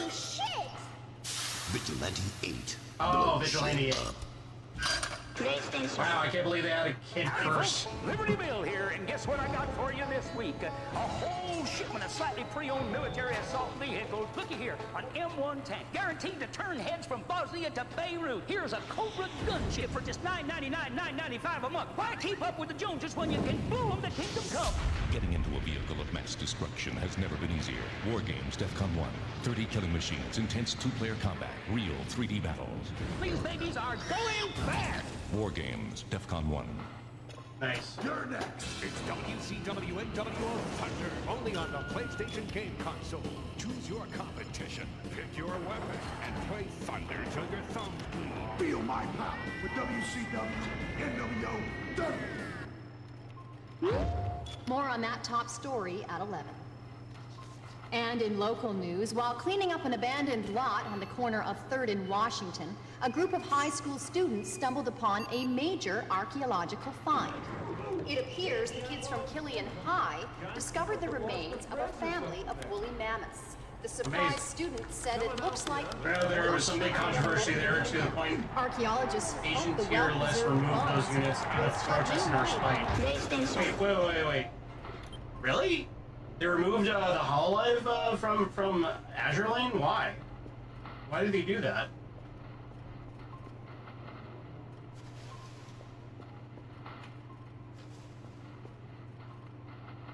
I should probably do something.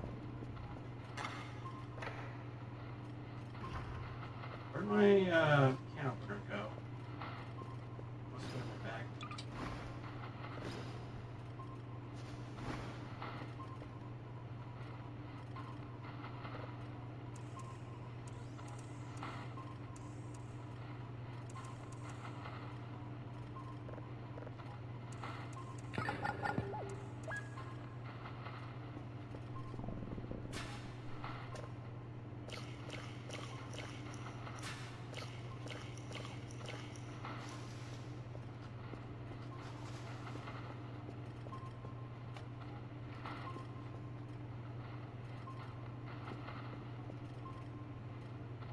But yeah, like, why did they remove Hololive from Azure Lane?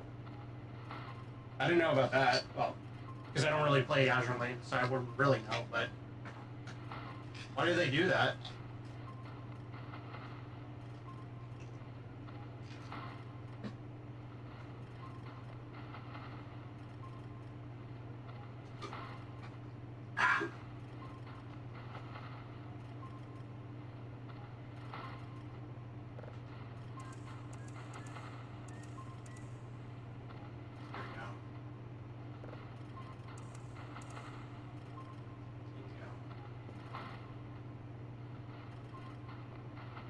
Just a fan-made tier list? Oh, well, I mean, okay, so, but why did they remove them exactly? That's what I want to know. I should have phrased that a bit better. Is it just because it was Hololive and not, like, say, Ninja Sanji or something like that?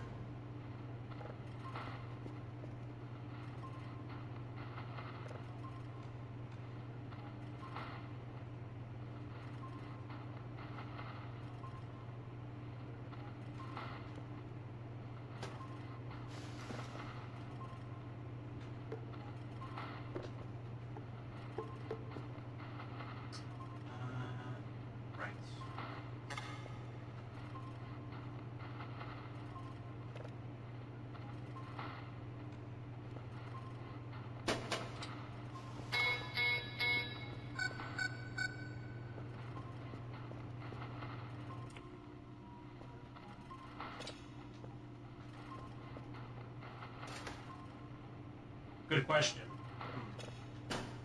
I can only assume it was just like rabid fanboys and fangirls, well, mostly fanboys, let's be honest here, just going, no, it needs to be Ninja Sanji. Fuck Hololive. That's my only assumption.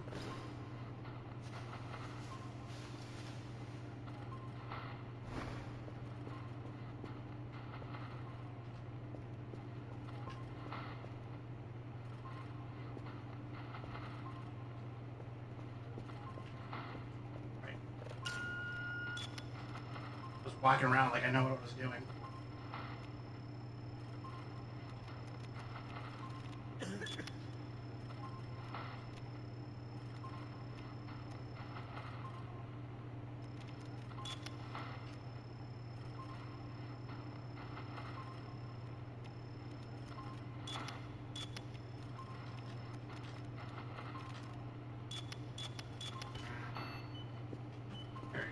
I'm gonna go check my shitcoin farm now.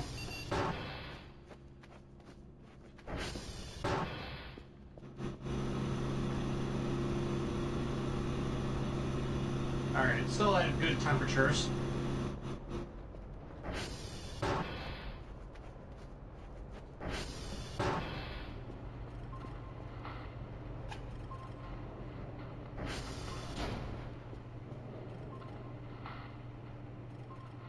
Some streamers at the time mentioned Taiwan as a country and triggered the CCP bootlicker nudge. Oh, okay, yeah, that'll do it. Yeah, mainland Chinese people that are very, like, mind-broken on CCP's propaganda are, like, rabid. They're fucking insane.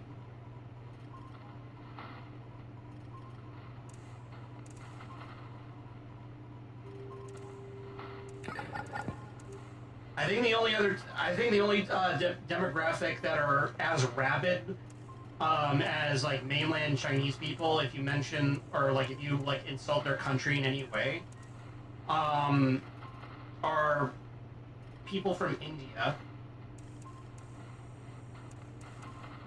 Like, God help you if you ever insult India or insult their culture or anything like that, because they will like go out of their way to fuck with you. It's actually kind of insane on the levels that they will pull just to fuck with you just for talking shit about Indians or India. Especially if you're a small creator like me. I'm not saying anything in regards to India. I'm just saying what I saw firsthand from people who have incurred the wrath of either the Chinese or, you know, Indians.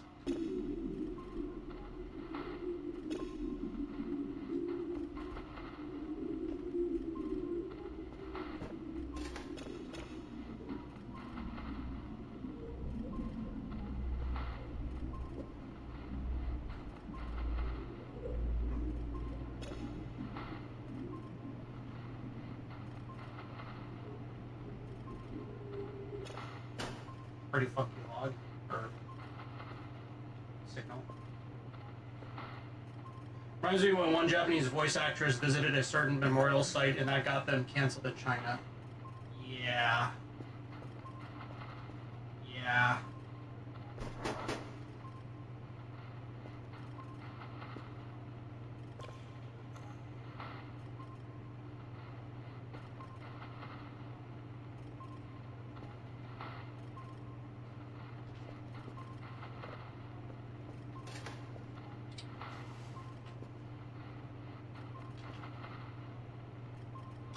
Just gotta wait for this. Nice.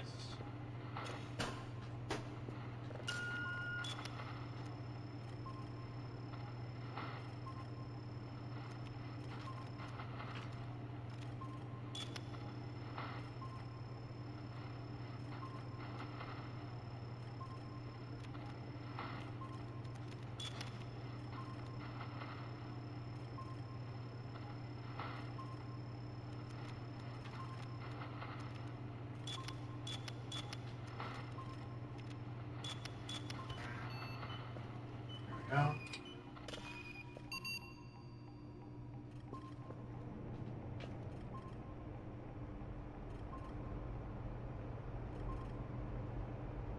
Apparently in the CN version of Azure Lane, they did gut the Hololive ships from the actual client. That sounds about right. That sounds about right. That's a funny thing, though, is that I remember from that Hololive controversy from a few years ago. It was like they didn't even like mention any sort of support for Taiwan, or they were like, you know, free Taiwan or whatever like that. Like they were just literally like, I think they were playing Civilization or some shit, and they just mentioned, oh yeah, Taiwan, like just passively. But that was enough to like incur like their insane wrath.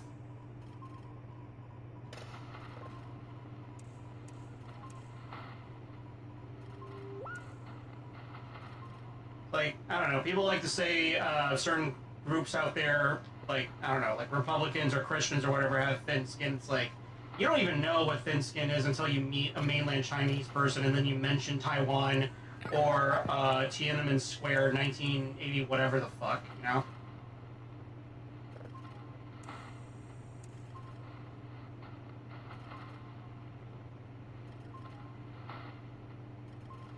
Big surprise given how retarded their level of censorship is after CCP fanboys reported it. Oh no, Taiwan is its own country? Crazy. Yeah, I know, right?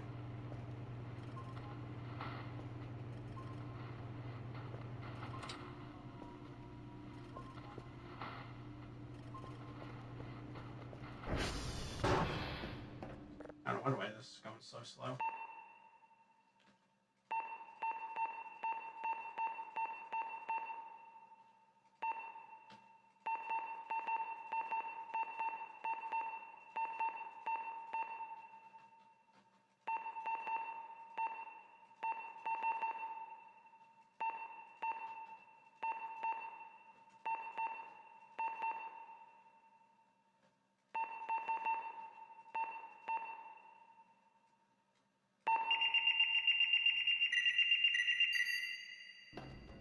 There we go. Ah.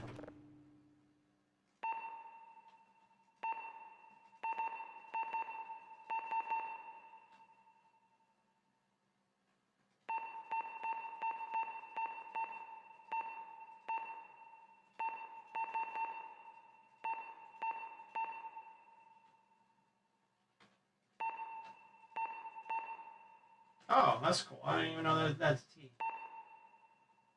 Okay. Oh, wait.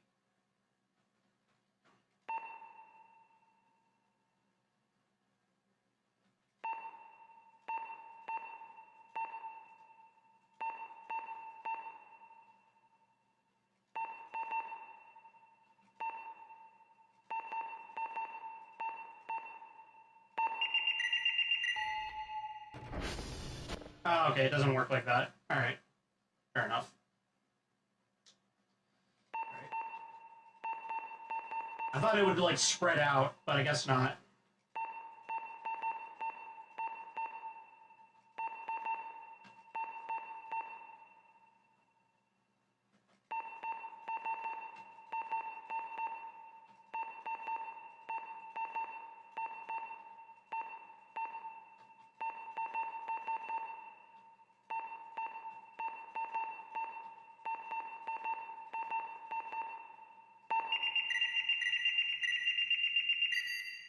There we go. That should do it. Alright, and let's do a quick calibration as well, just to be on the safe side.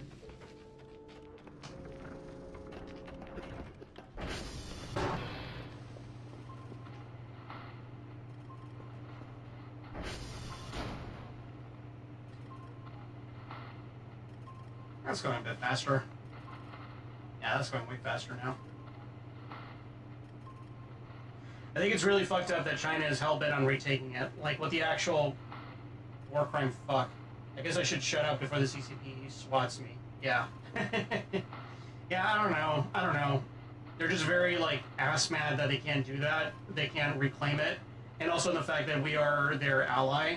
And we have, like, you know, a sizable military force on there to where if they did theoretically try to attack us, or attack Taiwan, like, right this very instant, they would get demolished. Because their military is so beyond incompetent. The only thing that they have is numbers, but even then, that's not... Like, that pales in comparison to, like, our technological prowess.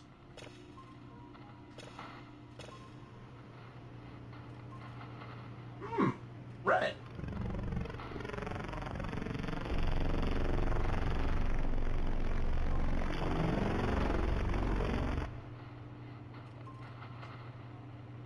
C.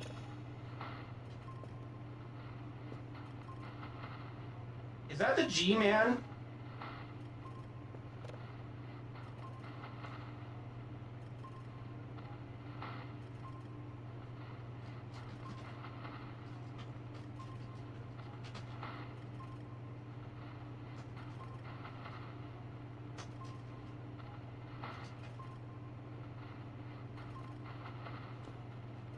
Brainwash is only effective in combat, yeah. What the fuck was that?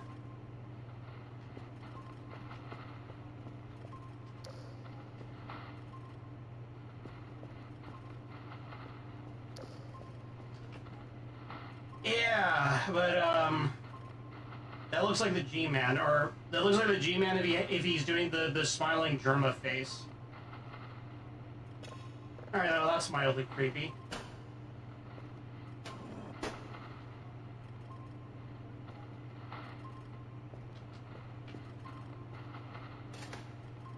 Right. Oh, hold on. I feel like...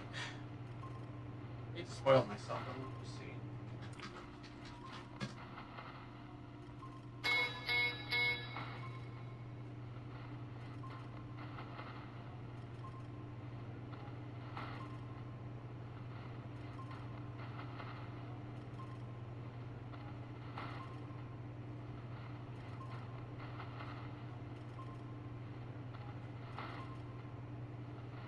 Well, I don't see anything in relation to this. It kind of looks like Ronald Reagan. SCP Ronald Reagan has taken over a planet. Well, I need to spread my Reaganomics. Reaganomics is the only way to succeed. That's sure.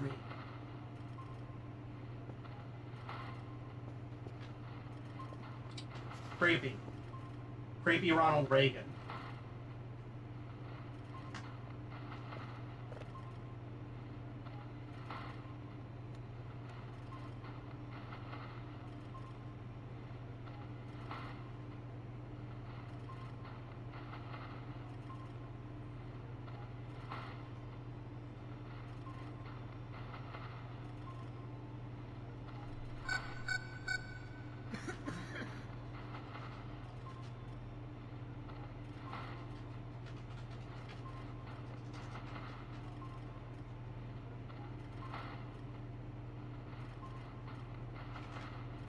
I just sent that image to a friend of mine.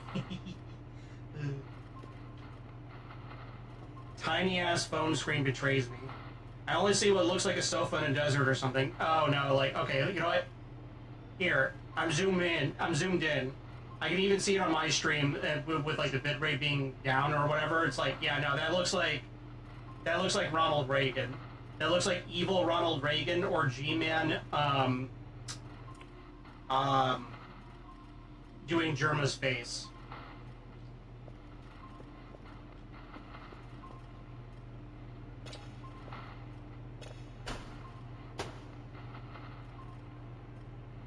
Now you see it? Yeah.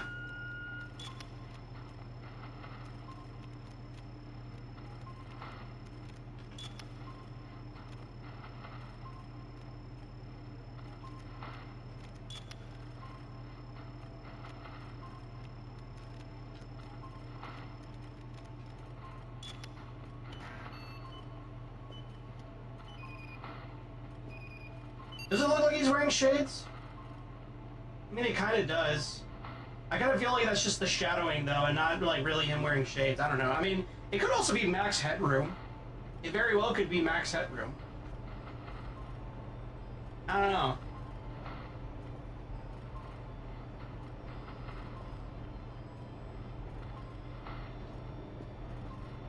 I got an email about...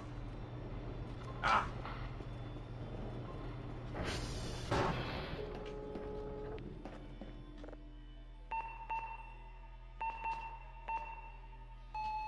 Damn.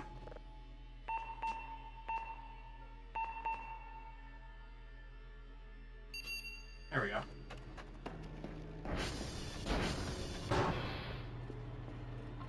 I see enough G-Man is all I'm saying. Okay, fair enough.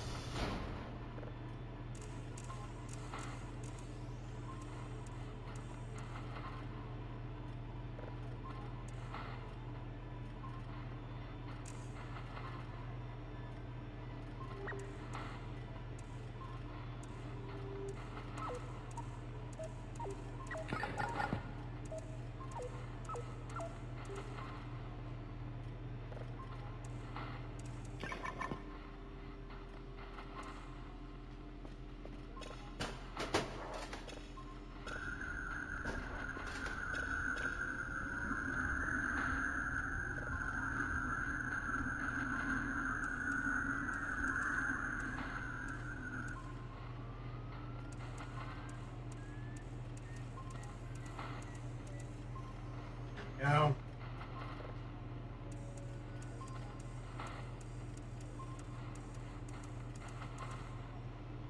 Good.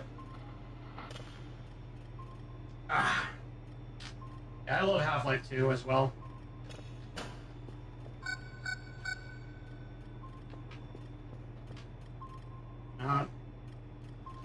More like a surprise there. The orbs are out and about.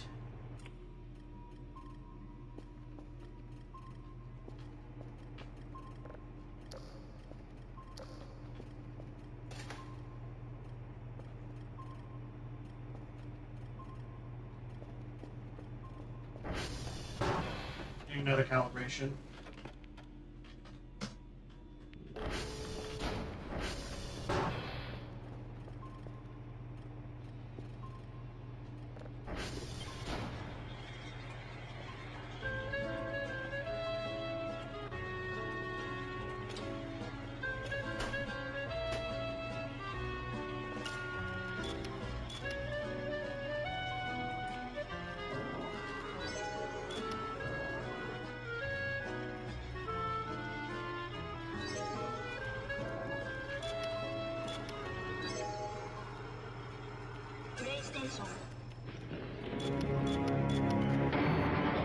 Jesus.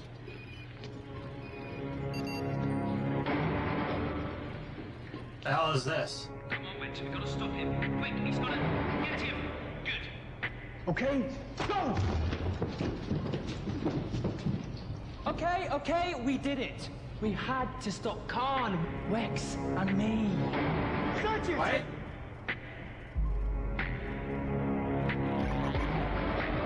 Oh! Sir, look at this!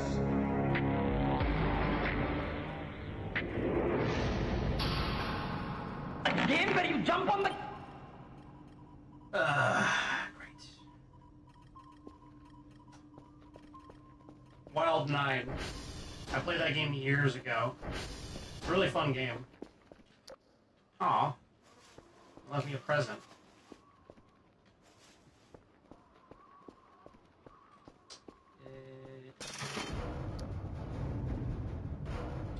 Yeah, Wild 9 is a game that was created by the same person who did, I think, I'm pretty sure it's done by the same creator of Earthworm Jim.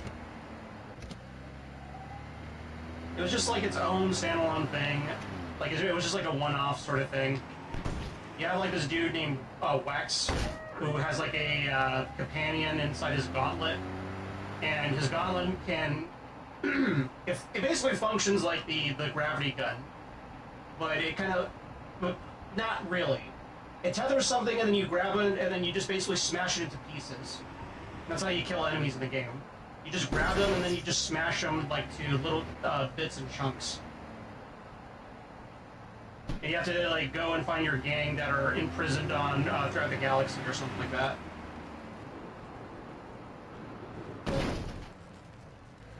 Nice.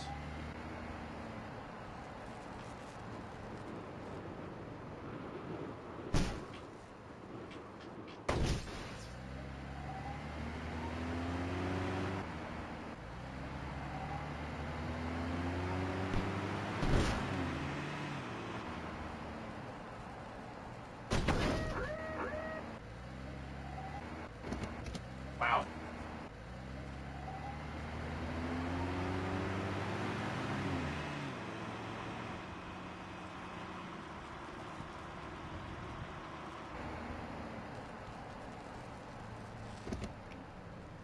Whew.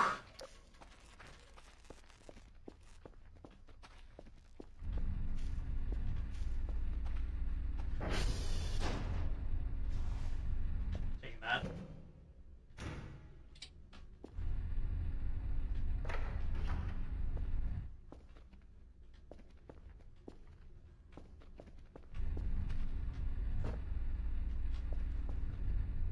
Alright, this one's just missing one upgrade.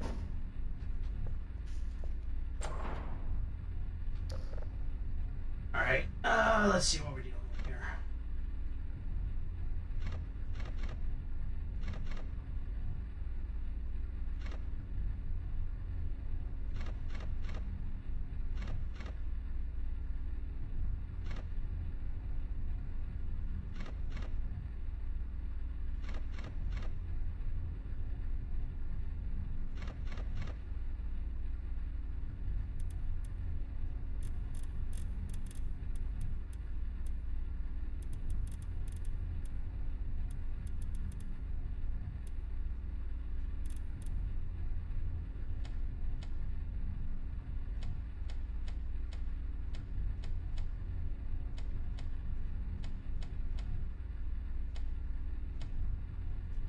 Go.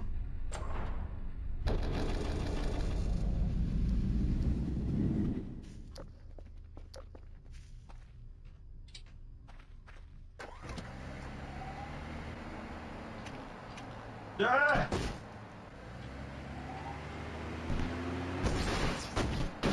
Oh my god. Okay, yeah, this this overcharged engine is a little it's quite a doozy.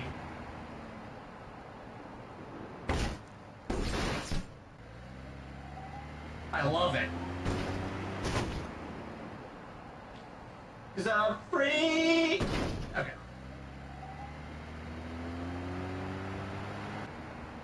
Oh, you know what? You know what? You know what I'm thinking? You know what I'm thinking? We're gonna do the sickest jump. We're gonna do the sickest jump right fucking now. Let's do it.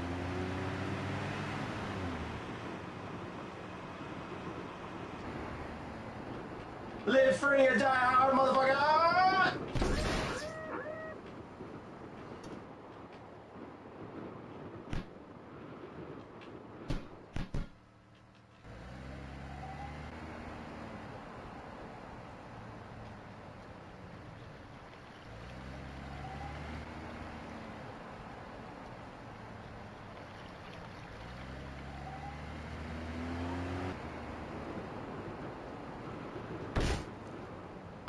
Holy shit! Okay, that was sick. That was fucking sick. Holy shit. Alright, the souped up engine fucking goes hard. Holy shit. That was sick as hell.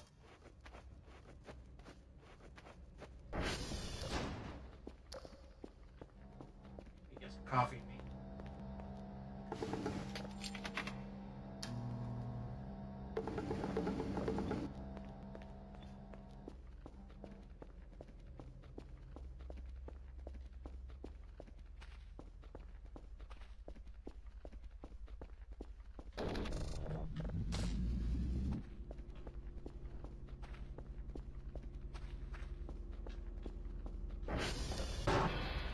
fucking ruled. That ruled. Just put you right here for now.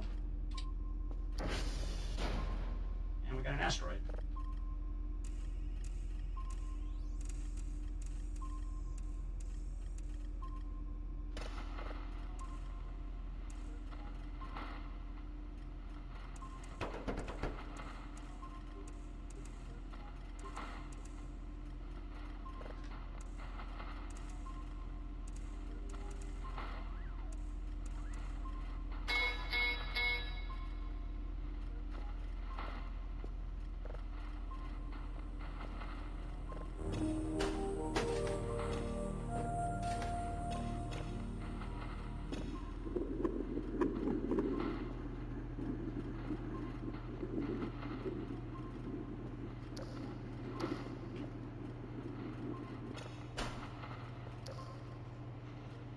Go.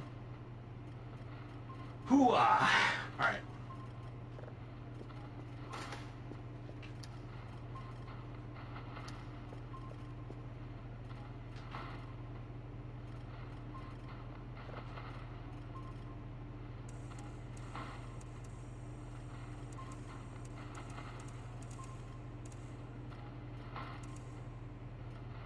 There we go.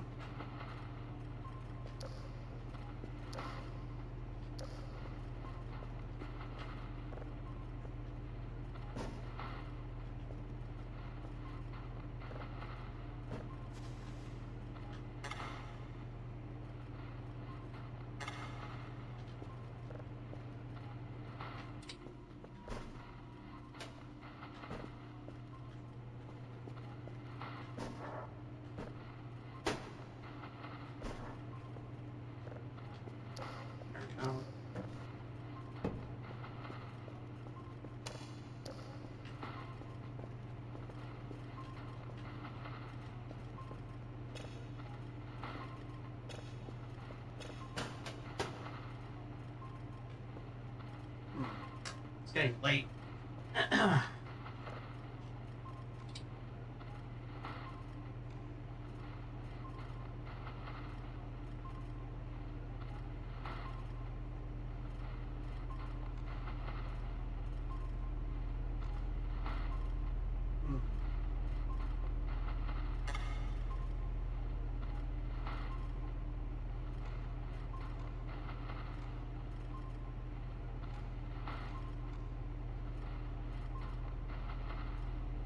I can't think of it. Well, let me see. How much is the radio?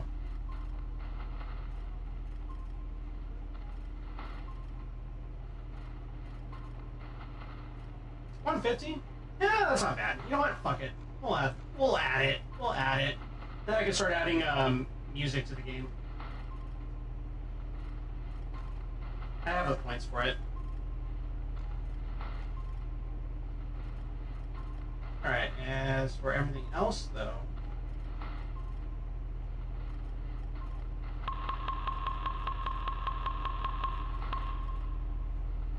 Ah, why not?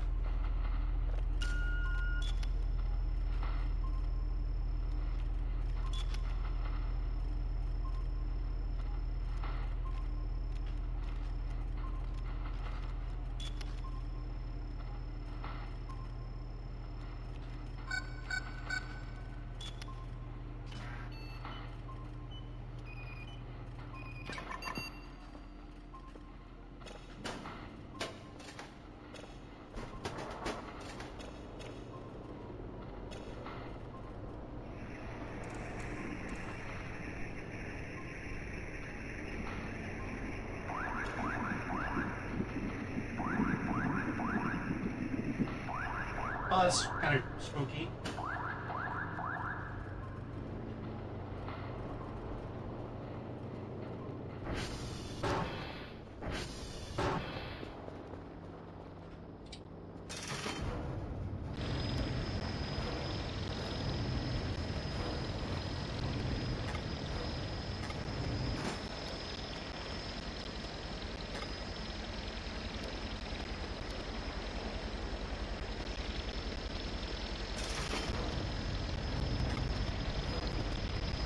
Not enough space.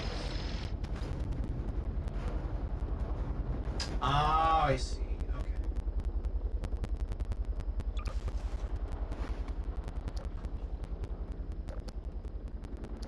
Okay. I don't really need this welding mask anymore.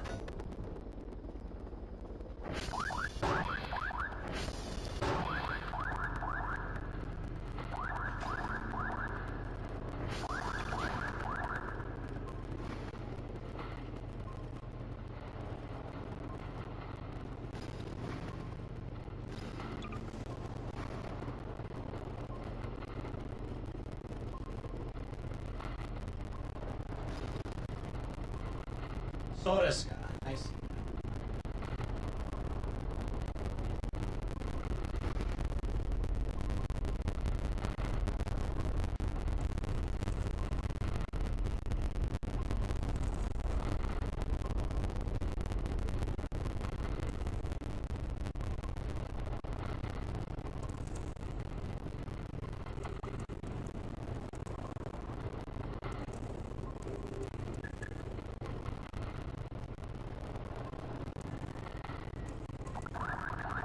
Oh.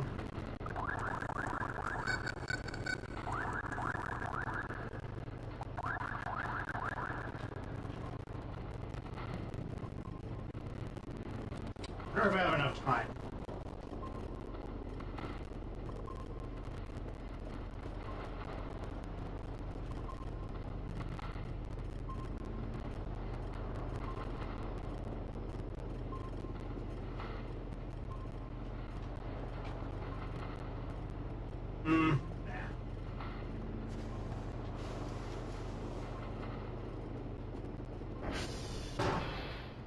It's also getting late on my end anyways too, so I gotta work in the morning. I gotta work all day tomorrow. Which kinda sucks, but you know, it'd be like that.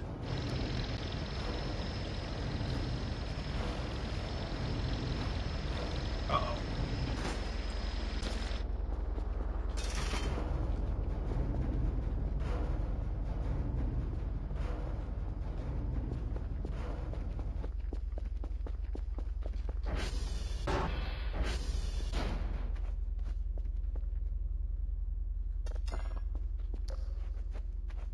Alright, luckily I don't think the Wisp are capable of going into the that's cute. I don't think they're capable of going inside the base through the door, so we should be good. We should be good.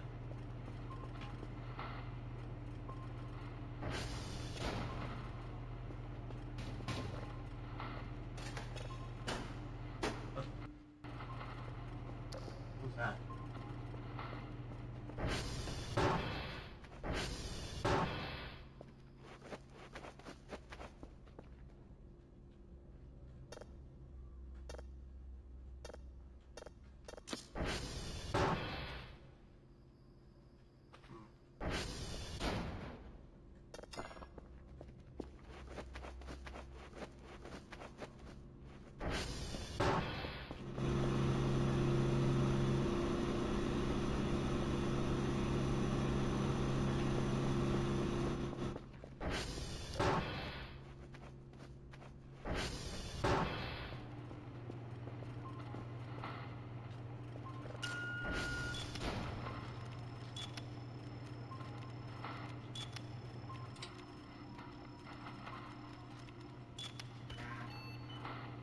There we go.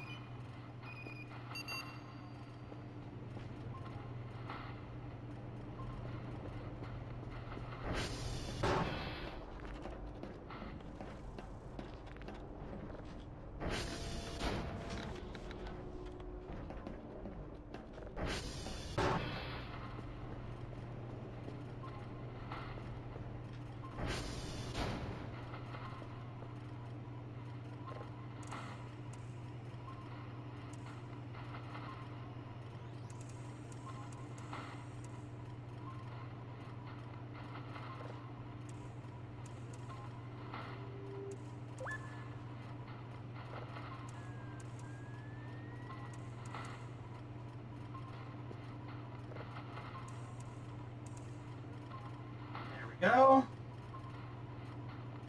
Wing back, bop.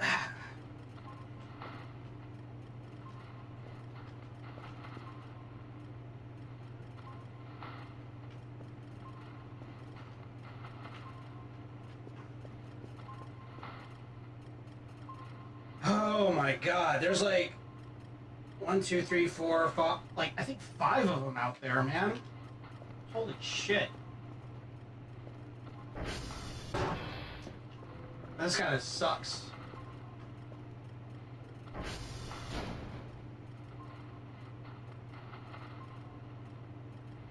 Oh, another one. That's an object.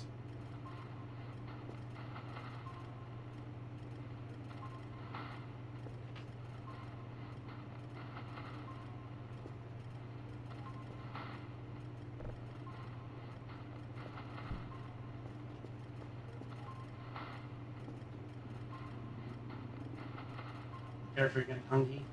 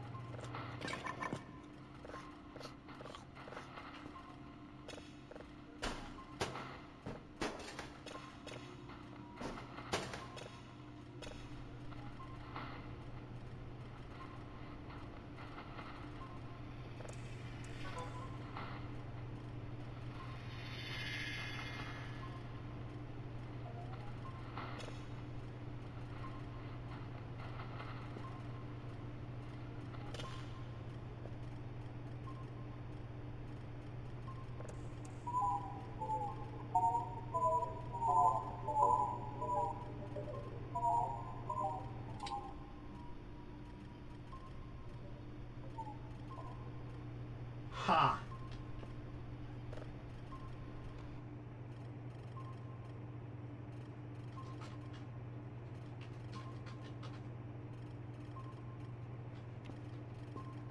Weird.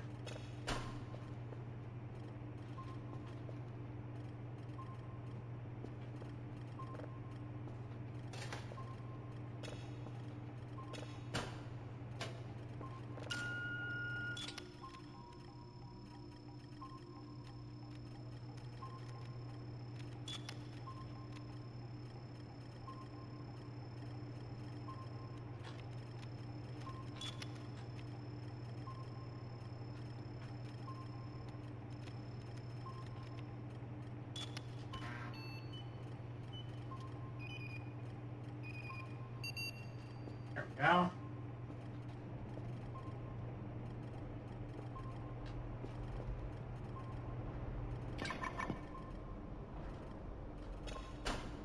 All right, let's see what we got with this one.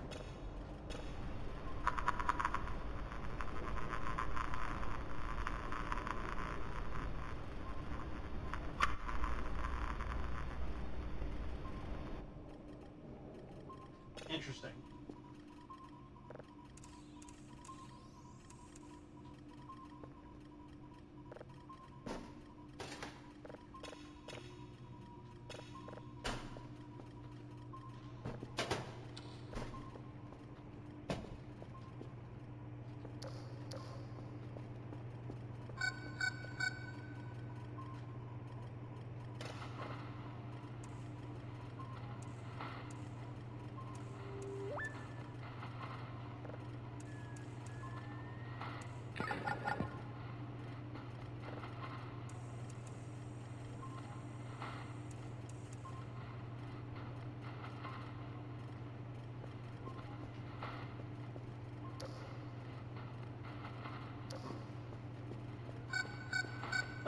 My windows are getting dirty again. I'm gonna have to borrow the rerolls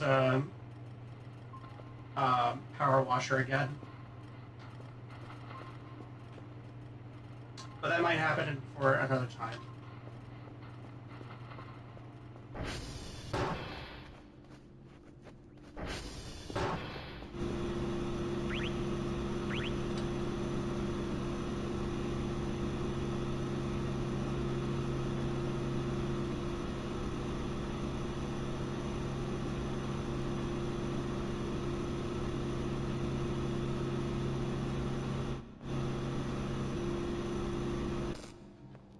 Go ahead and take a sleep, and as soon as we wake up, I'll save.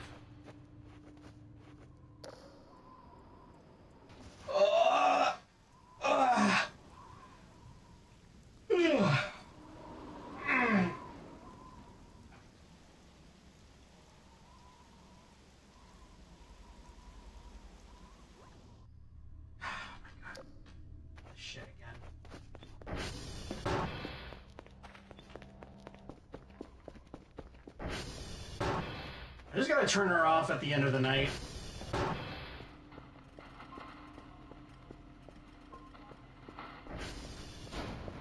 Hey, Willikers, I wonder where she is. She is right now, guys.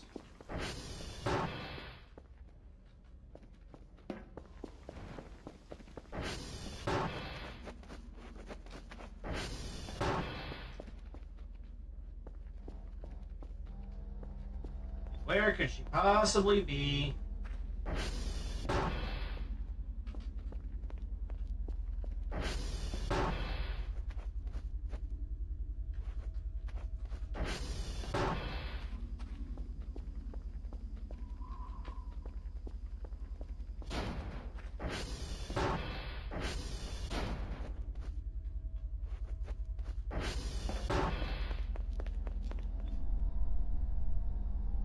Oh, so freaky.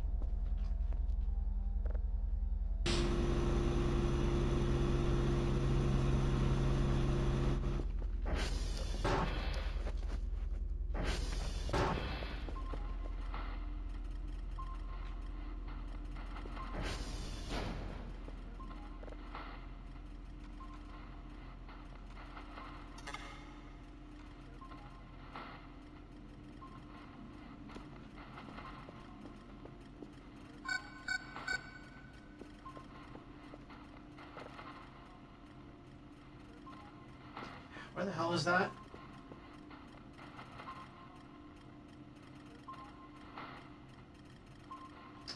All right. Over there.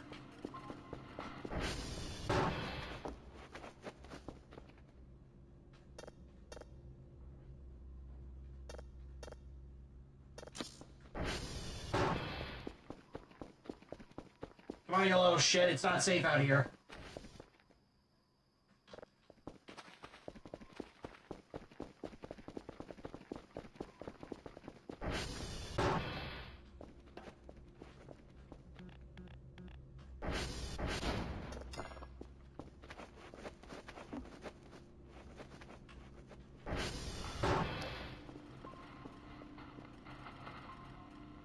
Go, I'm just gonna turn you off.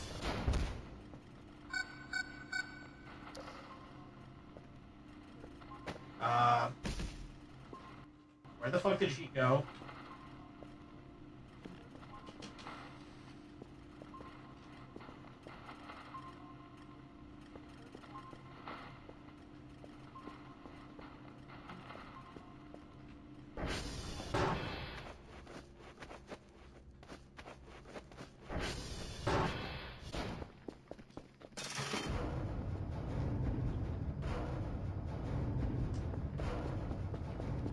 Okay, I guess tonight is just not my night. I'll figure that out some other time. Oh, it's getting late. I gotta go to bed. Boy. Yeah, we've been streaming for about 5 hours. Not too bad. Yeah, we'll go ahead and end it here then, everybody. Thank you so much for watching me play Voices of the Void. Freaking love this game to death. We'll be playing more of this maybe sometime later this week or next week. I don't know. Tomorrow's going to be Nikkei, so look forward to that. Going to be doing part 2 of Arc Ranger, and then if we have enough time, we'll do a little bit of the campaign. Let's go right into Pemjack right now. She's streaming Arc.